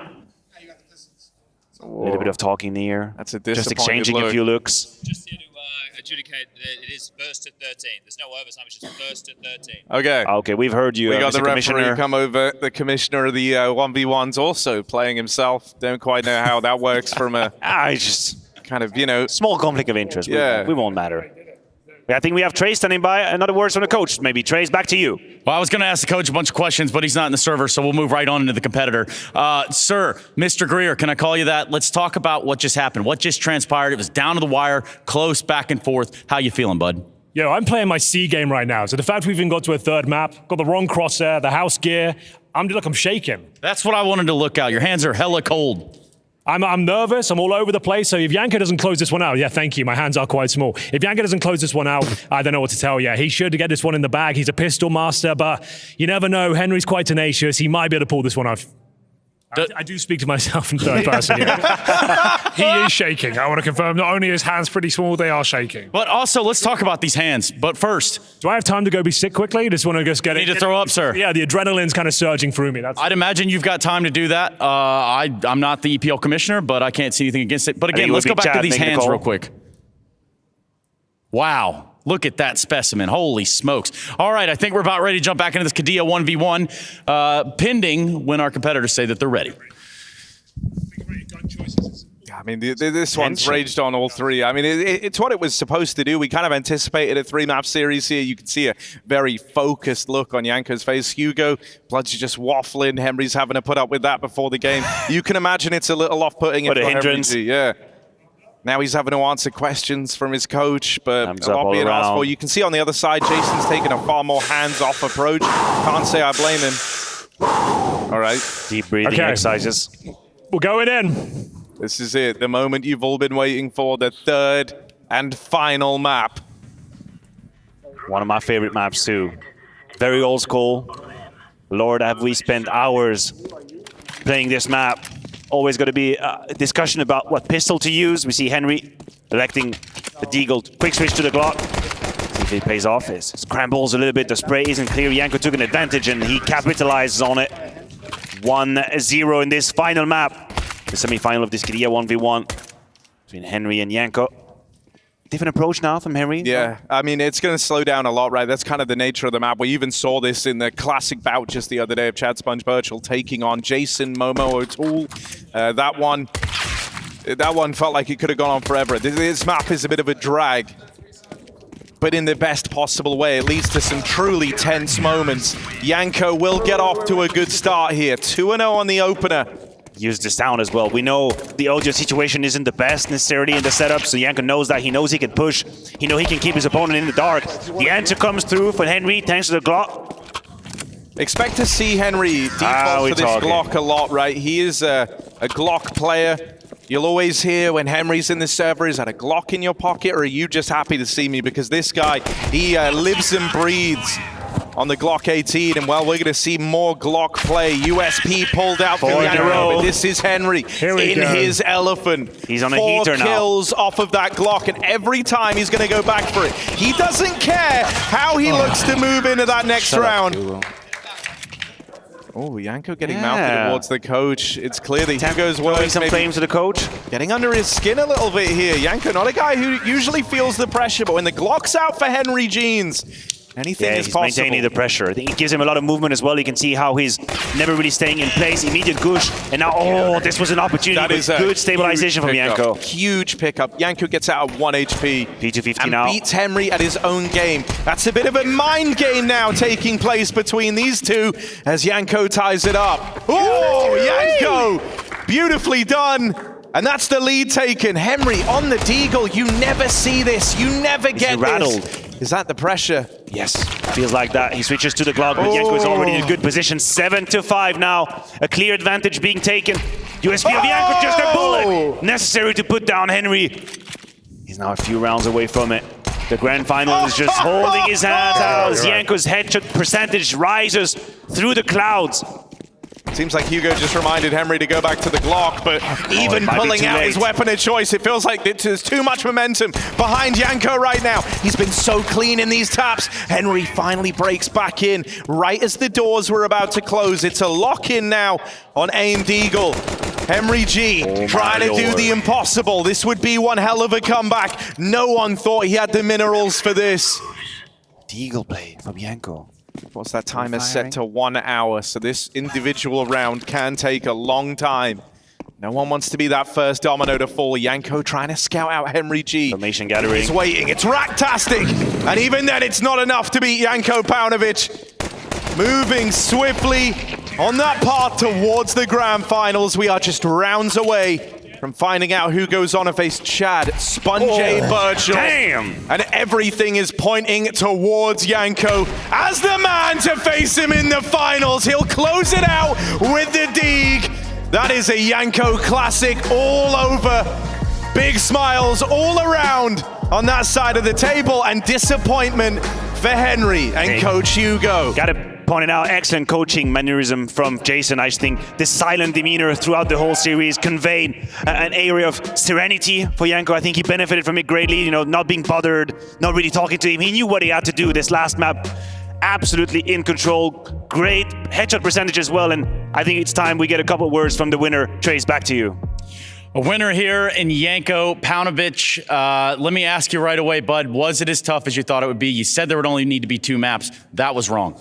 I didn't think it was going to be tough. I think we just have a lot of time to fill with a quick 2-0, so I figured adding an extra map for the 1v1 help us fill some time, you know, let some of the guys rest a little bit. And yeah, I know as long as I get it to the pistols, I'm not losing to anyone on pistols. So you're going to stay in this bracket. You're going to go play in a grand final against the commissioner of the 1v1 league. What are your thoughts? Do you have any concerns about that? Seems like it could be a bit nefarious. I'm really looking forward to it, Trace. You know, for me, I just love crushing people's hopes and dreams. And I know for Chad, this 1v1 is everything for him. It's all he has in his life. So being able to take that away from him, it really fuels me. And I really want to get it done in this grand final on Sunday. It is a GG here. Anything you want to say to your opponent while he doesn't have a microphone? Good game to Henry. You know, he was very humble. He understood what was going to happen to him. No point to shit talk if you can't back it up. And he managed to take a map off of me, which was a little bit surprising. So yeah, he put up a good fight, and GG's to him. GG's to him. I'm going to scoot right on by. That is the winner over there. But when I scoot right on by, it's to Greer. Greer, didn't go your way today. Your heart's still a little bit racy. I can kind of feel it jumping out of your chest in real time. Thoughts? You know, I want to know how you feel. How do you go back? How do you rebuild at the drawing board?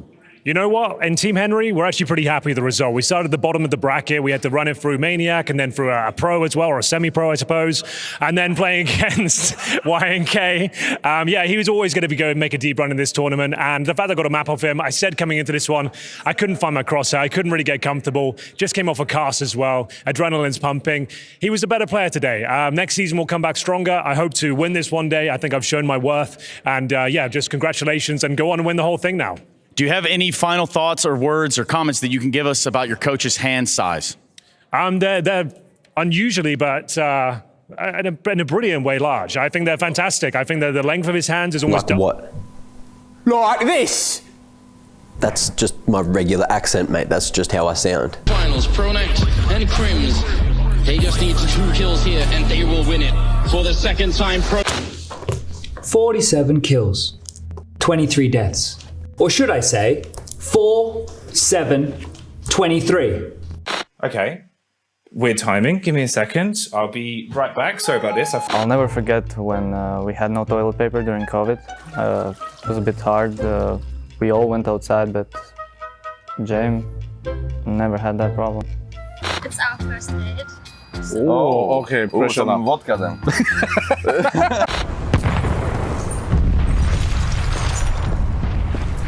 Yeah, I don't know about that one.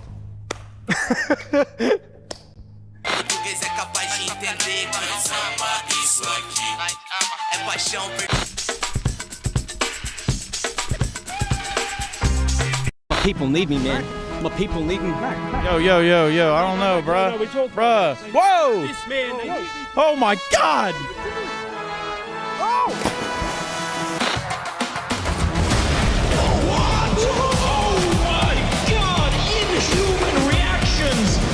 Nice braise on it. It was very nice. It was almost like pulled pork in some ways. Wow. Yep, I don't think you should touch it.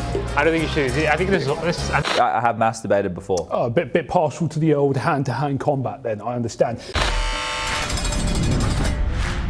Mirage, one of Counter-Strike's most notorious maps. May the Lord save their souls. Father. Tomorrow night on ESL Pro League, it's the clash of the international squads. And now the winning smile. Hey, why do you... My friend, James here to save you.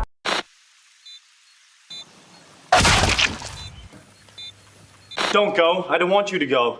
You've done so much. I know. Somehow my bot is more red than Harry is, and that's unfortunate. Back then, technology was different. Keyboards used a PS2 plug as USB wasn't widespread.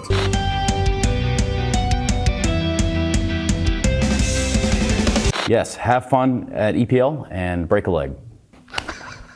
At Bristow Potteries in Malta ahead of the playoffs of EPL Season 17. And I'm here with Chief Pothead Jackie. Good evening, fellow gamers, worldly citizens. For far too long has the strategery of this nation led. And if there's one thing I love, it's big piles of greed. Does your moisturizer suit your narrative?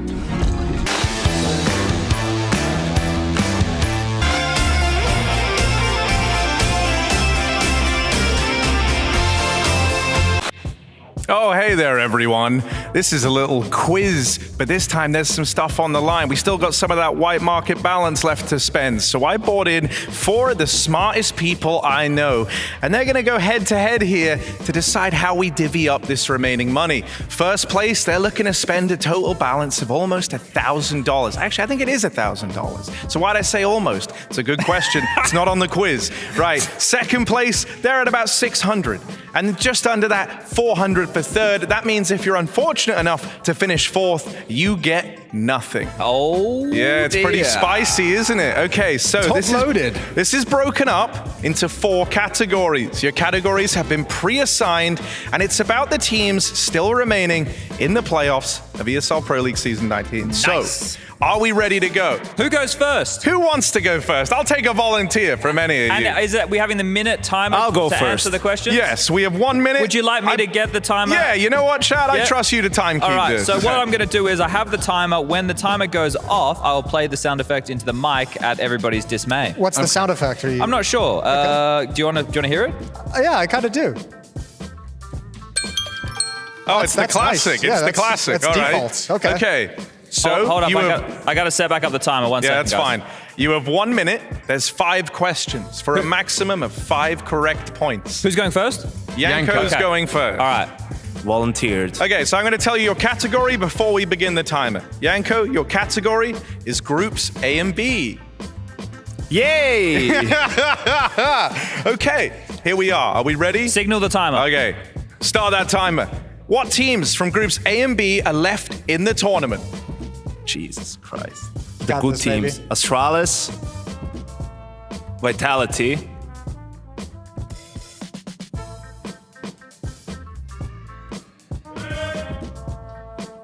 FaZe. Yep, you nailed it. You've nailed it. First one goes your way. Crowd On their support. journey, who did Vitality beat to get to the playoffs? Plumbers, gardeners, and the Mongols. Wait, they beat Mongols, they beat Bat Boom, and Sharks. Yeah, he's nailed it. 2 for 2 right now. How many games have FaZe lost in groups?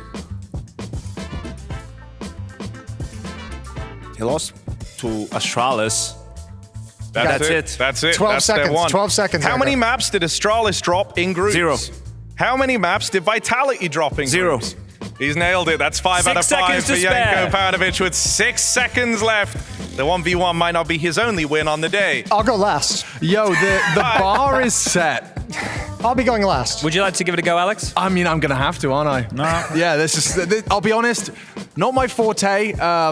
Recollecting specifics about groups that I've been involved in, maps I've casted even. Well, Your brain works in it has different so strengths. this could be a challenge. Alex, your category is Cats. playoffs. Okay, well, I am here. Hold on. Hold just on. started. Okay. Oh, God. We can start the timer now. Okay. Which team in playoffs started in the round of 16?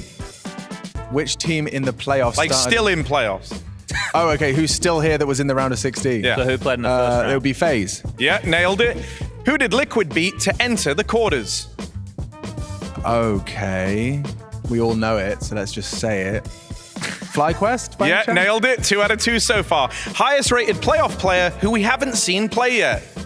Well, who we haven't seen play yet. Zywoo? Yeah, 3 for 3. Mouse and Cole are still in the semis. Who did they beat in the quarters? This is where it gets embarrassing. That was yesterday. This is where it gets embarrassing. Like, I know the games. It was Complexity beat... Don't help Jason, me. Don't help shut me. Complexity just beat them. We had them on the sofa. It was a 2-0. Fly... Can't be FlyQuest every Mouse? answer. No, they lost him out. Wait, hang on. I'm afraid I've run out of time. Oh. I've run out of time. The answer to that one was Mouse beat G2 and Cole beat VP. VP.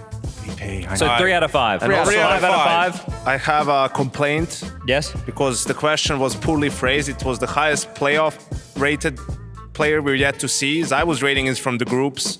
So please keep an eye on how you word the question. I mean, yeah, but you understand. He still got it right. You know, I doubt Alex is complaining there. but Y'all Zero got it complaints. right. Yeah, I appreciate the easy like that. questions, I Harry. like- Sorry I couldn't do better. I like the Okay. little jab on Zywoo. Is it me or Jason? It's you next, Chad. Alex, so could you hand do the over the honors? timer responsibility. pleasure. Chad, your category is Group C and D. Don't put your shoes on the couch. 1 second. When hold does this up. time start, Okay, Harry?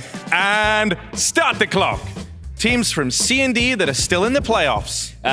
Mouse, obviously. Complexity. Yeah. And, well, Liquid just got eliminated. Yeah, so Mouse and Cole, you nailed it. Okay. Who did Cole beat in What? the groups? In general. Oh, fuck. That's messed up, dude. Who did Cole horrible. beat? That's Well, they beat horrible. Navi to... That was yeah, the... yeah. Who else did they beat? Backtrack. Can I pass? You can pass. I'm passing. Who beat Liquid in the group stage? Who beat Liquid in the group stage? They didn't go top of the group. Who went top of the group over there? Was it Mouse? It was Mouse. Who dropped the most maps from Group C and D that were in the playoffs? Oh, bugger. They kind of got eliminated, so this ruined the question. Wait, I just gave you the answer. Liquid. It's Liquid. Good 10 job. seconds. Very attentive. Very attentive. 8. How many maps did Mouse drop? 0. Yeah, he's nailed it. So 4 out of 5. 3 seconds to spare. 4 out of 5. 4 out of 5. Who did Complexity beat? Heroic. Para, Heroic, and Navi. I didn't even remember Heroic were here. I remember Heroic. But I couldn't get Para. Jason, your category is history. Oh, wait, hold up. I got to get the timer. It's history. You love history. Yeah. You're always talking about it, the good old days. Like history of Counter-Strike, history in general. History of pro leagues. Okay. You were there for all of them. Your time starts. Is it ready, Chad? Ready. Your time starts now. How many times have FaZe won EPL? 3. 2. Astralis have won 3 EPL titles. When were the first and last times? Like the exact EPL Just seasons? the year. Just the year's fine. Well, they won 2 in Odense. Yep. Yeah, which years? What year? Because it was when? You can pass. 2018 Yeah. and 2017. Well, when was the most recent one? That was the other part of the question. Okay. The most recent one was 28 seconds. Let's pass. Okay. From remaining playoff teams, who lifted the trophy longest ago? From remaining teams, who lifted the trophy longest ago? Individual player. Individual. Jesus. You can pass. 13 seconds. Oh, let's pass that one. Okay. What season were Liquid coached by Jason Moses O'Toole? How the hell am I supposed to know that? How am I supposed to know that? That's not cool. Season 20. Oh, What? That's next season. That's Season 8, 16. Is that a hint? Are you coming back? It was season 12 NA over the online period. Jason, I interviewed you for crying out loud. Come on now. How could you not remember that? Some of the best number it was. Also, longest to go was Apex season 5 in 2017 with G2. Okay. And the most recent time for Astralis was 2020. If you remember, it was kind of the last hurrah right before everything crumbled and Everything went to shit. Yeah, we were That all on stack. that. Yeah. So what do we win? So, the rankings are as follows. It was Yanko in at number 1. He wins the big money. And then I hope we have a graphic for this. I was told we had a graphic for this. I don't actually remember. You better. Who did I want what. a graphic. Harry, I But want a look, man, graphic. Yanko, you got 5. Let's bring the graphic up. Where's the graphic? There it is. Okay. Let's see this. Who's where? It's Yanko, then Chad, and then Machine. Yep. So let's come over to these computers. You All of guys us? got some money. Yeah. All right. Come All on right. down. And then the music starts playing. It's like the price is right. We're coming down. All right, so who goes first? Yanko, because you got the most? Yeah, look, so we have 7 minutes. So you guys have 2 minutes each, and we're going to have 2 of you doing it at the same time. Oh, you go, Alex. You and Yanko So- go simultaneously. Now, I was a little lied to about how much money we have left. I'm going to say that. That does maybe fuckulate things a little bit here, but that's fine. So we have just under 1,600 left. So let's say, Yanko, you have 1,000. Well, maybe we're going to take that down a peg. You have 800. Alex, you have Less than 400. Was it 400 or less? Well, it was meant to be 400, But it's going to be less. you have 300. 300. Thank right. you. And you have, come on, the whatever's remaining left, amount. but it's going to be over 2 budgets. Yeah, so yeah, that's fine. we might have to work this one out you in can post or just something. you can buy your stuff after I'm they're just done. a spectator. So But here should we I go. start a timer? Yeah, they have All 2 right. minutes to buy their Well, right. because I won't be going, let's give him a little bit more time. Hold Okay, on. go on then. I'm going to make it Let's say what? 3:30. 3:30? What's good here, Harry? All right, the what time should I starts go for? now. Oh, God. Okay. Depends what you're after. What do you want, Yanko? I don't know, $800. man. Do you want gloves or a knife? Go for one of those two. Really? I think you should have a look. Like, so what do I color see? knife Can do you I have get- right now? Can I get anything green? I have a purple butterfly. You saw it. The Doppler is beautiful. Oh yeah, anything green? Yeah, I want something green. Dude, I think the Nox, like the want sports glove Nox, the all black ones are sick. That's what I think. Gloves. Okay, so I don't know if I can get three. Do $300 gloves exist? They do exist. Okay. Set the filter, Alex, to 300. Oh, there's a filter. Yeah, over on the left. See, look at this. Filters. You're also learning how to use the website at Filters. extreme pace. Or but a nice It hawk. does have a pretty good UI. Well, what so org do you have, Yanko? we can figure this out. I have the Asimov. Well, Dragon Ball And- would be pretty sick, but what wear is that? This is 6,000. That's I don't have that Oh, much. that is 6,000. Yes. Yeah, $6,000. maybe next It's season. a little over the budget. What's the lightning strike work? 500, It's 600. it's vintage. Okay, well, it's not working wonderfully. Because you got it on minware. Guys, I will let you know you have 2 minutes and 30 seconds left. I'm looking for gloves that match inheritance. Harry, so how about any some blue help, Harry? or white gloves that? Okay. Oh, the king Okay, right, snakes hang are on. kind of What- weird. what are you I don't know, after? the SRG. I don't know. Snow leopards Something a bit green? ugly. Something green. You could get the Moto gloves. Gamma Doppler. Oh, Well, it's Yeah, slightly over I budget, mean, but I it's reckon, slightly you know, over budget. I'll put my money in to get him it. All right. Yeah, Yeah, I'll you'll do donate. that? Yeah. If you want the Gamma Doppler, you can get it. And it is a nice skin. Little bayonet.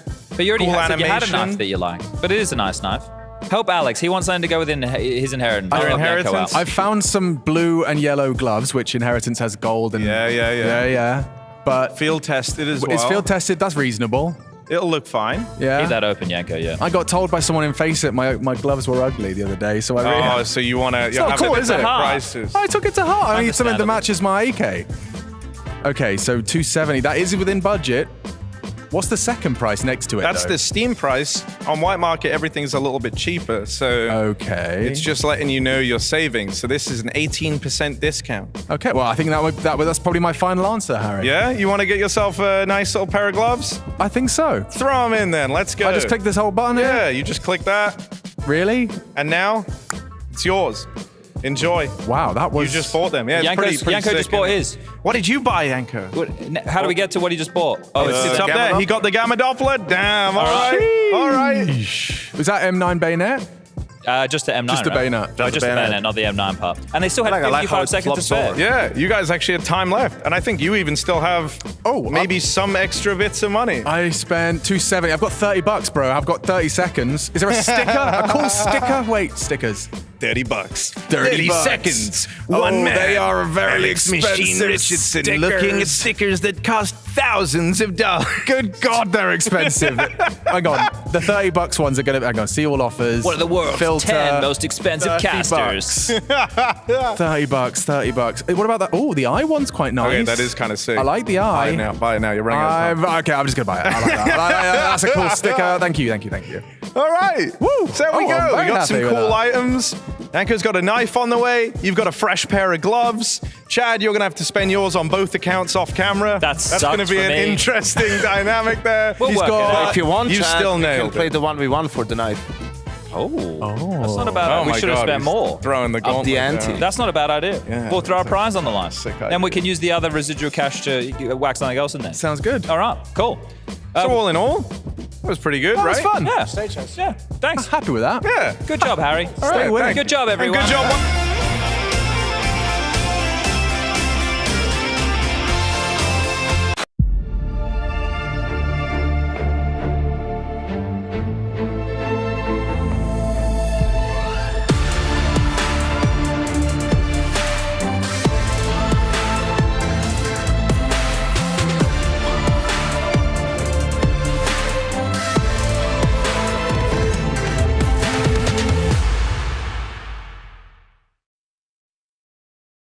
Smokes. You see double smokes in the same place there. Simple just jumping casually into the side. Wait. What was that? Never miss a play again. Simple. It's not allowed. This is not FPL. This is a major. Finally. With Face It Watch, you're in control. Switch between player POVs live and see the game through the eyes of any pro. Never miss a moment with replays. Relive each highlight on demand from all angles. Watch it, control it, face it. Yo, Mezzy, I'm sorry, I'm accosting you for a vibe check. You guys have had a decent amount of time off. You haven't played in a while.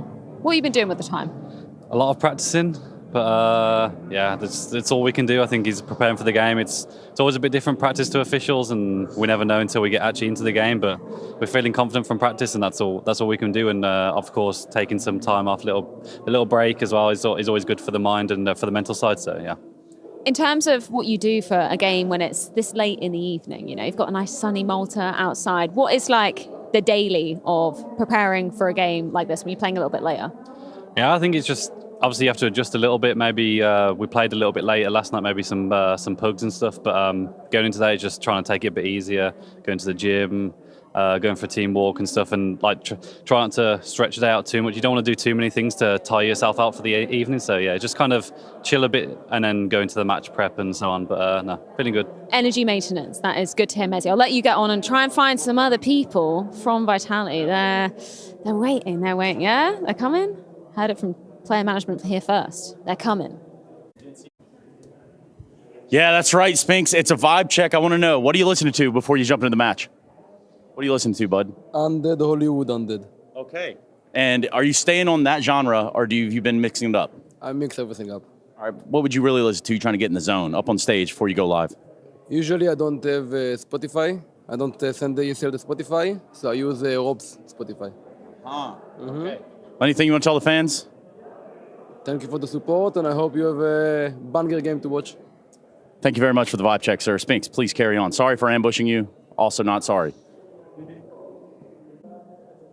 Good evening, Zaiwu. I'm sorry. I'm here for a vibe check. Not to, you know. You cannot interview him. Hey, Flames! I thought we were on good terms. Man. I am going to ask about the last time you faced FaZe. Obviously, semi-final of the major. What's the mentality today? How are you feeling?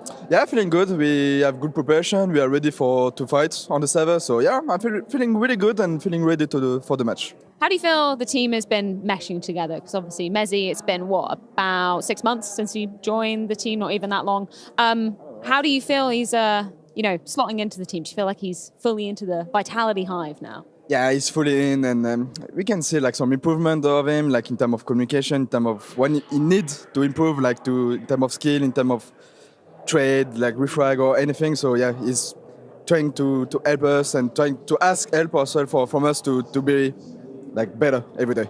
I'll let you get on your way, Zaiwu. I was going to ask Flamesy a few questions, but I guess he's gone. Who knows? He's gone already. See you later, Flamesy.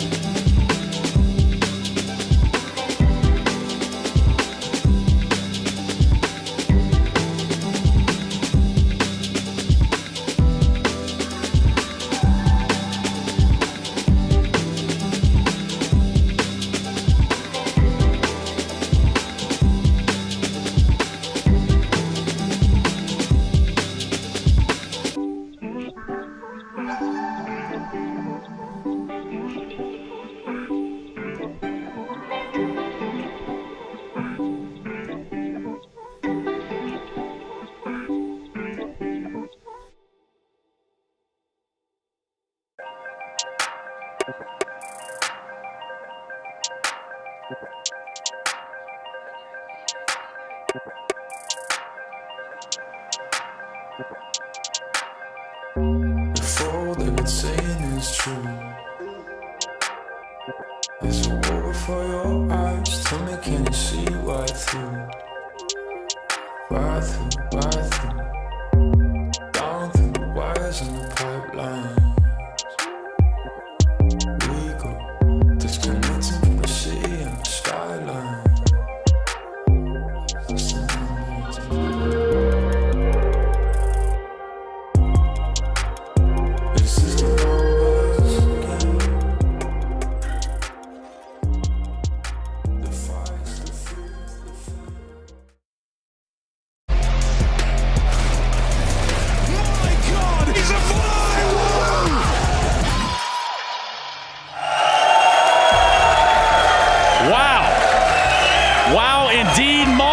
You have shown up in spades. Boy, I do love to see this. Everyone's happy, everyone's excited, and rightfully so, because it's time for the second quarterfinal of the day, and up for grabs is not only a semifinal spot, but potentially another notch on that Intel Grand Slam belt.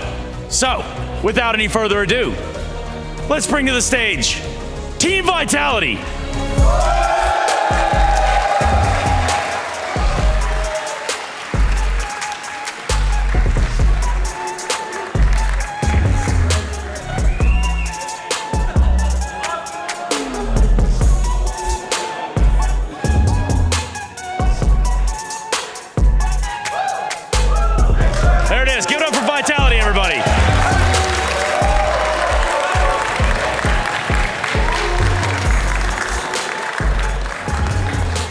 And now for our next team who doesn't really need an introduction in Malta, but we're going to give them a proper one anyway.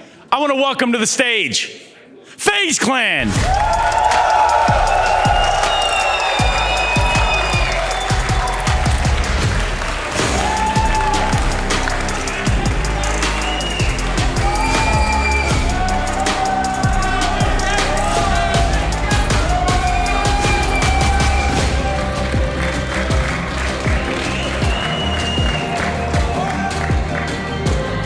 FaZe versus Vitality, and we all cannot wait. You guys want a fist bump, or do we want to get this one started?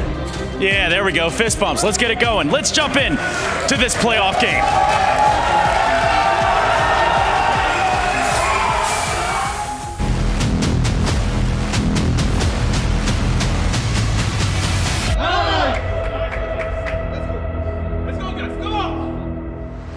For us right now, this tournament is not the priority.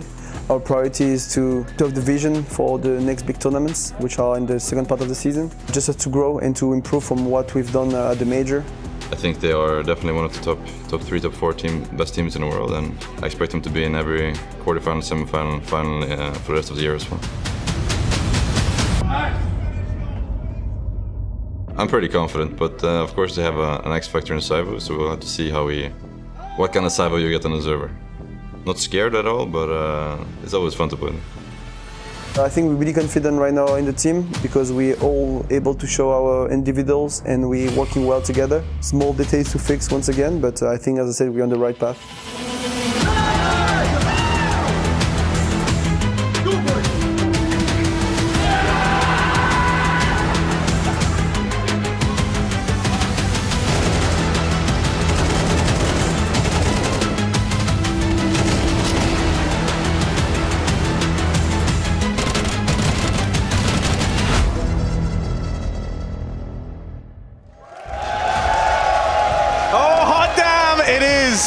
One hell of a matchup that's about to grace our screens here. FaZe taking on Vitality. One of the big talking points for this FaZe squad has been the idea that they've been in every single grand final, but they have not been winning them. And Vitality were a team that robbed them of those trophy lift moments, not once, but twice over within the Blast circuit. They were able to get their revenge back at the major, did FaZe Clan, and now once more Vitality stand in their way on that goal of trying to get in to another grand final placing. Just one more obstacle on this route they have to run in the ESL playoffs. Every one of the strongest teams is in their path, and Vitality's the one that's going to meet them here. Obviously, starting on Nuke is going to be the opening map in this series. I mean, FaZe, fireworks every time they step into a server. 100%, and I think Vitality FaZe has been one of the marquee matchup of Counter-Strike of the last, say, 6 months. We've had plenty of very high caliber confrontations between the two, and obviously the major semifinal being the last one of them. Well, and there's a big difference between now and the major semifinal as well. I mean, obviously the major is one thing, it's its own entity, but also the big thing for Vitality, ZywOo's playing like at the top of his game now. At ESL Pro League throughout the groups, he was absolutely phenomenal. Back at the major, he was having a rough tournament, a little bit quiet, was a little bit ill for a while, but here he's firing on all cylinders, and that could be an X factor. What do you make of the talking point there with ZywOo? He hasn't played versus high caliber teams thus far in the Pro League. Do you think that carries weight here, Maniac? Well, I think it definitely does in the context of the numbers he's having. Nobody will actually, with a straight face, talk about ZywOo having 1.75 rating as he's played against the very, very best. It's not what we're saying here. In the context, I do think that in different tournaments, he's had, in many occasions, had incredible games versus the best of the best in Counter-Strike. FaZe being one of them. You go back to the World Final, that's a 2-0 for Vitality, that's an incredible performance from ZywOo, but there is something we need to address. The major situation was one that was hard to pinpoint. Because on one hand, the same way we did with m0NESY, you have to address, the health isn't exactly the best. Fair enough. We're all humans. We can have moments where we're a little bit under the weather. But at the same time, the performance was bleak. It was mild, far away from what we know and love from him. And so we're walking this line where we don't exactly know on which side of it the truth actually lies. But today is another opportunity for him to leave a stronger impact on this series. Not just him, but the whole Vitality squad seemed off back at the major, right? Like everything, as a team, wasn't playing their strongest. Counter-Strike, I think this addition of m0NESY has been really interesting, but it's clear they haven't made everything work with this roster quite the way they would like, quite as effectively as it needs to be. But again, it's all about the path. Can you keep making it better event after event? And this is a tough team to have to prove something through. I'm really excited for the clash of the AWPers here, right? Because Brokey on the other side, top-rated player for FaZe, and he's done it versus proven competition throughout their entire EPL run. This one's about to get going. It's Vitality taking on FaZe Clan, and Nuke is the opener. Let's get it on.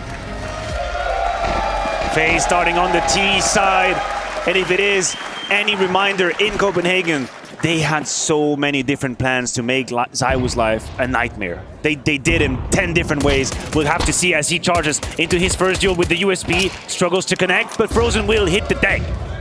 That's a bold fight to take with the Glock from Frozen, trying to really force the issue. Apex has already rotated down. They know what's coming. They know what's happening. There's the run across. Apex going to slow them, but not stop them. So they press forward. Yeah, the reposition's nice, right? They're trying to bait them into this lower stack. Vitality are already very established here. Apex tapping one through the smoke, and all the kills coming through for Vitality. It's just Rops left standing.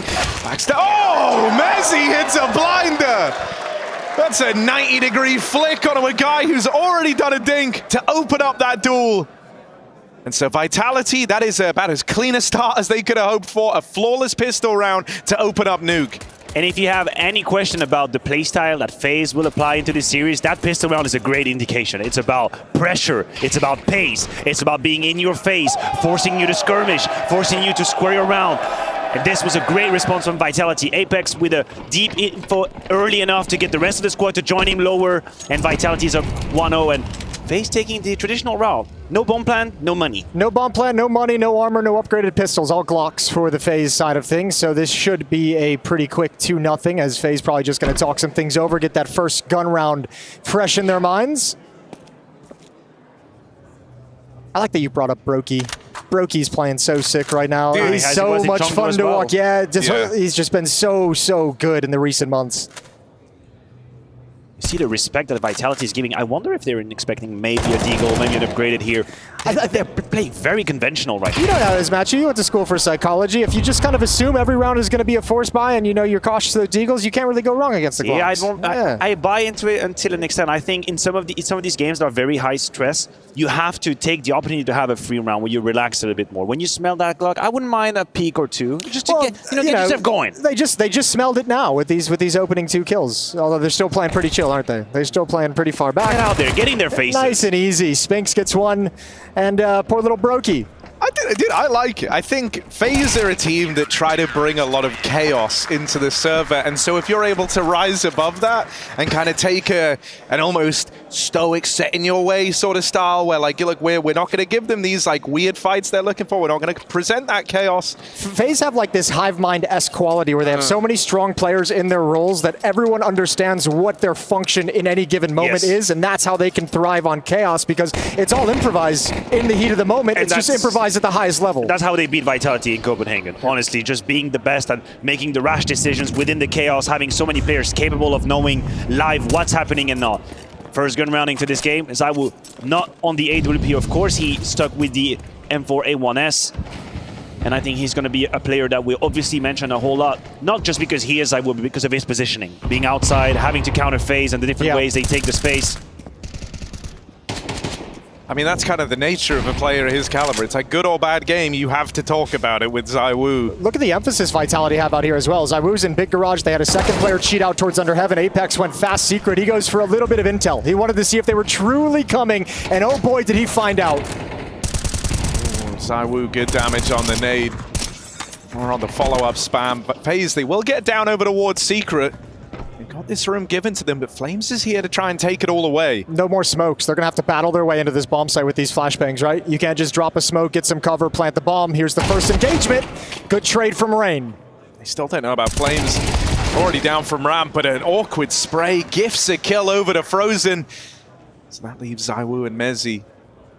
And they're very far removed from this lower site. They might just have to write this one off. They might have to. This is where FaZe excel. This is where they're not going to give you way back in. They have such a good understanding of the positions that are allowed to them, the space that Vitality might retake. Robs acts as a fail-safe towards Ram, so you know there is no risk. And then you have a vent position you can close with just one player very easily. That's Frozen, right there on the money from production. And the rest is history. That's already the round. If you're going to put so much emphasis outside the way Vitality did, first of all, I think it's a response to what happened in Copenhagen, which we know FaZe a very outside-centric sort of game plan going into this. But strength in numbers. Play off a flash, play off a bait. I thought Apex's move was a little bit individualistic. He just took a duel, which he lost. You had so many other players you could play off. And ZywOo actually explodes with the bomb. Yeah, that's actually a big loss. That's a mistake, unforced mistake from ZywOo to lose that weapon at the end of the day. That's going to make this buy. I mean, they're going to go for it regardless, but a little bit more scuffed. Dude, you would have had as good as a full buy here if ZywOo had stayed alive. He would have dropped one. You would have had Spinks throw a gun into play as well. You would have had full rifles with a good bit of utility going in behind it. Instead, you know, they still come out with a good-looking buy. It's not terrible, right? It's not terrible even with one Flames SMG. on the SMG. I know it's very early in the game, but this is where you have to stay alive if you're Vitality. When the scoreline is 2-1, when you still have FaZe in the ropes, but you're trying to survive. You're trying to save your health here, right now. The beginning of it. You want to make them scrap and fight and claw for their 3 to 4 rounds on the T side. You don't want to give them an economic advantage, have them get up to 3 or 4 pretty quickly, and then scrap for a couple extras. Frozen outside. Looking for that peek behind Credit. ZywOo's not giving it to him. It's Kerrigan out the door to find one. Spinks goes down, and that weakens the defense. Rotation's now in order for Vitality. I wonder if they kept track of that player specifically. Rain had been running down. Ramp has been given over. It's Flamesy that's got a very tall task to handle the B side. Yeah, I think it's a huge risk to give Rops control over ramp room, right? I was going to say, this is a big gap. Like, if Flames doesn't even realize it. If Rops walks down the ramp, he's just dead. Frozen's positions unknown too. He's incognito. Yeah, they have no idea. I know so much of the map is dark for Vitality. Good shot from ZywOo. That at least deals with one of these players on the extremities. Flames holds the line with the MP9. Oh, and he's going to get out with the double. Didn't have the best weapon for the job. He made it look like plain sailing, and now they know where Rops lies. They've got him spotted out on an island. Rops is run down. And so Vitality, operating with a lot of blindness all across the map, are able to scrap for a round there. And deny FaZe that lower play. I'm surprised Rops was so passive in ramp room that whole time, to be honest with you. I realized how much space he had. Yeah, there's that. He's probably a little bit confused. Kill comes out, you know, elsewhere, and he's all of a sudden like, oh, I have all of ramp room, but you're trusting 2 guys to take control of this lower bomb site, that one extra player. I thought Rops would have a little bit of assistance there, but he's playing for the late round lurk and the post plant. Yes. I think the only thing I can come up with is maybe he thought that there would be a lobby crunch to retake the positioning, and that he would be able to punish that. And they hadn't seen Flames in the name tag quite yet. Yep. Flames was only detected later on. I think ZywOo's kill onto Frozen was very key, and that's what unlocked the situation. It forced the hand of FaZe to accelerate outside, and Flames, huge work with the MP9. Double kill on the B side.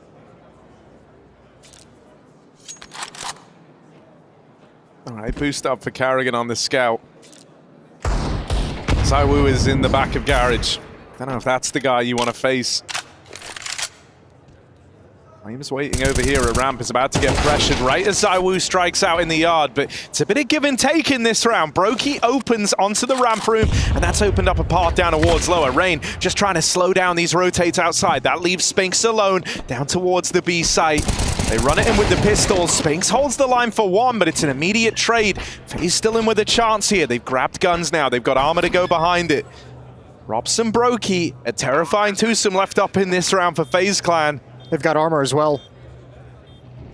That's what we detected. Apex knows. Both playing over towards the single door. Good util from Apex, puts Rops in an awkward spot, and Brokey is iced out immediately. ZywOo 8-0 to open this up. Yeah, that one death to the bomb, but, you know. Off the back of a rifle. Yeah. I know this has been a point of contention. It will always be a point of debate, but if your way into greatness in a game is through rifle work, and then you put on the AWP when you feel it coming, just please be my guest. Go ahead. Take some of your duels with the silencer. He's had a couple of blinders with the M41S already now. I'm sure the AWP eventually will come up. Now he's equipped with an AK. He could actually even drop that over to Spinks if he really wanted and get the AWP himself. He could. He's kind of the French Nikados in a way. Yeah. Don't you ever dare say that about him. Oh no, that even made me cringe. Oh, I like it. I shall not stay silent. I will not stand for this. Oh, 4-1. Vitality's playing a very good, calculated game right now. Their rotations have been on point. They're rotating with numbers. They're being very mindful of the lurks. This is looking good stuff for Vitality. Up 4-1. Apex has a luxurious position right now. But only 1 minute 25, I know, but he's far forward and there's been no activity outside whatsoever. So that explains why ZywOo can cheat his way towards A a little bit more. You played with him, Maniac. How patient is Apex? Is he going to get antsy in this position? You know, he's not real patient, no. I wouldn't characterize him as patient. There's many other words I can find. Patient ain't one of them. No, he wasn't. Not when we were younger.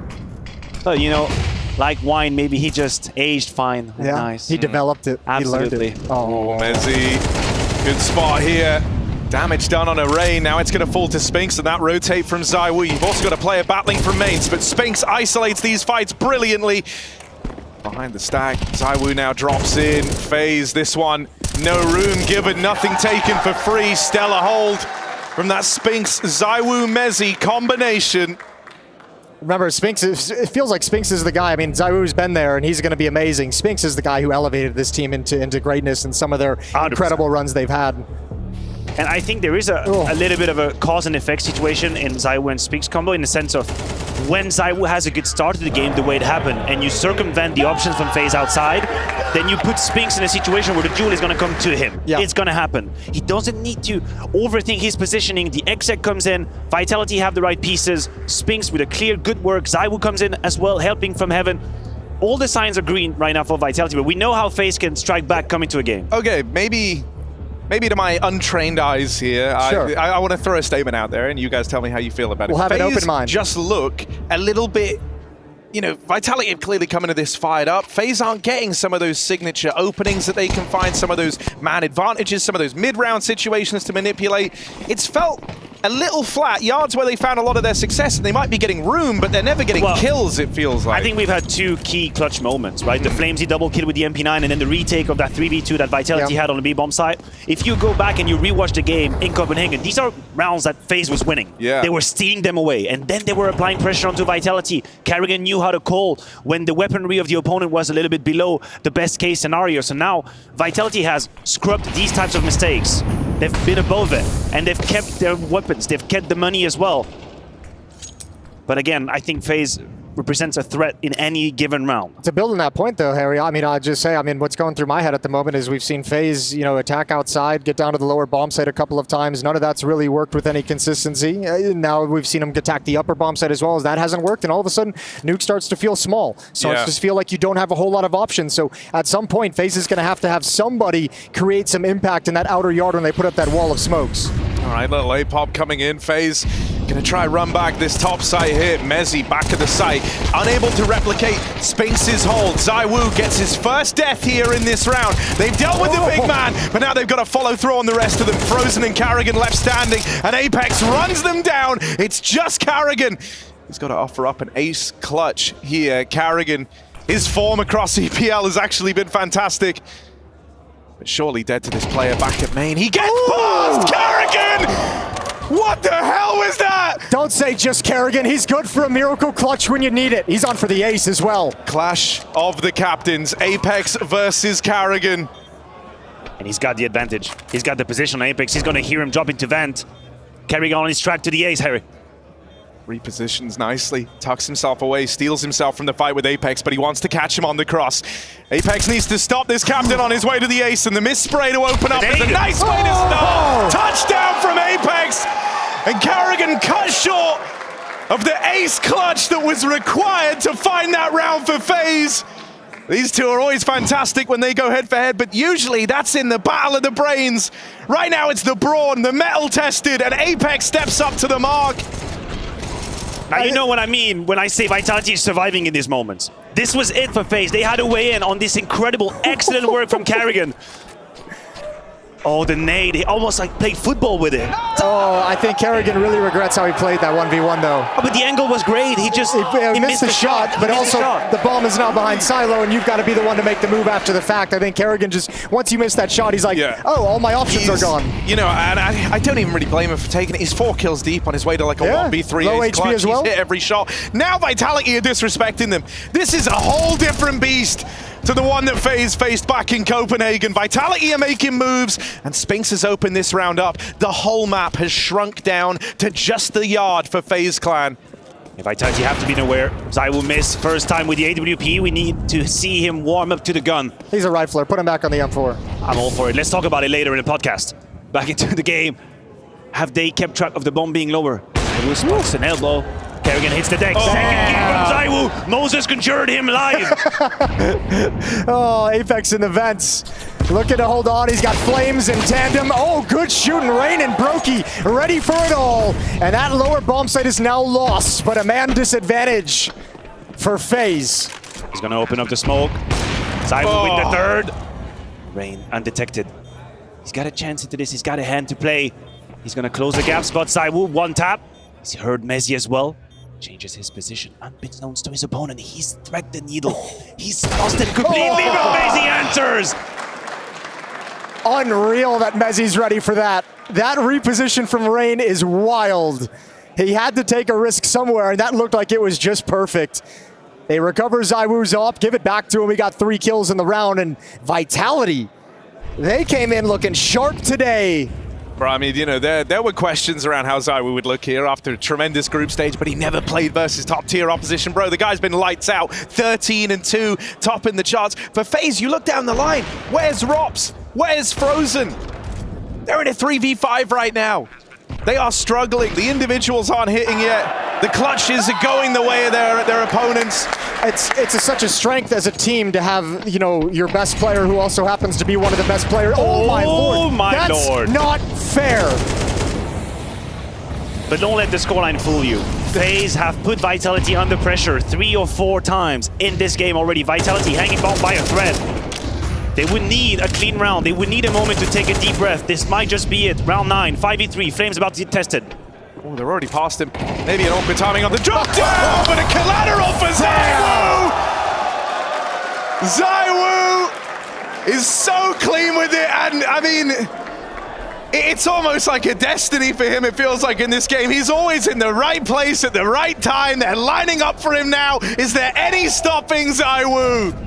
This is actually so sick. That's so unreasonable. Crazy wallbang into the collateral ramp. You can't make this up. I can't see that enough. I can't see it enough. There we go. Let him know. Every once in a while, it feels like Zaiwu comes into a game ready to silence all the doubters. And at the moment, unfortunately for FaZe, they're the ones taking all the brunt of his anger and frustrations. But you gotta keep your eyes on the prize if you're Vitality. 8-1 might be deceiving. Don't let FaZe come back into this. The reason why you've won all of these clutches, very good communications, holding each other's angles, staying on top of things. What positions have we given up? When could they have accessed it? Vitality have kept track of FaZe beautifully so far, and they have to keep it up. The pressure is onto FaZe. 8-1. Their map pick. Yeah, but, mate, when Zaiwu's having a game like this and you're essentially so terrified to go out in the yard, that's a huge area of the map that FaZe so often hinge upon being a massive red flag to the FaZe T side. You don't want to keep giving Zaiwu these chances. Because he made the switch from rifle to sniper successfully. I thought this could have been a point of conversation. Now Flames is on an island. He's got no rotation whatsoever. We've talked about the reads from Vitality. That's not the case so far. Flames is going to have a whole lot to work with. Yeah, Zaiwu slightly backed up in towards the spawn, so Flames can hold them back. Maybe Zaiwu gets there in time. Flames in with a double. He did all he had to. Zaiwu, he's trying everything now. He's limit testing. Fair enough. Apex already down at lower. That one should be free. With Brokey dead, it's only Frozen left standing. Finally on the board here for Frozen, but he shouldn't be able to take this any further. Tap on the bomb. Hope that baits a peak. It will not. So Frozen is not given these fights he's so desperately looking for to try and carve out a route back into this round. 30 seconds remain. Spinks is holding on to ramp. There's no going back for Frozen. He's got to battle forward. But now he's got to worry about windows as well, so he has to make a move. The way Zai will close the door is like a horror movie in the 80s. But Frozen is the one that strikes fear. First kill. Everything is under control. Spinks is here as well. Yeah, but he created a little bit of an opportunity there. There was a moment. He did create it. He had 20 seconds left. I thought he was going to bail up in towards the vent. Zaiwu was hustling to cover it. 9-1. Flames might only have 6 kills, but that's now 2 rounds that completely hinge on his work, his handiwork. Yeah, the MP9 double the kill. MP9 in the lower bomb Here, site. that's a double kill as well on the defense. And an extra dink, yeah. Isolated. Sometimes the numbers don't tell the full story, and Flames has had his name hinged to a couple of these rounds here. What story does the number 0 tell you on Rops? I'm a bit biased in this whole conversation. I don't mind it as much. All right. Let's see, pistols. You're gonna give a shout to the AWP with the pistols. Apex forward, traded immediately. Okay, 4-on-4. Something for FaZe to work with. Can they find any gaps? And they have. Kerrigan's come through the smoke. Spinks notices it at the last second. Now Rops in for his lurk. Follows up on Kerrigan. Disadvantage, he's got to do something to help his teammates. Under fire, Rain's got another one, and now it's time for Rops to move. That one's easy. Rops is on the board, and FaZe might be looking at 2 rounds. Try and go after Brokey with the plant. Vitality in a 2-on-3. You can imagine they might be hesitant to give this one over, right? You don't want to let FaZe in on these Tech-9s. You want to try and do them dirty here and now. But with Rops finally arriving, 2 kills in this round, and it's just ZywOo, the man left to beat. He's going to get backstabbed by Brokey, and so FaZe finally get back on the board. It was 7 in a row for Vitality before FaZe can respond. That is a brutal run. And amidst all these wins, this is the first time Vitality misread the situation. Mezzi did not locate the danger, did not realize how close they were to him, took a swing, that's the kill we're looking at, and then Rops finds a gap in the defense. Spinks had done a great job at punishing Kerrigan in the first attempt, but he lost track of Rops. That double lurker or double wave of lurk did wonder for FaZe Clan, and honestly, we know how Nuke has evolved over the years, but if you end up on 3 rounds, considering how things started for FaZe, it wouldn't be that bad.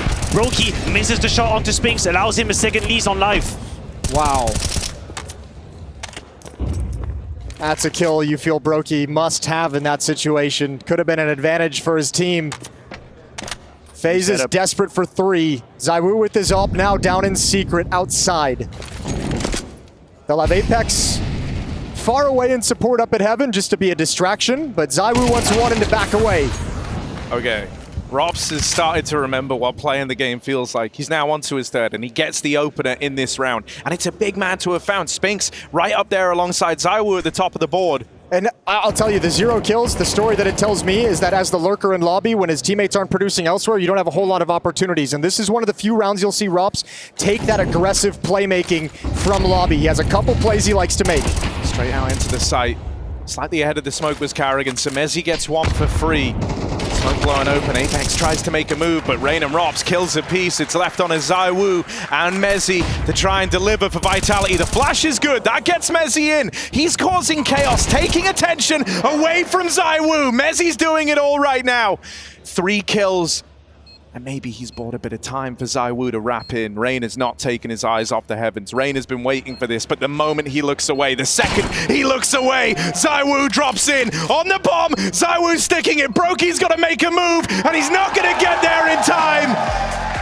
So Vitality turn that one around. It's Mezzi and ZywOo in the retake that find double digits for Vitality.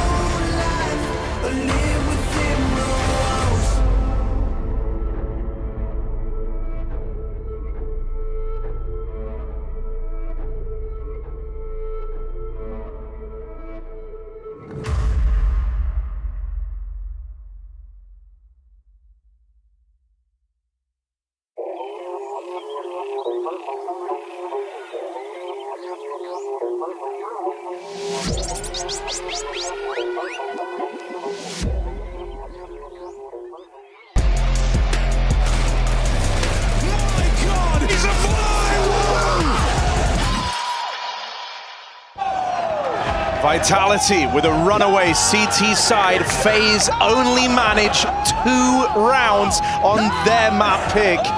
Vitality is steaming ahead, and we're getting a stellar game from ZywOo, who is yet to be tested by teams inside of the top 10. But my God, has he made a bit of groundswell here in Malta to open up this run for Vitality. As Maniac mentioned in the first half, a couple of rounds, a couple of situations could have gone the other way, and Vitality just happened to come out on top of all of them that we normally see FaZe win at least a few of those clutches. But now you got to be mindful, because this can come right back very, very quickly out of this pistol. Maybe not. Straight into my veins. Maybe not. I don't know. The upgraded P250 on ZywOo. Jesus, man. At this point, just give him whatever the hell he wants. Frozen peeks out, pops on a flash. It's Flamesy to find the kill, and ZywOo's protecting Heaven. Kerrigan's been brought down low. But do they know about Robs? Robs in the smoke.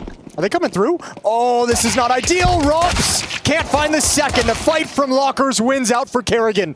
But it's a 2-on-3, and Kerrigan's got no health. I wonder if Spinks heard Brokey. They seem to be aware, at least considering the idea. Vitality hit the brakes. Yeah, they're very split up right now, right? They want to regroup. You don't want to give away this pistol. That is the red carpet for FaZe to try and get back into this game. So it looks like they want to go regroup back in the lobby with ZywOo still down through secret. Brokey breaks the vents. Sound give cute. that illusion. He's considered this rotate down towards lower. ZywOo is about to confirm that that is not the case. He plays in through the vent. Brokey waiting for him. This could get weird. 2 players for Vitality. About to try and get out through the hut as ZywOo makes his move. Up on the ladder, is he ready for Brokey? He's not. Dual Berettas find him. 2v2. Brokey's dualies deliver for FaZe Clan. It's just Spinks left to beat, and Kerrigan will. So pistol round picked up for FaZe.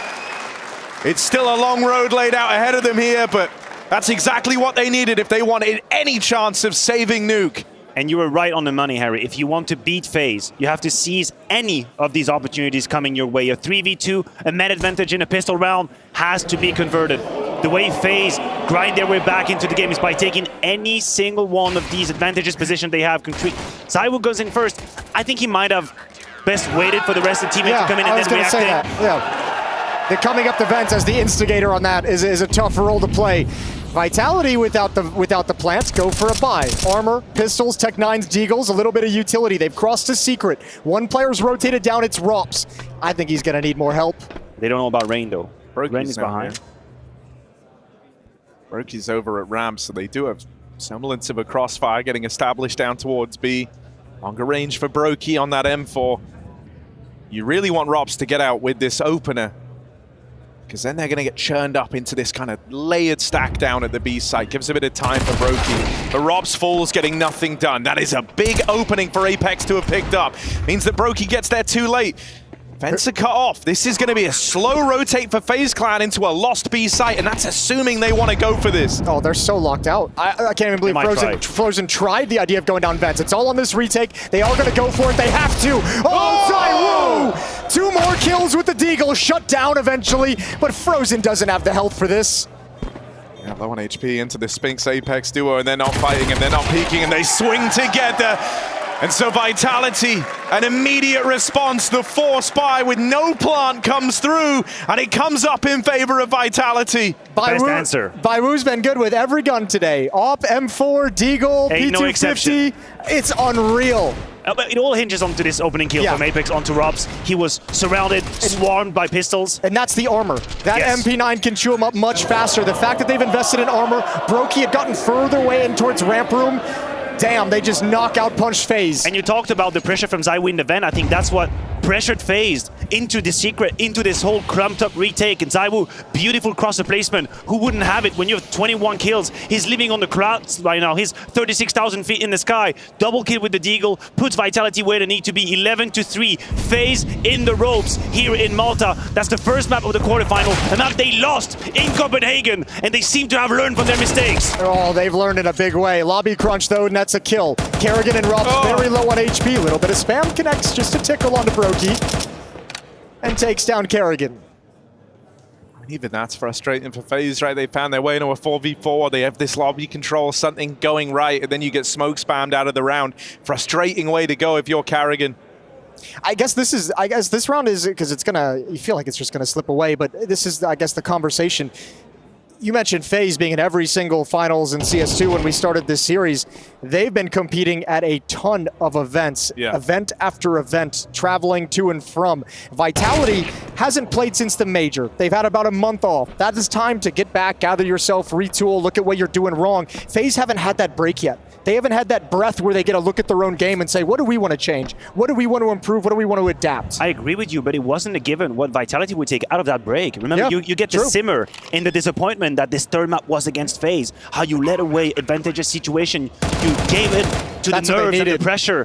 They needed that. They needed that month to just sit there and stew in their anger and give into it. Yeah, I think the thing that's like wild there, though, is FaZe have been complaining about being exhausted for a while now, with good reason, but you know, they've kept doing it. Ever since even the setback in Copenhagen, losing out in the major final there, they still went on to go ahead and lift the trophy in Chengdu.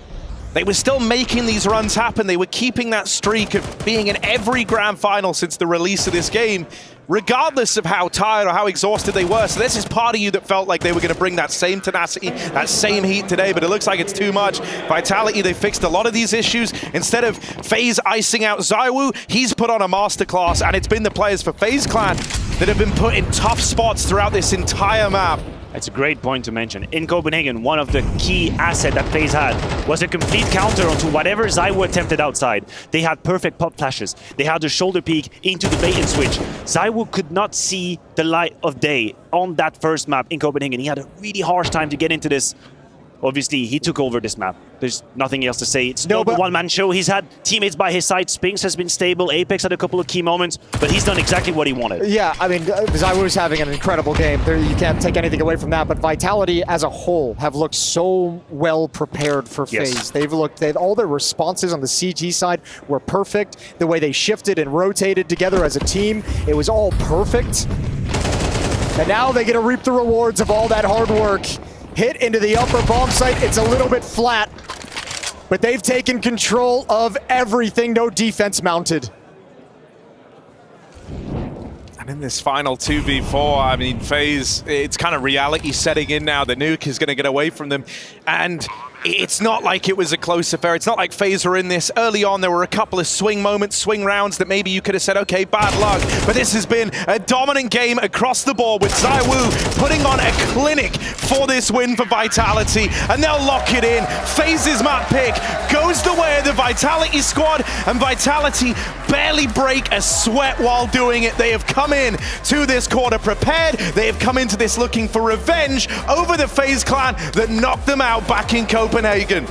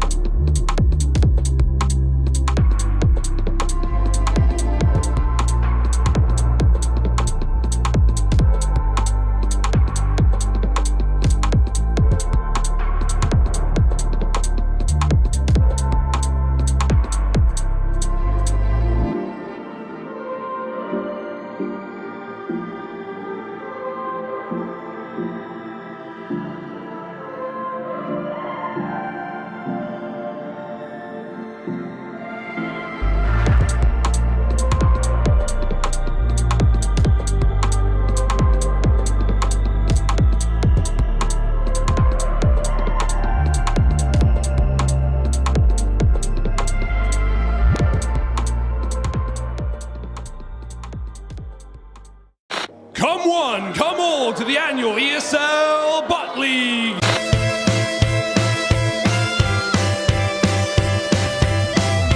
Fucking hell. Elo O'Toole. Elo straight to your door from an industry veteran. All right, let's do this. When your reload needs fixing, Jason's got the tools. Elo O'Toole. You know the deal. Let's begin. All right, where is she? This way.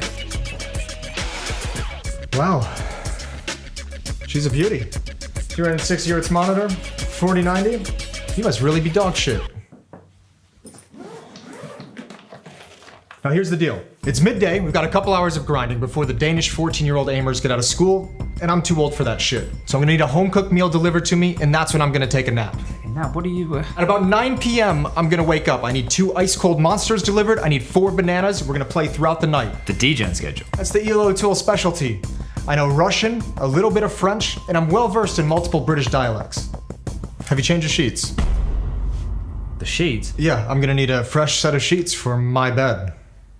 Excuse me, that's my bed, and my girlfriend will be sleeping there. Yeah, she will. Mate, I'm not a fucking cuck. Oh, you're not? I mean, I'm already using her. I don't really see the difference. The difference? Absolutely not. For this to work, I need you to be all in so that I can be all in. No pun intended. Maybe next time. Fucking hell, bro, you suck. Wait. You can guarantee the Elo? Full service, all round, baby. Make it quick. Oh, I will.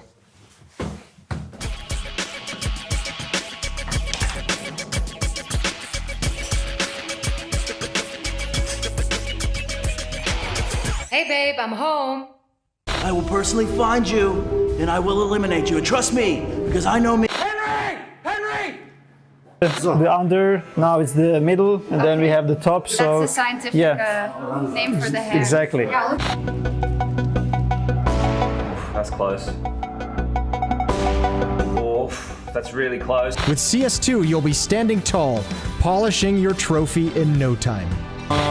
They say the future doesn't fit you. Oh no. Ooh. So you feel like you found home? Yeah, until I'm kicked.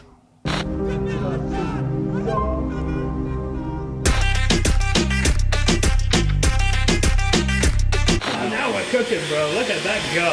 Oh, green mounting. Look at those wheels, they're chewing up. Your time starts now. A weapon so necessary that most people don't even think about. Now, there are a lot of different roles behind the scenes here at ESL Pro League. Jack, I'm going to catch up with you. You tell me a little bit about your role here in Malta. Sure thing. So I'm a marketing creative, part of the wider marketing and brand team at ESL. Specifically in Malta, in EPL, I'm working with the social team. So my job is to make all the socials look good with graphics and stuff. Also do a lot of like merchandise design and stuff. Basement Dweller, that was with me, working with a machine on that. Pretty cool. Of course, Unsung Heroes, shout out. So yeah, I'm kind of the guy who's in charge of making stuff look nice, and make sure it's all cohesive and, embodying the ESL brand. Okay, so it sounds like you've got to keep your eye on a lot of things at the same time. So what are some of the biggest challenges that you face in your job? There's a few. No, I think for sure, just is respecting the team brands and stuff, because they all have their own brand guidelines and their own usage and stuff, and making sure that's consistent and what they want. We don't want to upset any of our teams or anything. When you're looking at 100 stats in a day, right? You want to make sure you got the right stats and the right graphic. There's been some times where you end up with the wrong rating or whatever, but just a lot of numbers and stuff to keep track of. But I think that's kind of it, yeah. And what are the moments that make it all worth it? What are the highlights of the role? I mean, when a graphic bangs and it just goes pretty viral, that's really nice. We've had a few normally Cologne and Katowice, you get them where they go crazy. We've had a few this event where they just pop off for some reason, and that's really nice. And people see, they're like, oh, who made this? Which is really nice for me, the recognition, I guess. And then also like, you know, when I'm doing like the apparel design and stuff, like when you see people wearing that at events or like it's on sale, that's really weird. Like going from my screen and then it's on someone's back, right? So yeah. That must be pretty cool. It sounds like you've got to talk to quite a lot of people in your role as well. Who are the people that you rely on most to make sure, you know, the cogs are ticking and everything's working along? Obviously my direct boss, Patricia, she's top dog. She keeps me on the right path. You know, I think it's very trusting that I know what I'm doing and lets me have that creative freedom. The wider social team, of course, they're all great. You know, it's all good making a graphic, but it needs to get posted. That's what they're for. Joe, Jason, Michael, who's working remotely, they're all top people. And yeah, just all the different brand people and making sure everything's, you know, good and cohesive and nice, you know. Well, cheers, Jack. Thank you so much for your time. Thank you.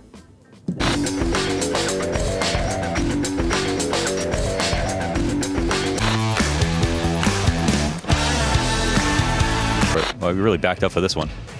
Oh my God! That's the #1 player in the world, ladies and gentlemen. Measurements. Measurements, yes. The measurements never lie. Never. Like a pendulum where all the swings are blessed, but to play in this pub. Everything fights for its time in the sun. Wasn't it you two who were flown out to Seattle by Valve? Look at you two, complaining about who's gonna squeeze into each other's hole first. Of course. Talked highs, now let's talk lows. If any cold callers... Perfect, actually. Alright, so we're gonna pop this flower. Potential defends against the 4 symptoms of underachievement.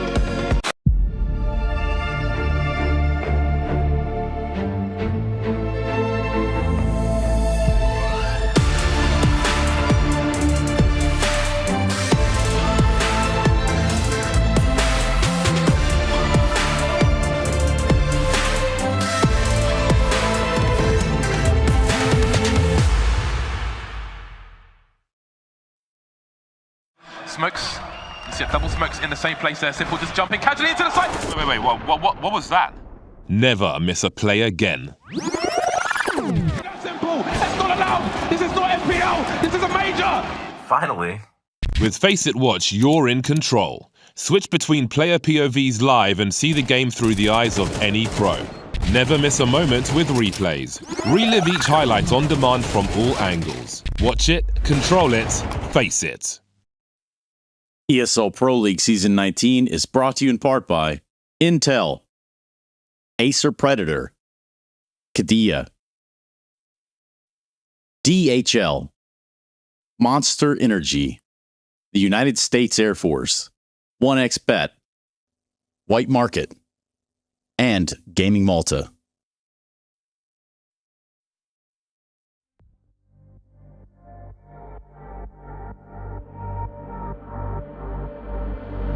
Don't believe what you read, not all words are the same.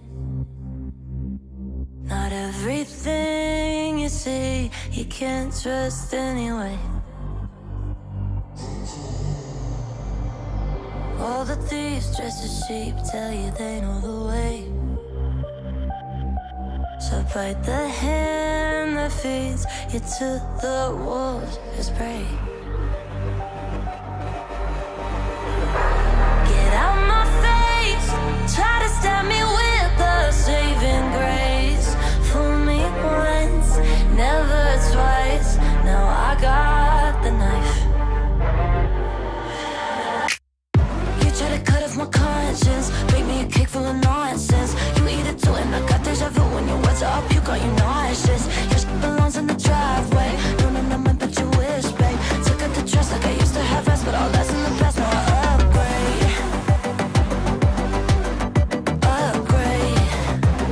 Shit in the past like I used to have.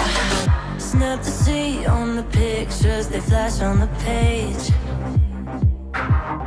Now they're pleading on the 5th and last mistake. But I know that dirty secrets the gamekeepers hold the keys to the gate. Only open for the pawns who sell their souls just to play.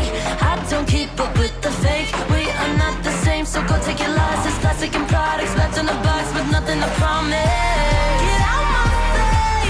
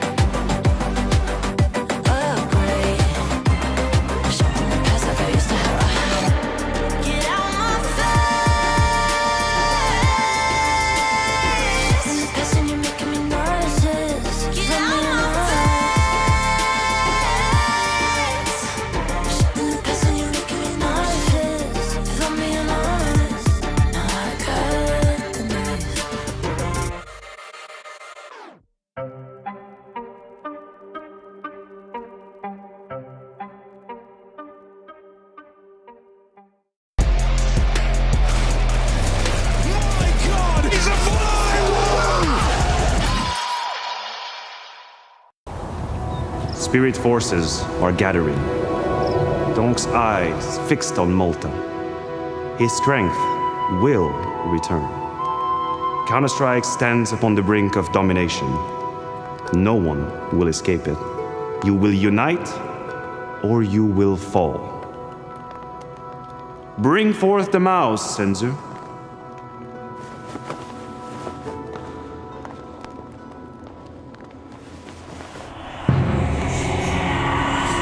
So it is true. It is a gift to the foe's spirit. Why not use this mouse? Long has my cousin, the steward of G2, kept the forceful spirit at bay. By blood's hands are your lands kept safe. Give G2 the weapon of the prodigy. Let us use it against him. You cannot wield it. None of us can. The one mouse answers to Dong alone. It has no other master. And what would a 0.9 rating know of this matter? This is no mere 0.9. He is Karrigan, first son of Sonic Thorn. You owe him your allegiance. Karrigan? This is Dong's bane? And heir to the throne of G2. Sæt dig ned, Devilas. G2 has no king.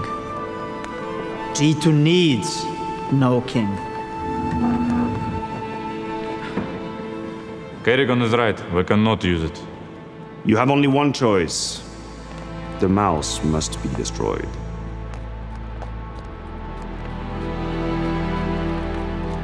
What are we waiting for?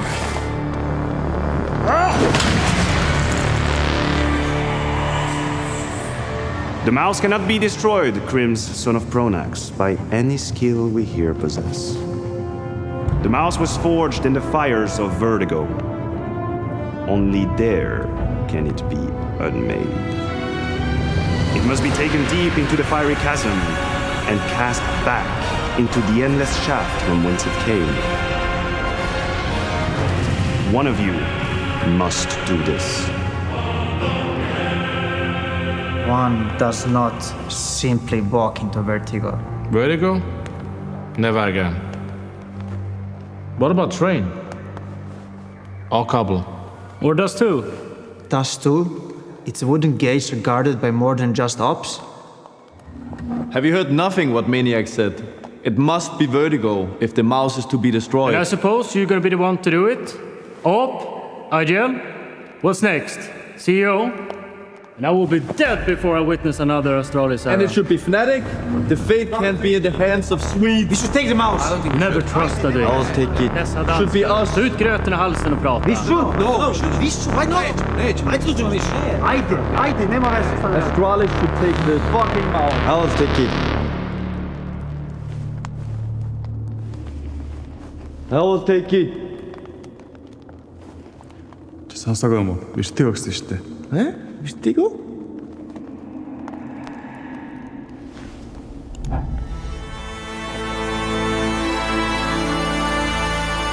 You have my op.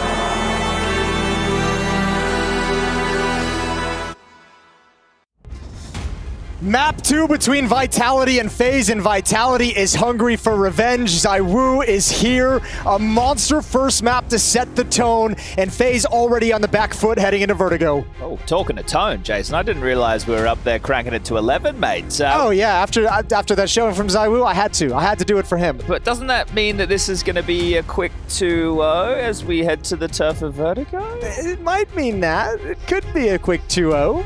Oh dear. Harry Russell also joining us on the microphone, I do believe it's called.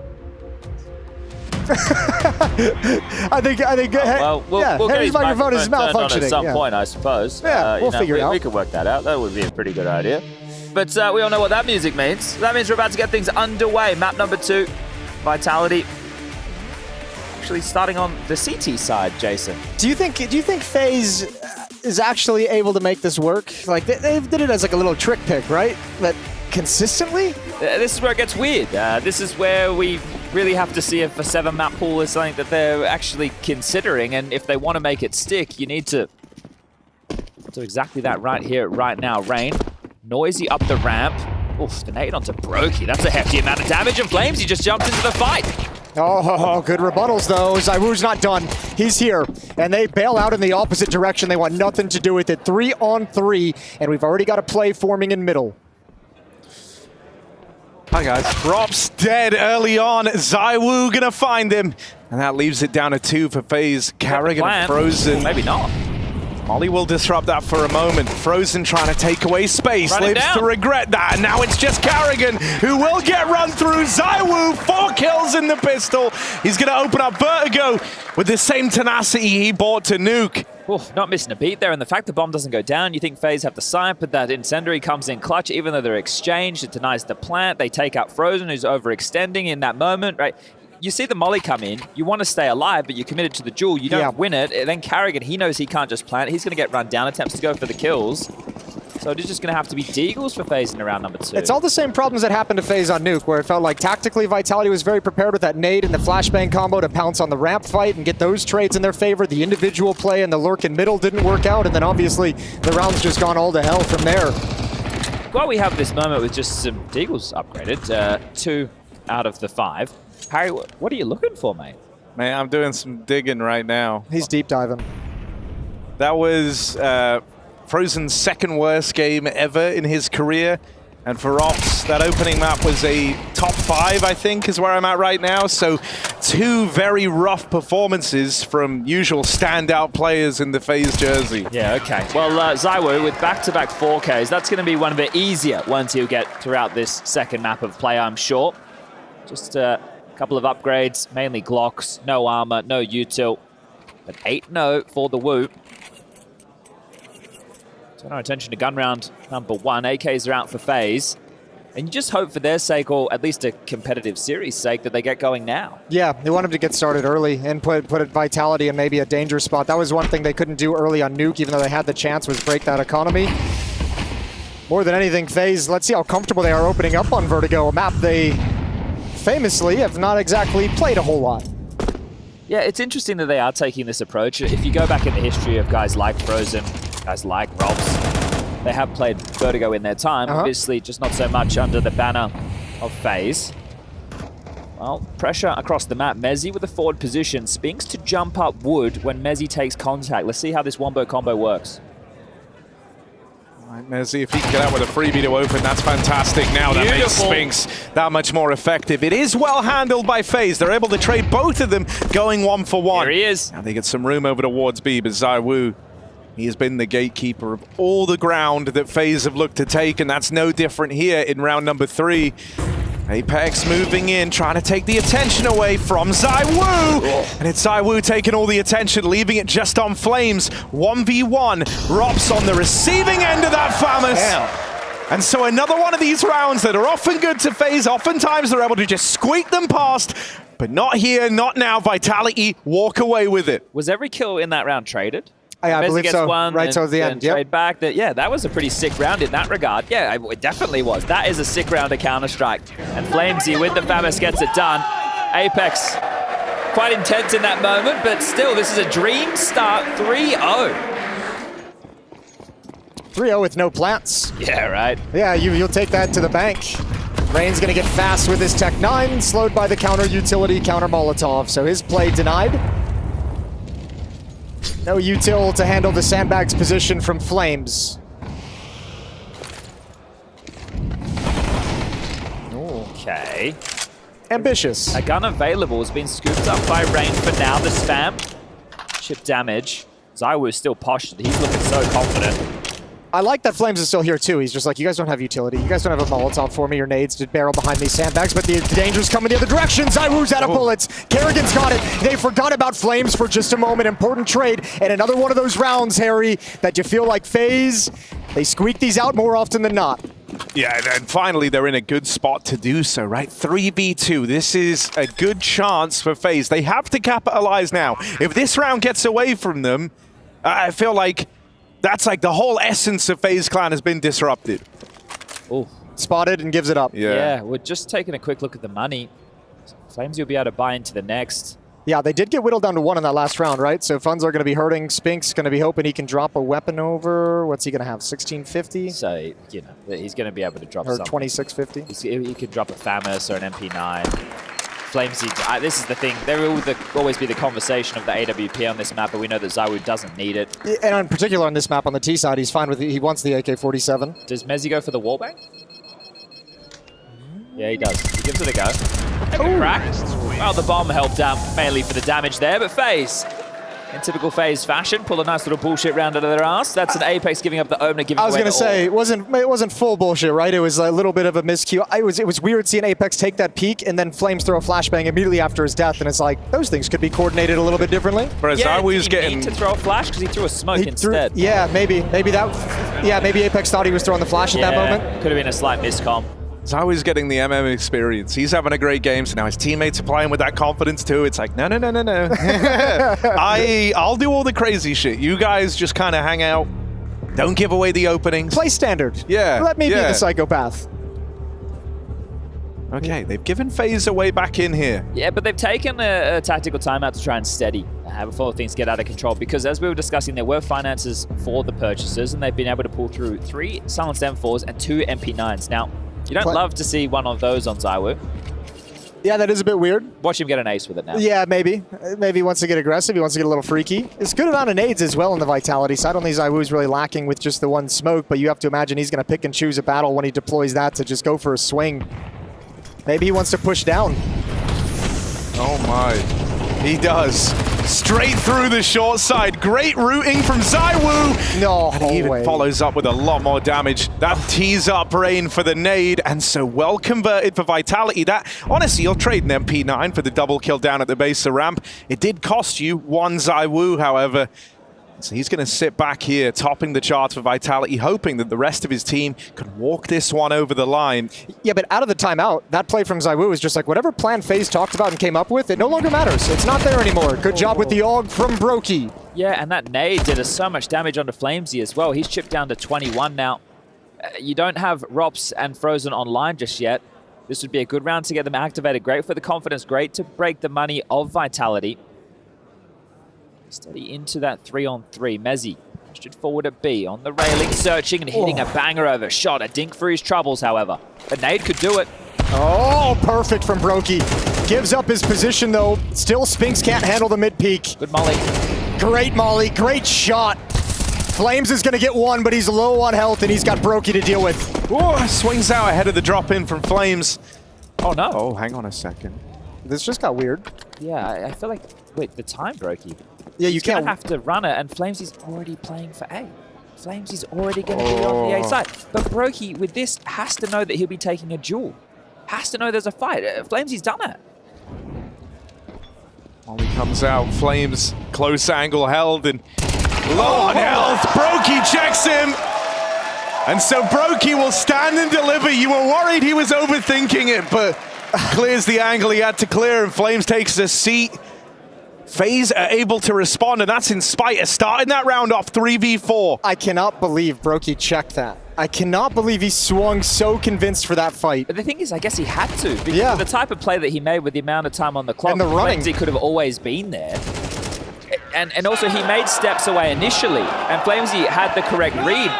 You had to go for the heads-up duel there, so good stuff from Brokey. I'm going to say, that round, Brokey util was goated, man. He threw that great nade over towards short that made Flames so low in the first place. He used a second nade that he picked up in middle to actually deal with Mezzy over at the B-bomb site. And then that molly, I think that's really what kind of gives him the presence of mind to be ready for the close angle. He knows he's not headshot. That's sort of the other position you could expect Flames to play.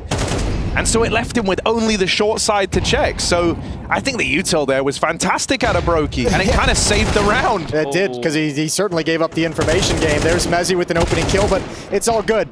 FaZe find 2 in return. Frozen's on the board, his first kill in this round. And Rops getting active in middle as tracking ZywOo the whole way. ZywOo should be dead to rights here. They have a very good idea where he is. Oh, he even tried the second. Yeah. Welcome to the game. That was us on the first map. His aim is like a laser beam at the moment. He ain't missing. Rock should be able to find this one for free. Swings goes down. 3-3, all tied up. A couple of casualties, a couple of shaky moments. But that was an eco from Vitality. We will see the guns now purchased. So the last time we saw them with rifles, it was mixed between MP9s and rifles. They went aggressive. Yep. They got leveled out into a 3v3 within the mid-round. I'm interested to see what Vitality go for in this one. They don't really need to stifle FaZe with full-on aggression again. They could just try a bit more of a standard round. They are lacking utility on Spinks, however. That's the only omission for Vitality, as well as defuse kits. I'd like to see them cool their jets a little bit in the mid-rounds. Ooh, maybe not the early round, though. Spinks, that's just mistimed. But I like the proactive nature. Kerrigan's going to give away his presence. Yeah, Rob would have been screaming on the mic there. Absolutely. 2 of those rounds that Vitality lost, we saw those 2 pushes from Apex. The one with the miscued flashbang, and then we saw it in the mid-round. Brokey was able to pick him off, and that was the 3v3 that turned into Brokey's one-on-one clutch. So those mid-round re-aggressions to get intel at ramp have been punished very well by FaZe. Looks like Brokey wants to deter any B aggression. He has support to be able to take this space back. Line this one up, making sure he doesn't miss the molly onto the stairs. The defense is still quite staunch in middle from Vitality. A is where they lack full ramp control, but FaZe are making no secret their positions right now. Rops is going to be lining up a Molotov. This will help push anybody back from the top yellow. It's actually gone for the double, so this is to help secure a lot of control over towards A. Or show a lot of control over towards A. Kerrigan and Rain, it almost looks like they're setting up a fake. Good kill from Kerrigan, important trade. Oh, looks like it's destined to finish towards B. Mezzy might need to tuck in somewhere safe. I feel like at this point, if you're FaZe, you're kind of playing to dodge ZywOo, and you learn the info that he's over towards short right now, so you just want to follow through with this B play, try to exploit Mezzy here. Spinks joins him on the rotate. Spinks spots the boost, but he can't get a beat on it. Up and over, into Mezzy they go. Rops and Rain get the entries to try and make this happen, but Apex has slowed the roll of FaZe, and that's time they can't afford to waste here. Rops left up in the clutch, getting flanked as well. Rops battles forward. Just under 10 seconds left. Tap on the bomb, but he's not given these engagements. The net is closing around Rops. Little by little, ZywOo's been given time to come in on the backstab. And so a well-navigated round from Vitality. They will not give up this lead. And they didn't do anything too crazy other than the initial opener, which was using a Spinks with no util. The double flash through. It actually would have been brilliant to find the opening on Rops, but the second one mistimed. Then they just had to have another good round of trading. I think it was key. Apex with the kills here. He stalled them out coming in towards the start. That's allowed the number advantage, allowed the rotation to ZywOo, and then Rops, no time, no chance. Ooh, and the Brokey frustration's palpable. Vitality's done such a, they did a great job on Nuke of this, and in the early stages of Vertigo, they're doing a good job as well, rotating and being in the correct place at the correct time. They have a very good read on what FaZe is doing, and their players are not shying away from getting involved. Nice spawn-based smoke there from ZywOo. Look, it's going to be a T-smoke exchanged as well. That's very common to extinguish any CT mollies, but if you know that that is completely covered off, gives you a range of motion for your B defenders, which was currently doubled up, but they found the gap. FaZe. This could be the difference maker as Kerrigan's aim. Last few days it's been on point. Dude, look at this, look at this. What a guy to remove. Oh, they're all the way out through middle. Rops, he had a really hard time making these lurks worth anything back on Nuke, but here, he's in a great spot to do maximum damage to Vitality as they readjust back in the middle. They go right into Rops. They learn about him the hard way, and there's the double up. Rops is finally finding his impact here. And so FaZe are right there, chomping at the bit to tie this game up again. Found the perfect gap, didn't they? I was going to say, how do you get Brokey up in Guardian, and then you get Rops flanking the A bomb site that quickly? That's just FaZe just going, well, let's test mid. But in terms of round opener, though, they had B pressure and A ramp pressure. They felt like they were everywhere, and that's actually because they were. Yeah, kept the extremities stalled out so that they could have that gap for as long as humanly possible. Nobody shifted back to cover mid. And this is the most horrible part of the game to be in for Vitality. With only 1,900 lost going to either team into the next round of play, Mezzy really needs to hold on to the silence then 4 to give them something to work with. Oh, Mezzy will course correct for 2, so doing damage. FaZe, you can't throw too much more away. You're pinned. Actually taking everybody. Mezzy saves a gun and takes everybody down on the FaZe side of the server. That was a chance to start building a bit of an economy. That's Mezzy for you, the best in the West Midlands. 4 kills from the guy, and he'll get out with that M4. It's this actually. That's wild. But do you have a conversation now if you're Vitality? Well, I guess you can't. No, you can't. Force, you can't. I don't know, because I think you risk the whole half. You risk the whole half. Yeah, you really shouldn't. They've made some light investments. Mezzy donated his utility. They have that AK scavenged, an MP9 for Spinks. couple of them gave armor back, bought it, and then sold it right back. So they've kind of been between two minds, Yeah, and you can understand why, because there was individuals, I think Carrigan came into this only 3,900, so we're talking AK, head armor, and maybe a flash. I mean, look at the nades. Look at how light this round is on util. FaZe are going to win it by force. Oh, another team flash. ZywOo mistimes that peak, but he's got a little bit of information. I don't even know how much it actually matters, because these AK-47s just walking in nonchalant, ready to duel, ready to fight, and Vitality don't have much to counter it. ZywOo opens. Apex finds another in the meantime. You don't want to fall down to the pistols here, FaZe. This is the first time they're looking to leap up into the lead here. Frozen's low on ammo. They're closing in. Got to get the reload off. Down to the Glock. They're pressuring Frozen, and he's caught out on an island. Rops tries to move in and clean up. Trying to clean house, and he will. Apex and Flames both dead, but Mezzy arrives, and this time can't find a thing. So FaZe find themselves up in the lead. FaZe look individually a little uncomfortable at the moment in some of these fights. That is a very drawn-out affair against mostly unarmored pistols, which is so uncharacteristic of FaZe. It ain't pretty. No. Yeah, that one there is sketchy. Touch and go. Looks like they're opting for this B spawn smoke quite often. We've just seen Mezzy lob that out again, so wanting to completely contain this B lobby. Yeah, you can understand why Carrigan has that type of a feeling. Fair play with this instant smoke as the player most often relegated to the B anchor defense in our matchmaking. I appreciate any help anyone's willing to give me at the B bomb. Yeah, it gives you a buffer zone, doesn't it? If that's not blocked off, if you're just alone there and they're more than happy to go up those stairs and take fights, that's a bad day. I think the thing is it just allows the all-in for the CTs, whereas the Ts would traditionally throw that lurk smoke or the deny molly smoke. Mezzy has no smoke for any molly that comes in this direction, by the way. Okay, well, did they know where that trajectory came from? They boosted Carrigan up to wood. They're setting up a BXQ to explode, and Mezzy, that is brilliant. Just completely cut down one angle, one avenue of assault. And at this point, Vitality's like, we got nothing on A ramp. It's clear, it's quiet. Shift more to B. Yeah, I think especially after you've seen the boost, right, you know that kind of gives you the safety that there were at least two players here, so there's info that comes with that as well. Mezzy able to double up. Spinks can't hold the line. ZywOo moves in, taking up this position over at B, and with a self-flash, he gets involved for one more. Apex and Flames, they've got some util to work with. Molly for the bomb plant. Apex can't get away with the kill, and Flames' Molly comes out early. Low on health, Brokey puts on a show. 4 kills deep into the round, and FaZe are now building a T-side that they can be proud of here. 6-4, and the money broken again for Team Vitality. 6 is great for FaZe here on the T side so far. But you look at Vitality, if you're FaZe, you're thinking, these guys are bloody cockroaches. You go towards B every single time, and they're just trying to fight always for that stairs control. Every single player of Vitality taking these deeper duels. Just felt like the harassment kept coming, but FaZe dealt with it. Is it because of the economy they don't have the nades and they feel like they have to take those forward fights? But yeah, that rotation comes in and 2 players step up to bat, 2 steps forward to fight at top of stairs, and then you've got 3 more streaming in after it. These are long, drawn-out battles. 4 players towards A here for Vitality. No boost available. Plenty on the ramp. MP9 goes swinging. But Carrigan and Rain clean up any problems. ZywOo still kicking up a fuss. 17 kills and counting. Mezzy arrives here as well. It's the 2 top performers for Vitality, but Mezzy dead immediately. ZywOo, Deagle show. That's what it's got to be. Frozen even backs away from short. They just don't want to face him. They think, why fight ZywOo? Carrigan, meanwhile, will.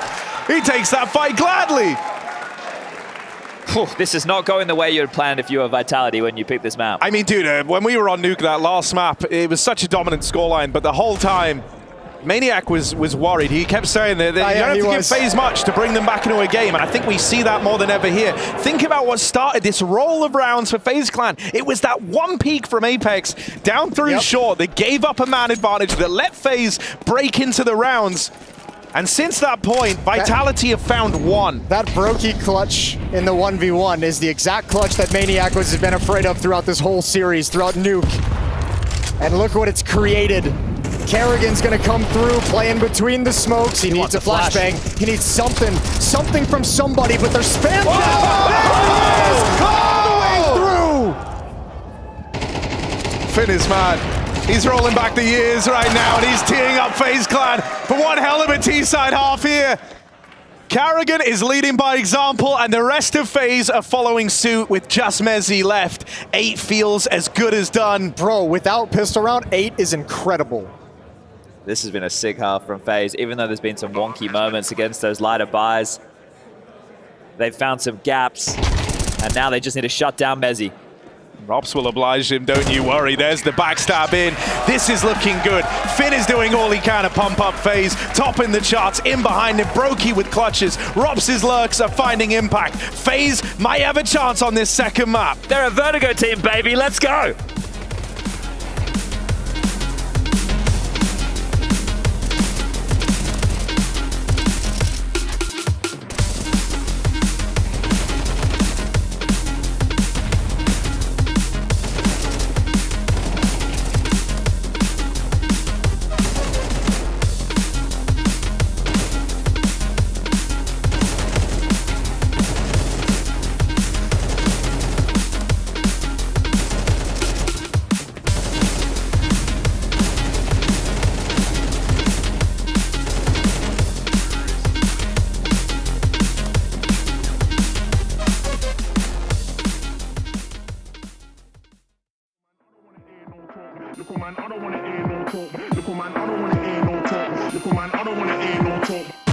This ain't new to me. This ain't new to me. This ain't new to me. You took me for. Imagine that when it's time to get bread, I don't panic, man. When they ask what I do for a living, I just say I met paper, appear like the magic man. Imagine that when it's time to get bread, I don't panic, man. Keep cool and calm like the attic fan. We met paper, appear like the magic man.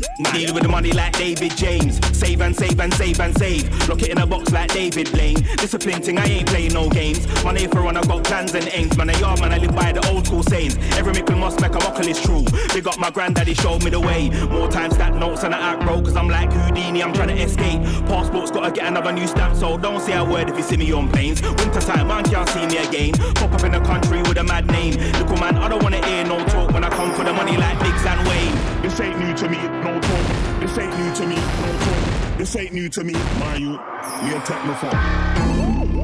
Imagine that when it's time to get bread, I don't panic, man. When they ask what I do for a living, I just say I met paper, appear like the magic man. Imagine that when it's time to get bread, I don't panic, man. I keep cool and calm like the attic fan. We met paper, appear like the magic man. Imagine that when it's time to get bread, I don't panic, man. When they ask what I do for a living, I just say I met paper, appear like the magic man. Imagine that when it's time to get bread, I don't panic, man. Keep cool and calm like the attic fan. We met paper, appear like the magic man. Little man, I don't wanna hear no talk. Little man, I don't wanna hear no talk. Little man, I don't wanna hear no talk. Man, I don't wanna hear no talk. Little man, I don't wanna hear no talk. Little man, I don't wanna hear no talk. Little man, I don't wanna hear no talk. Wanna hear no talk, no talk, no talk. See the stack levitate like dynamo. I keep it low key, I don't like to show. Corridor is real, a man like to steal, so I don't watch face and I mind my own. But it's a minor though, I flex really, I ain't that type of bloke. I like getting paid over the limelight still, man, no I ain't in a them type of show. This ain't new to me, matter of fact, man, started a while ago. I just wanna live a life where the choice I have to spend my time is mine and mine alone. Blood, you best try to know, I wanna yard work and spend my time alone. We ain't gonna get there overnight, but in the meantime, there's still some time to go. Take the war, left the war, take the war, left the war, take the war, left the war. My you take me for. This ain't new to me. This ain't new to me. This ain't new to me. My you. My God, he's a fly!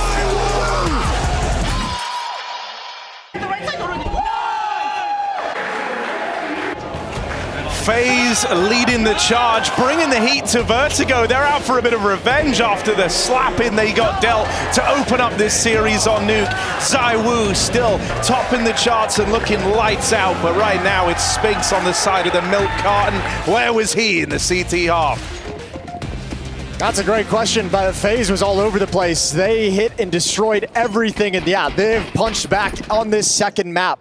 Brokey's clutch, Kerrigan's efforts. Right, Kerrigan's got milk, I tell you what. Plenty of it, yeah. He's been drinking it his whole life. Guys. Yo. There's nobody defending A for FaZe. That's fine. It's a quirky pistol round. That's the old school, one way to frame it. Yeah, the old school tank strategy. Just stack somewhere and start pushing. Well, you're going to lose the side. They don't have a kit. They have a smoke on Frozen, a flash on Kerrigan, but Kerrigan's flanking Jason. And when Vitality feels no pressure and no presence, and here's no shots through smokes and no counter nades, they're going to be very, very wise to what's happening. Losing both pistols. Yeah. That's a more succinct, less story-driven way of saying it. And FaZe will tell you, they always give themselves the toughest route possible. Never winning a pistol, that is quite the tough route. ZywOo opens, and they chase down the players at CT. Good reaction from Vitality, recognizing that this flank was where the bulk of FaZe were coming from. And so it is a clean pistol from the Vitality squad. No contest from FaZe. And 3 more kills for ZywOo. He's currently 22-9. This is a nut series already from ZywOo. All right, well, we just have a quick technical issue. It did look a little bit funky from Frozen. I believe he had crashed in that moment. We'll say that's less than ideal, won't we? Yeah, less than ideal. I think, thankfully, you probably weren't going to win the round anyway. Yeah. It's not like he was left in a 1v1. And Who are you to say that, Harry? No, true. I'm not the arbiter of who gets to win. I just talk. But this is scripted. No, don't. Chadley. The whole tournament is scripted. Spoke about this. The entire tournament. You're not meant to tell them. Who are they? Everyone. I thought it's like wrestling. Like wrestling. The WWE or the WWF? ZywOo with the steel chair from the top rope. Yeah, so there should be a little bit more drama behind this. Some important EMP Don't worry, charge mid-game. in the studio. Right, Carrigan's going to get up and slap him. Wow, you did that to Henry yesterday. Yep. How was that? I've always wanted to slap Henry. Honestly, it hurt. His face is mostly bone. Mostly bone. Frozen handled it pretty well. I would be tilting. If it was me, I would be... That's when you got to take a deep breath and be like, we're up 8-5. Everyone chill. I definitely wouldn't. I would say... You have that Games inner... can close up quickly, too. You have that inner peace within you, Chad. No, I don't. No, you he wouldn't doesn't. imagine the things I'd be saying. Bro, I crashed in a FaZe game and he lost his shit. I went ballistic. Yeah, and I'm like, bro, For I crashed. For Harry crashing. I crashed. And I got a double kill at the round. We lost We it. would have won the round. Yeah, well, here we are. It's just USBs. Harry, fix your computer problems. That's all I'm saying. Bruh. Get those tiny hands inside the computer and fix it. Flash. Oh. Come on, guys. What, you never know who's going to win a round. You just said that to me at the end of the last one. You think with full ecos? You've been doing this long enough. Look, I'm just trying to build a little bit of suspense here and there. I like that fight. Even if the round is going to be lost, I think that's a cool fight. You can enjoy the fight. A nice little flashbang into the air, the USP swinging. It's very Hollywood. The two of you aren't part of the Vertigo Hey Club, are you? No. No, that's Yanko and that's Natsu. Correct. Okay, nice. All right, well, there was no MAC-10 to die to anyway, but 2-round game. 2-round game. Vitality's back in it. What can their T-side produce? How effective can ZywOo be on this T-side? Can he still make things happen the way he did on the defense? I feel if they don't put up a decent resistance in this first gun round, the half's already gotten away from them. FaZe you're talking? Or yeah, FaZe. They need to put up some resistance immediately. Harassing mid-nade there. Just slightly chips at Rops, who's mounted up. Carrigan opted for the MP9, wants that extra util. Now, if you're Vitality, you don't have to be in a rush, and they clearly aren't. Just waiting out the protocol nades from FaZe to slow these choke points. Yeah, counting Molotovs, counting smokes. And also not using anything on their own behalf. So this is where it becomes very problematic for FaZe. Once you're lower on util and you didn't find a fight or a kill or even any damage, what's your setup? Yeah, late round's going to be really tough. There's the counter molly as soon as B stares. Util is thrown out by Vitality. Rain boosted up. Flashbang going to come in. A little bit of a counter flash out as well to slow the push, but Flames still in with the opener. Oh, that's So nearly lucky. awkward for Brokey, and they will punish him the second time around. ZywOo holding at the bottom of the ramp. He's been waiting there all round, and he gets his chance to get involved. Robs and Frozen, they both had a mare to open up this series. Robs has recovered somewhat, but we've been waiting for those big Frozen moments. Nade finds damage, but this, I was going to say 2v4 ain't it. They don't even get out with Robs still alive, and ZywOo's already hunting. Vitality know the impact that winning this round will have, and they want to make it as brutal as possible. They're even trying to hunt down Frozen, and they've spotted him on the retreat. Yeah, he's a dead man walking, isn't he? They still have more than half of the bomb yet to chase him out, and everybody's sprung to life. Frozen, what are you meant to do? He's going to do his best Mezzy impression. Let's see what he's got. How's his British accent? Blood. I don't know. Let's find out. Right here, Frozen. Oh, he's screwed now. There's nowhere to go. Vitality systematically take all of his options away. So the half's out of control now, Chad. Oh, whoa. I didn't know we had a smoke machine. I didn't know we had that either. It's been going off at the end of most rounds. Really? Yeah, when the bomb goes off. Oh. Okay. I didn't notice that. Cool, I guess. So that means we could have done candles in here. We could have done candles. Could have done candles. All right. Well, yeah, here's trouble. Vitality with a free crack, or almost, to level things up 8-8. We will see some upgrades coming out of FaZe. Deagles, P250, MP9, and an opening death for Rain. Down. That's a nasty shot from Mezzy. Broki's up next. But all this util in the B-bomb site sucks. It's no fun to play around with, and good kill, but that's about it. Broki not able to handle the Deagle. Mezzy's having a great game, man. So this is where, if we start the conversation for the next gun round, FaZe are going to get max loss bonus, right? So they will have everything that they desire in terms of utility. Yeah, and from that point forward, do we see something is offensive again on the CT side where, you know, we were talking about this with Vitality in the first half. Do they want to do something where they're making a move, making a play, and trying to take a zone on the map and win out those duels early to hold on to that map control? Do they want to sit back, see how Vitality open the round, then stall them out with utility? This is the problem for FaZe. Their official experience on this map is very limited.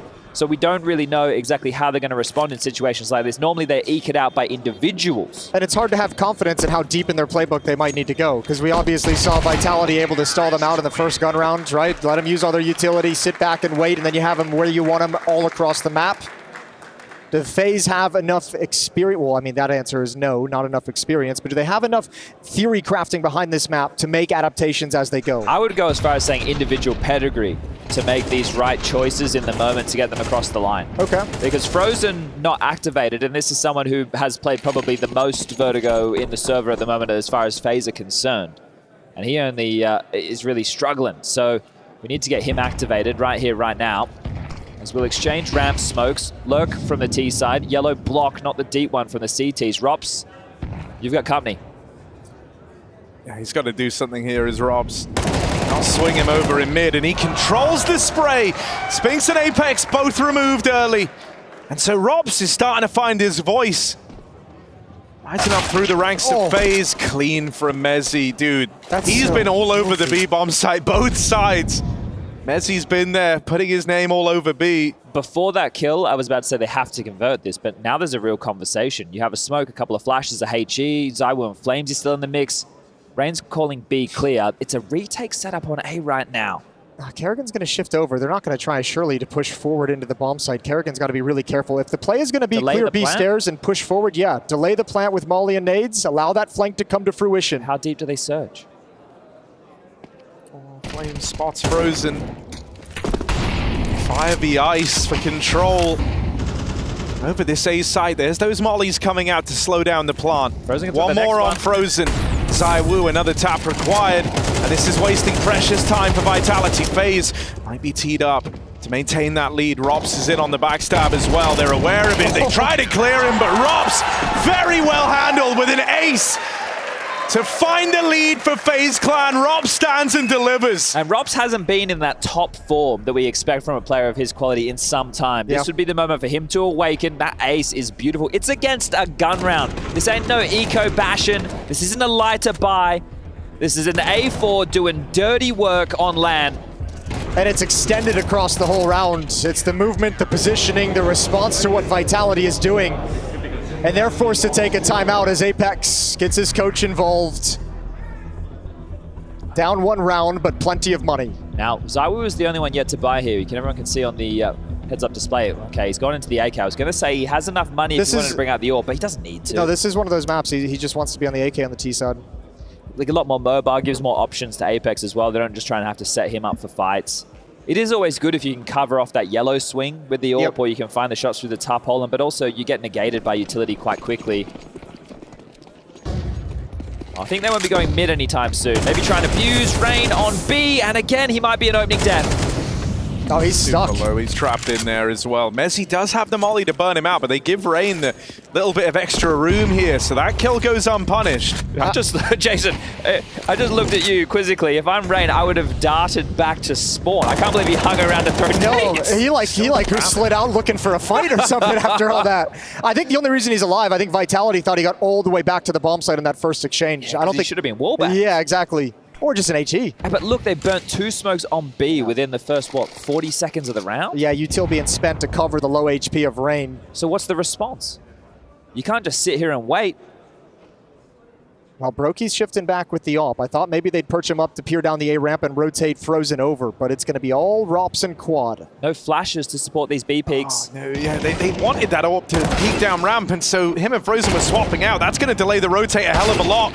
The B site held for now. Carrigan and ROPS offering up the kills. Spinks moves in. Is he ready? No, he's not. Carrigan! Another multi-kill from the captain of FaZe. That's what was required here, but it's ZywOo still left in it, and Carrigan's his kryptonite right now as he steps up with another multi-kill. Carrigan does not want this one to be over in 2. The fact that we are getting this level of individual performance out of Carrigan is insane. He's taking heads-up duels, and he is just bopping some of the kids on the Vitality side of the server. I can't believe Rain gets anything done on 8 HP. Beautiful work from him. Sets up ROPS for 1, but Carrigan, he is playing like 1.6 Carrigan. Yeah, it's actually rolling back the years. It makes no sense. Former star player in previous iterations of Counter-Strike, but he's back today.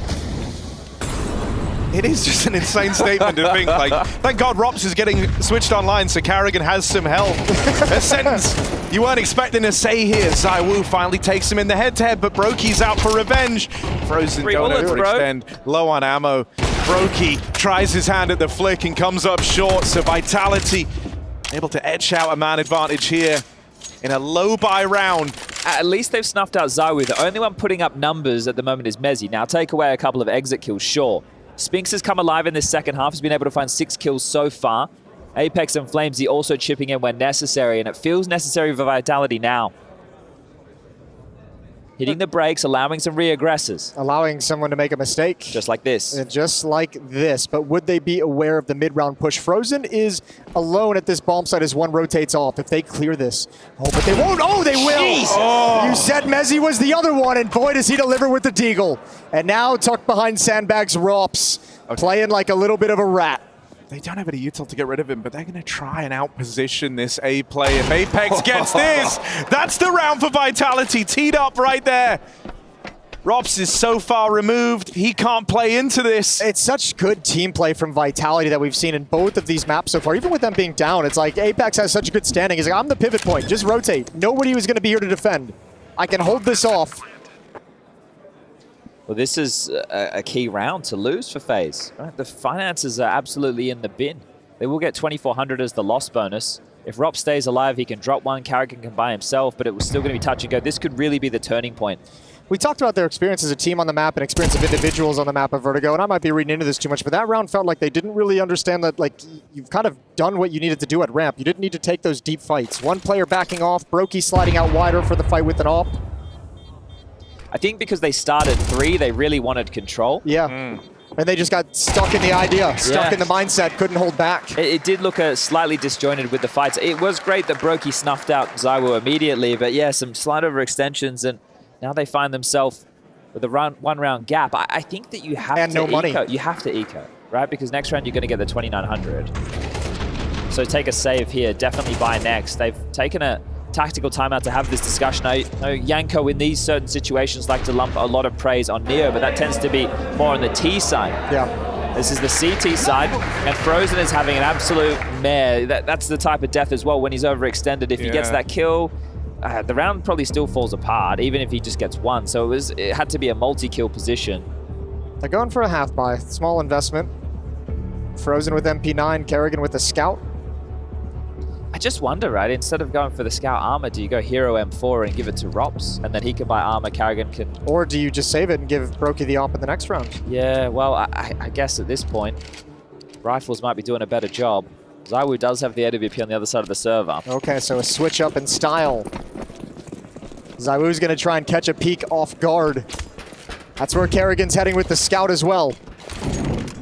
One of the kind of phrases, gnarly opening out of Spinks. One of the praises we gave FaZe on that opening map is how the pieces of this team, in amidst all the chaos, everyone's aware of what their responsibilities are. You kind of rely on the teammates around you.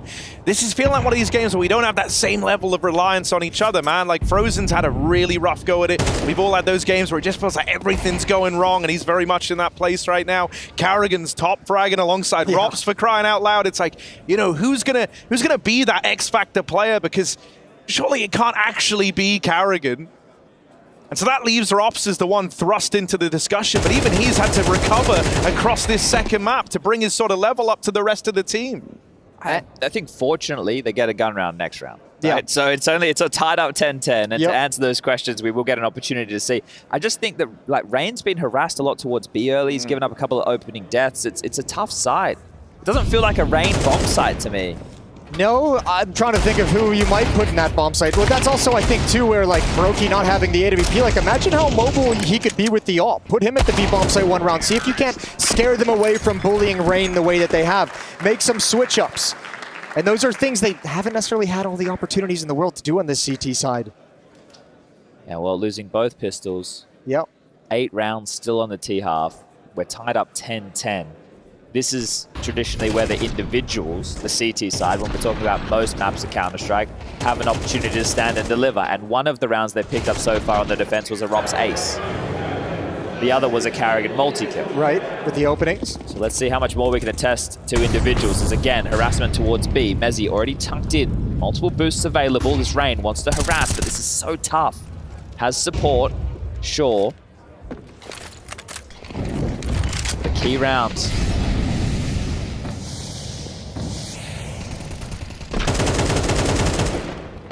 Apex making no secret of his presence. They will look to remolly Wood, deny the re-aggress on the timing of the smoke. Playing on the cusp, the nades hit it. Was that was a team nade? Might have been. It blew open either way. Apex pushes out. Now they know the position of Ropes. That's a good double tap to the dome. And Brokey spotted one in mid, but ZywOo will not be stopped. He is low after that skirmish. Vitality with a bit of room over here in middle. ZywOo watching. He's right there back in CT, but they get him off the angle, they get him off the boost, and they're going to look to regroup here. These are making moves in the meantime. Clearing out B ramp is nice. It at least frees up one of these B players to go on a bit of a roam. They're going to leave Rain there. Oh, there's the ZywOo opener. Brokey didn't finish him off the first time around. Oh, ZywOo might just be the one that gets away. Frozen, this was meant to be his moment, but it's just the double up. That leaves it all on Rain, and they know where this guy plays. They know where he's often found over towards this B site. Rain's trying to get ahead of that right now with a mid-round rotate. Did they hear Rain's drop earlier? He dropped onto the railing. Yeah, but he's gone to the wrong side. Spinks has got absolutely no idea where he is. Just has to stick the plant now. I think Rain's making the right play. You realize you're the B anchor. They know it. They're going to be planning at the A bomb site. He's going to be hustling there, but now a one-on-one. He's got no kit. He's got one smoke. Spinks has all the time in the world to pick a position. But everywhere he goes, he's fearful that Rain might already lie in wait. If he can get a little drop of info here, something to play off of. Oh, and Rain makes noise. Spinks, he's got the info to work with here. Bomb timer ticking down. Rain is under pressure. Rain's got to do it. Spinks backed into the corner, but there isn't time for the defuse. All Spinks needed was that one little drop from the sound cue. He tucks in, he never gives the fight over. And so Vitality take the lead down the tail end of Vertigo. It's got to be those ZywOo kills with the open middle for me. The fact he gets the second is insane. The first one was great, right? He gets Carrigan, I think, in transition. But then it stalls out for a moment, had a bit of a stalemate. That was huge. That's massive. And this one here is also big. Yeah, well, then he swings out a little bit wider, and it's Spinks who's covering the peak, and that's an instant shot as well. Frozen gets 2, runs out of ammo for the 3rd. Yeah. Dude, and here's the thing, if you're FaZe, you actually had the perfect defense for that. You took the A player Frozen away. You left A unguarded. 3 players in middle. You're ready for that hit, and it all goes against you. That's got to be crushing as you consider in this timeout. 1 round back. They're shoving. FaZe are not wanting to get, or allow, sorry, Vitality to get up to 12 rounds. They've shoved all in. They've been able to pull out 4 silenced M4s, 1 MP9. There's a kid in play this time round for Brokey. Well, it might just be all on this round. Next one if FaZe loses, depending on what they save, likely just SMGs with utility. Look at this, they're just linking up. This is what they do on overpass. This is the snake, but they're going towards A. They've conditioned B in middle so much, they're just walking over towards Frozen site. FaZe is so beat right out of spawn. It's only Frozen here. The lone A-site defender. He's been struggling across this series. Frozen has not had that level of impact we've come to expect, but he opens up this round. The one man in defensive A puts up a fight, will get bested by Mezzi, but he's at least slowed down this site take. All that creeping up that Vitality did, they were hoping that this was going to be the knockout punch. It's still left open in the 4v4. Mezzi, 1 point of health, and so that bomb will get planted. FaZe are now tasked with the retake. Well, they better get Brokey on the bomb. They've got 2 smokes to do it. Try and move in. ZywOo gets out over towards the sandbags. Sphinx lurk. Lurk out through mid for Sphinx as well. That one's on a timer, constantly ticking in the back of FaZe's mind.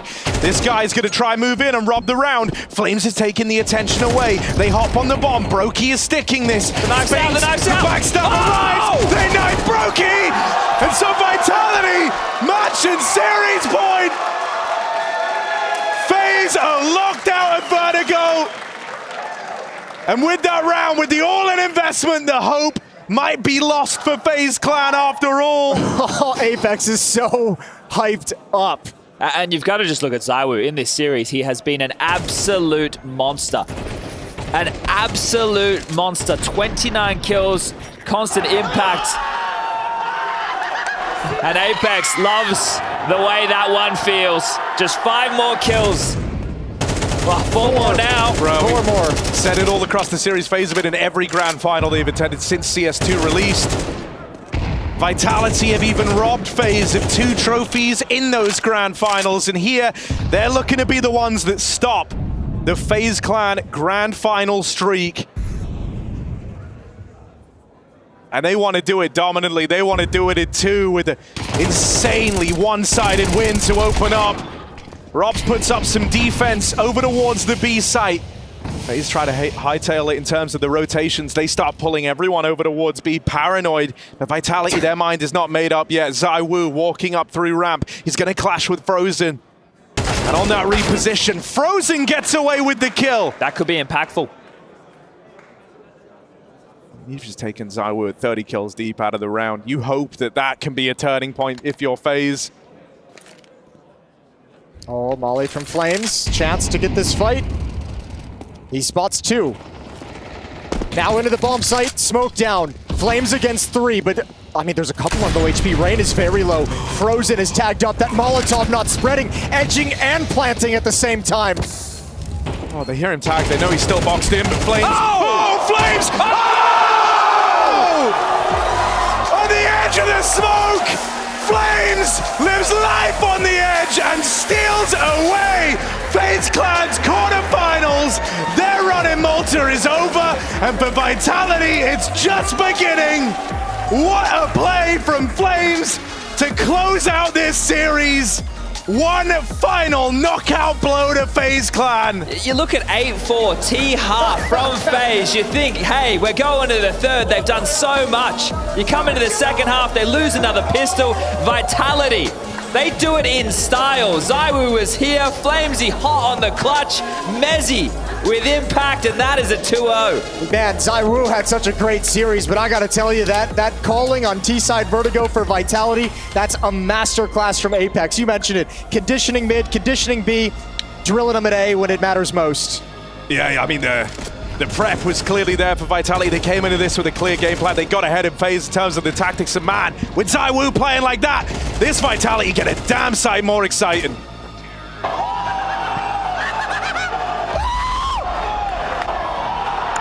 Excitement. Oh my goodness. Where were you when FaZe was killed? I'm probably jumping around the studio. It was really hard for me to contain myself. Holy hell, this end of a game. What a 1v3 from Flames to send us. That was crazy, Tris. That was, dare I say, off the rails. Yeah, you can. It absolutely was. I'm gonna sit down now. That was... Just try and take a seat.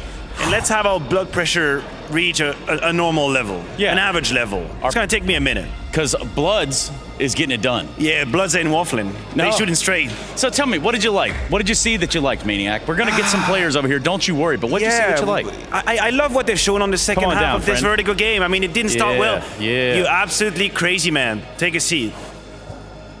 Gentlemen.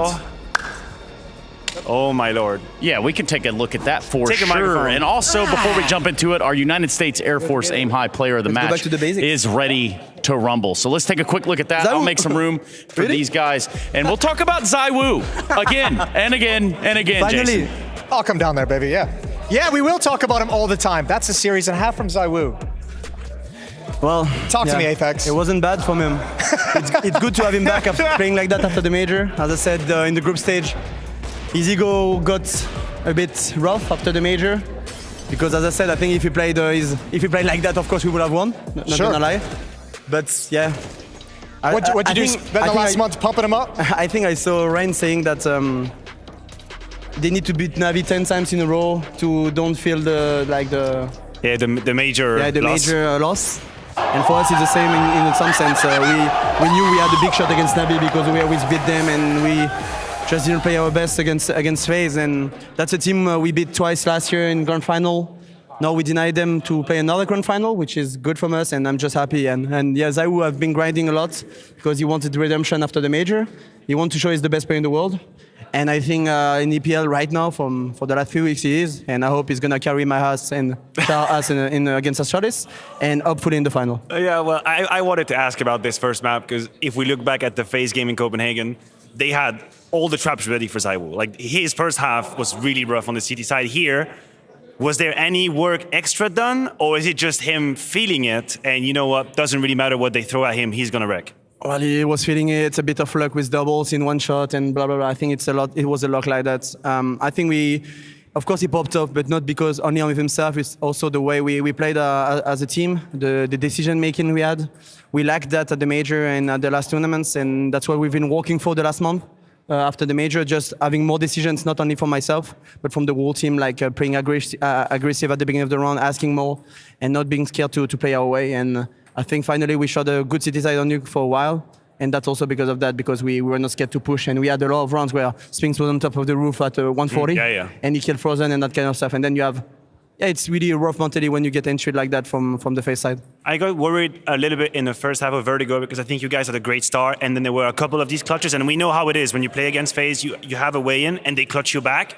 And I felt the energy dropping just a little bit for you guys. When and how do you think you switched on again and it started again to come up and in? Right, I think on this side we had like 3 minutes to think with ourselves, and we knew that in CS2 you get the pistol and you're back in the game. You know, we got two actually on Vertigo, so that and one on Nuke and the Eco.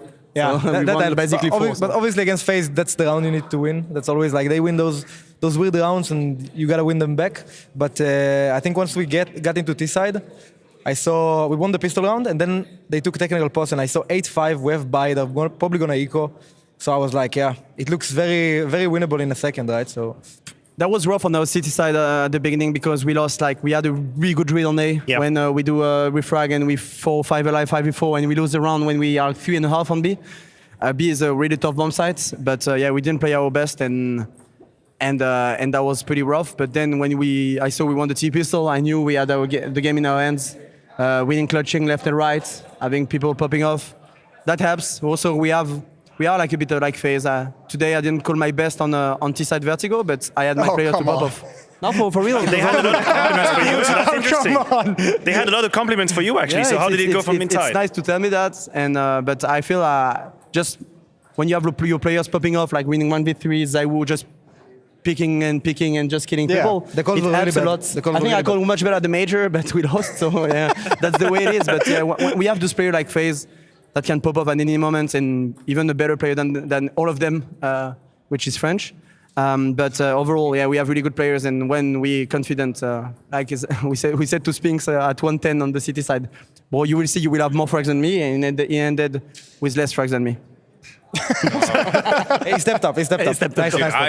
Flames, I want you to relive that final round, bro. You know the one I'm talking about. You're all alone over towards the A site. You drop that smoke that let you plant the bomb, even though they mollied. Bro, that was insane. What is this game? Nice game. What is that? Yeah. Flames on fire, man, and not burning. Yeah, I know what you want to say. But actually I have COVID-19, so I have headache, and I don't think I just shoot. Finally, Jason. That's what he does in general. He's not really smart. But to be honest, when I saw that I was standing on the molly and I didn't ban, I knew that they would think that I'm on the left. So I tried to get the last stick of the molly to get the first duel. And once I killed Frozen, the last duel is pretty easy, I think. But yeah, sometimes it happens. You take it. I mean, you also one-tap the guy. I take it. So, yeah. You heard it, Harry. It's easy. Yeah, It's just like that. I'll bear that in mind. in Blast 4 finals, he had like a sick game individually, but he didn't clutch once. Oh my god, against Drops. Finally, you revenge. Because I have ADHD, Rops is just doing nothing, bro. He can just sit, hold an angle for 25 seconds. I have to do something, So he has the advantage over him, but I won a 1v1 against him today. Yeah, finally. I was like, yes. Actually, the calls were really bad on this side. I had to win 1v3. Round before that, it was quite on it. Step up, Apex, come on. Astralis are not gonna... Yeah, no, I'm joking. Wow. I'm just letting it breathe just for a a minute. paycheck. How we laugh? No. I will retire soon, Norris. After Shanghai, please. We'll look at it this way, right? You're stacking up next in this playoff bracket. You've already, you've stopped FaZe. They're not going to this grand final. That's for sure. Now you have Astralis in front of you. What do you think about how Device is leading things over there and how things are going for Astralis? Well, they stepped up massively. When we played against them with Blame, we were not really scared, to be honest. That was pretty easy to read, etc. I just feel like right now they stepped up a lot. Everyone was concerned about seeing him being an ideal because that guy is top 3 player of all time of CS, and you're scared of that. But with the firepower he has and everything, I was actually believing in him because I know he's smart enough and he has also smart players around him. Like, as he said about Stone, about being the smartest player outside of the IGLs. It's for a 20-year-old guy with experience, but it's pretty crazy to see that. So I think he has also the right people with him to be able to be a good IGL, and I think he's showing really well right now, but hopefully it's not going to be enough against us. Have you watched them play already a little bit with the new lineup? What did you think of the changes they've made, how they look currently as a team? Well, we've been practicing also against them, and we saw the way they play. I think they will play also. When you have such good players, you have to play on the individuals, leaving Jabi a lot of space, and they do that. And I think it's the right way to do everything. I just really like the way they play. I think it just feels something for me that is it's a good CS. So yeah, let's see how it goes tomorrow. They do love a pistol round at Astralis too, so that'll be exciting to watch. And obviously I need to get you guys out of here. It's getting about that hour. And in doing so is the perfect opportunity for me to ask you at home to get your votes in for our DHL MVP. Let's take a look at the candidates. ZywOo. Almost guaranteed ZywOo is a part of it. You would imagine. 0.5? Yeah, 2.5 KD. Well, actually, just a little thing. When I saw ZywOo getting 4 frags in pistol, and then 4 frags in anti-eco, I said, they are dead. I mean, honestly, that's what you have to do. And I told him, I'm so happy it wasn't me that did those 4 frags because then actually if they're in front of me, I would shoot. Yeah, but the return on investment for him. But I was happy that he will do that because I know then it's like actually Donk in Katowice. I want to see how many eco frags he had. But then it was so good to pop off and kill everyone. It can give even more confidence. And when you have Merriman, what the fuck? He's standing Merriman, or he goes by Mezzi. 50 Cent, mate. Also we've been Merriman. And for me, This guy had a big game for you guys today as well. No, but actually we've been working a lot with William because this guy has a really big potential. Yeah. But at the beginning of the team, he was respecting newbie. Why are they bullying me? Flames. I'm the 1 KD and I'm newbie. Who is in charge of the ESL producer? Yeah, so William, the problem, he has too much respect for the players he's playing with, in some sense. Which is sad because he has huge talent, and I told him, "Fuck, you play with ZywOo, with me." Yeah, this one was a classic you. Wait, look at this one. No, it's always fuck it. No, I don't. And yeah, I'm happy he's stepping up as well because he's good, and people are just being trash talking him a lot in our team because he's not like Magisk yet, but he took 2022 Magisk. Where was he? I love you, Emil, but you know how bad you were at that time. But 2023 Emil. Let's talk about 2023 Emil. And he needs time. He needed time. I think it's gonna be better and better. And if this guy pops up as well, good luck. Yeah, well, that's what we saw today. I can finally get paycheck. I get paycheck for 3 years already. So. For 7 years, bro. Well, listen, gentlemen. You're playing CS for I like can only 20 pay with Zaiwu. When Zaiwu leaves, I'm leaving as well. That's it. Pack it up. Yeah, pack that up. Hey, we'll do this. Because it is rainbows and butterflies over here, but for FaZe, they're not used to this feeling. Surely not. And so it's only appropriate and proper that we hear from Neo. Neo, first time not making the grand finals in CS2. What's going through your head right now? I mean, would have happened sooner or later, I guess. It's bad. Like, it doesn't feel good to lose, of course, but yeah, they played better CS today, and that's it. Okay, so the immediate fallout of the game, what's running through your mind? I think first map, we just got stumped. I mean, we've had a couple of close rounds, but in the end, it wasn't a great map from us. Vertigo was different. I feel like we've put up a good fight, and even though we've lost both pistol rounds, we still managed to get a close map. So yeah, that's what happened. What do you take away from a tournament like this? Where to next for FaZe? We'll take a small break. I guess the guys deserve that, and then we'll see. We have Dallas coming up next, and we just need a small reset, small break, and we keep on fighting again. All right, thank you for your time. Thank you. A fight, well, for FaZe, this will not be about that they continue to play in. We can't take a look at the playoff brackets, however, and it looks a little bit like this. Yes, that's right. We've moved swiftly past that massive, gargantuan load of team names in the first part and over here to the final stage of the playoff brackets, where Moses will walk us through it. Yeah, Mal's taking on Complexity in that semifinal. That's going to be a banger. Mal's looking really strong, really complete, but Complexity, Upstart, you got a Leash playing at a high level, Grim playing at a high level. That helps too. Johnny Sins buff. I didn't know that was going to be a thing, but here it is. Yeah, so we've got a pretty nice playoff bracket. Are you happy, Harry? Oh, dude, I'm well happy. You know, very happy. Yeah. I mean, I'm a little sad Elated. after FaZe. You know, I would have loved this grand final story to keep being run through, but honestly, if that's the vitality we're getting, oh Lord, I'll take it. I'm struck back to the old 87-0 at NIP when people said, like, what was it like when you lost your first match? And they just go, relief. We were so glad we didn't have to deal with that conversation anymore. And a few extra days now to recover from burnout added on. Yeah. The FaZe clan. Take a vacation. Yeah. Take a few days off. We're just hanging around Malta a little bit. Or we're done here. How about that? We're going to go ahead and jump straight out of here, straight out of this studio. I see Mr. Director Man don't want to play the red light game today, and that's fine too, because it's time he's switching to on call you. it a day.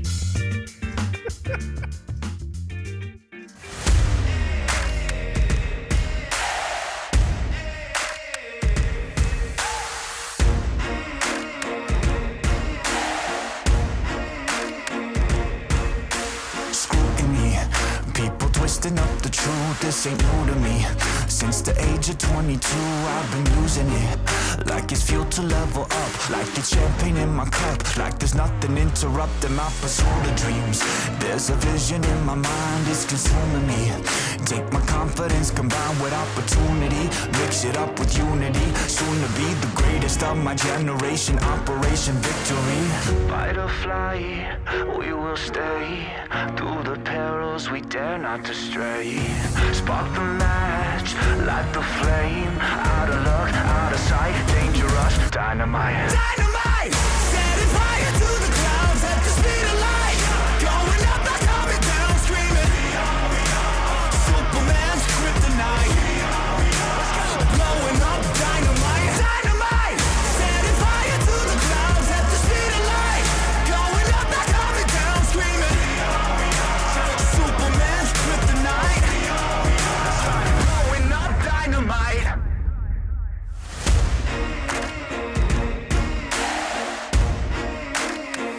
Check it. Troubled days, lonely nights, lot of tears, lot of fights. Big dreams met with bigger lies. It ain't what it seems from the outside. On my downfall they pray. Will I surrender or will I betray? Given the trauma that lives in my brain, or use it to fuel up the fire in my veins. I never complain, I boss up and do it. If there's a battle, I fight my way through it. If the wind blows, I thank God that he blew it. Cause what is a blessing depends how you view it. The fruits of my labor are in abundance. Indispensable, I'm not redundant. Incomprehensible the way I've done it. When the struggle pushes me, I don't shove it. I rise above it. Fight or fly, we will stay. Through the perils we dare not to stray. Spark the match, light the flame. Out of luck, out of sight, dangerous, dynamite. Dynamite! Setting fire to the clouds at the speed of light. Going up, not coming down, screaming.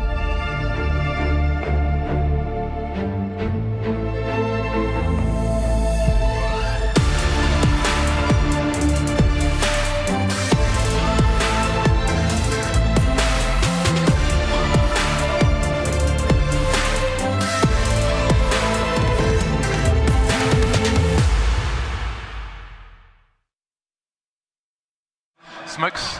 You see double smokes in the same place there. Simple just jumping casually into the side. Wait, what was that? Never miss a play again. Simple. That's not allowed. This is not FPL. This is a major. Finally.